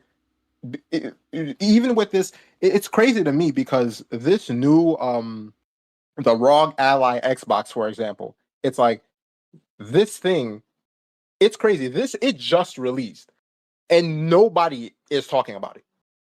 Zero people are talking about it. And remember that one news story that came out that like, oh, the real first party Xbox handheld got sidelined. And now everybody's talking about the Xbox whatchamacallit, the Xbox hybrid. And it's like there's multiple devices at once that like people are trying to hype up. It's like, okay, there's the Xbox first party handheld, that's the real handheld, and then there's the Xbox hybrid, which is like okay, what does that even mean? What does that hybrid mean? It's just going to be a PC, isn't it? Even Jess Corden thinks it's going to be a PC. So it's like they're driving their existing audience to PC, and that's what I think is happening. And I think it's going to put my last topic was about PlayStation and the next generation. It's like if they're driving everybody to PC and PlayStation is really going to be the only actual true home console around, then like what position does it put it in? Because you have to ask yourself, if this is going to be a PC, like the Xbox hybrid, quote unquote, what some of the games are they going to be? There's probably going to be like a lot of console exclusives for PlayStation, if you think about it. Because if Xbox is driving people to PC, then it's like this. For example, what do you think about Red Dead Redemption 3, for example, in the next generation? Do you think that Rockstar is going to change up their strategy to release their game day and date on PC, or are they just going to put it on PlayStation? And that's like an interesting thing to think about. You know what I mean? Yeah. So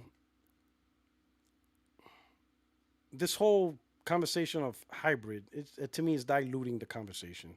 I see it as Microsoft is just going to release PCs, no different than Dell has Alienware, HP has the Omen brand line, and Asus has the ROG. They have desktops named ROG.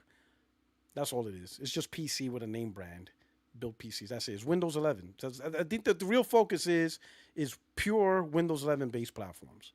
Now, people saying, well, you could play your Xbox games. I would imagine the work to do that is emulation, trying to get games to emulate So that way, if you already own it under your Microsoft account, then through emulation, you'll be able to play on your Windows PC.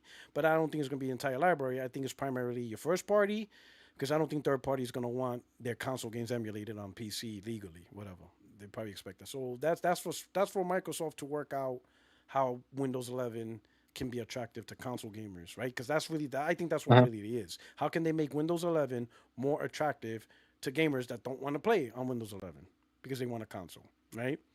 Now, in that environment now where it's when you look at the devices, Windows 11 PC gaming platforms, PlayStation console, and then Nintendo, you got less devices now. Because then Xbox, the way it Uh-huh. is now, is gone. That dedicated OS, that specific OS that's built is gone. It's out of the picture now. So it's Yeah, yeah, PC yeah. There's no gaming, point for two PlayStation. versions now. Yeah, yeah. So now it's just PC gaming, PlayStation, Nintendo. That's it. Simple, even in a simple environment. Third party, for those that don't make PC games day and day, in particular Rockstar, they're gonna have to make a decision. They're gonna have to make a decision. Is PlayStation and let's say Nintendo good enough to release first, or do we now have to start doing day and date with PC since there's one less platform available in the industry? And that could be Uh-huh. that could change that can change Rockstar's um, method in the future. If there's less platforms, they they might say, okay, are these games PlayStation only? Is Switch 2 good enough? Well, really, when you're talking about Red Dead 3, shit, the Switch 3 might be out by the time that game comes out. So that's Yeah. a whole different conversation, right? Because that game ain't coming out anytime soon. So for all we know, that could be Switch 3 might be out. And then at that point, Switch 3, PlayStation 6, and PC environment. How is Rockstar going to handle that? So yeah, um, I don't know how to answer that question, to be honest. I don't know why Rockstar that because that question is so far out. I think Switch 3 might even be in the play by that point because I don't see Red Dead Yeah. coming out anytime soon. At least 7 years after GTA 6. So you're talking 2033, Yeah, 2033, yeah. maybe 23, 34, 33, 34. So that's a real long time. And by that point, we will already be used to PC, PlayStation, Nintendo. Right? That, yeah, Everybody, I think at that's that what I think is point, gonna happen. yeah, at that point, everybody will eventually be used to identifying Xbox as a brand in PC gaming. Now, I think the whole console talk of Xbox will be over. I think people will finally accept Xbox for what it is, which is just a brand, a PC gaming brand, and the whole console will Yeah. no longer. I think right now this whole hybrid is people still trying to hold on because they don't want to admit the reality of the console brand, which is a failure and just not worth having. Not enough people buy it. It's the worst part of Microsoft. You see they're constantly reporting they're losing money because of it. People just got to move on, accept reality. But people are not going to accept reality until it actually is reality, because then you don't have a choice. Yeah. Once it's done, that's it. It doesn't matter what you think anymore. This is the new norm. So I think once Microsoft finally, when everything comes down, everything's fleshed out, you got your PC brands, you got your PlayStation, you got your Nintendo, and then everybody will work with what they got, what third party does. I think this doesn't really impact the majority of third party anyway. In fact, it might make things easier because there's less devices out, especially the way Microsoft treated this gen with two devices. The Series X and Series S, that was just stupid. That was a pain in the ass for developers by itself. So now you ain't got to worry about an Xbox at all. You just got to worry about PC, PlayStation, and Nintendo. So it might make things easier for developers, third party developers across the board now, because they got less devices to worry about and less stupidity, right? And if Nintendo Mhm. can catch up a little bit more with the Switch, be closer to the PC PlayStation landscape, that's even better for third party. If Nintendo can actually produce better hardware that's more in line with what third party, right? But I think that decision is going to come with the Switch too. I think if Nintendo sees more money from, like I said, a nice decent increase of revenue from the sell third party games that they normally wouldn't have, and Nintendo's like, man, now people are, let's say if Call of Duty does come out on Switch 2 and they got a nice good chunk of money transaction sales and stuff. Like if Nintendo starts seeing like, wait a minute, third party sells from these big games are pretty good. They're like, wow, we didn't realize what the impact of Call of Duty really has on a gaming platform, you know, or the impact of, you know, another type of game, Marvel Rivals. I don't know if Marvel Rivals on Switch 2 or whatever. You know what I'm saying? But all these games that Yeah. PlayStation enjoyed, now they're finally on Nintendo, and Nintendo's like, wait a minute, this is like lucrative. Like we almost forgot how lucrative third party titles are on a gaming platform. Yeah, maybe on the next Switch we'll invest a little bit more to cater to third party, you know, just a little bit more to make it easier to put their games on our platforms so we can enjoy this 30% cut. That's just really lucrative. So the Switch 3 Yeah. could be even more in play, and that's great for the developers of third party.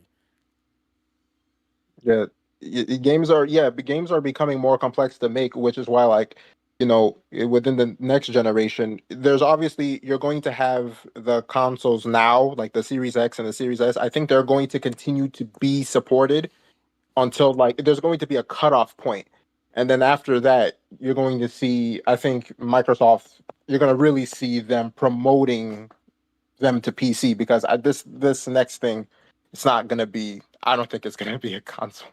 It's not going to be a console. And if you look Yeah, I at don't it, know. they're quick to cut off Microsoft, even the industry, because if you look at, they're still making PS4 games, but they're not Yeah, making an Xbox One version. The industry yeah, cut off I've seen. Xbox Yeah, I've One. seen They that. said that's not worth it, but yet they're still supporting PS4. But the Xbox One is dead. It's gone. So Xbox, Yeah. if there's any console that they cut off first quick, it's Xbox. They'll completely cut that off Mm. a lot faster than the PS5. Definitely. In fact, I think PS5 is going to stick around for a long time. That console is going to be around a lot of cross gen. I'm warning everybody, cross gen is going to be insane for next gen. PS5 games, Yeah, it's going to stick around for a good minute, especially from third party. I mean, look yeah, how long PS4 is sticking around. I can't imagine PS5. That thing's going to yeah. be in everybody's home, still playing, still making lots of money for a long time, you know. And I think that's what happens when you really make a great console with great hardware. Hmm. You know, Yeah. the better job you do, right? It's like a damn if you do, damn if you don't scenario, right? You created such good hardware that people have no problem sticking with it for even longer, which means they'll least likely adopt your newer hardware because all hardware is great. So it's like, Yeah. but I think that's a good thing, right? Just create the good hardware and then create your next generation hardware. I think a better planning should be done. But if you release the PlayStation 6, don't force the attrition anymore. Just make the games. And that's really what I really want the mindset is. Just make the games for your environment and that'll speak for yourself. Because nobody had an issue. In reality, everybody complained, but nobody really had an issue when it came down to the dollars for Miles Morales. Miles Morales was both on PlayStation 4 and PlayStation 5 the same day. That game Yeah. sold a lot on both platforms. And I think the tie went to PS5. I think more people bought it on PS5 because they were buying the PS5 for Miles Morales because they wanted to play that version. So guess what? That game showed, even if the game was on PS4, people were still buying it on PS5. And those that didn't buy on PS5, so what? They enjoyed it on PS4. Ragnarok was the same way.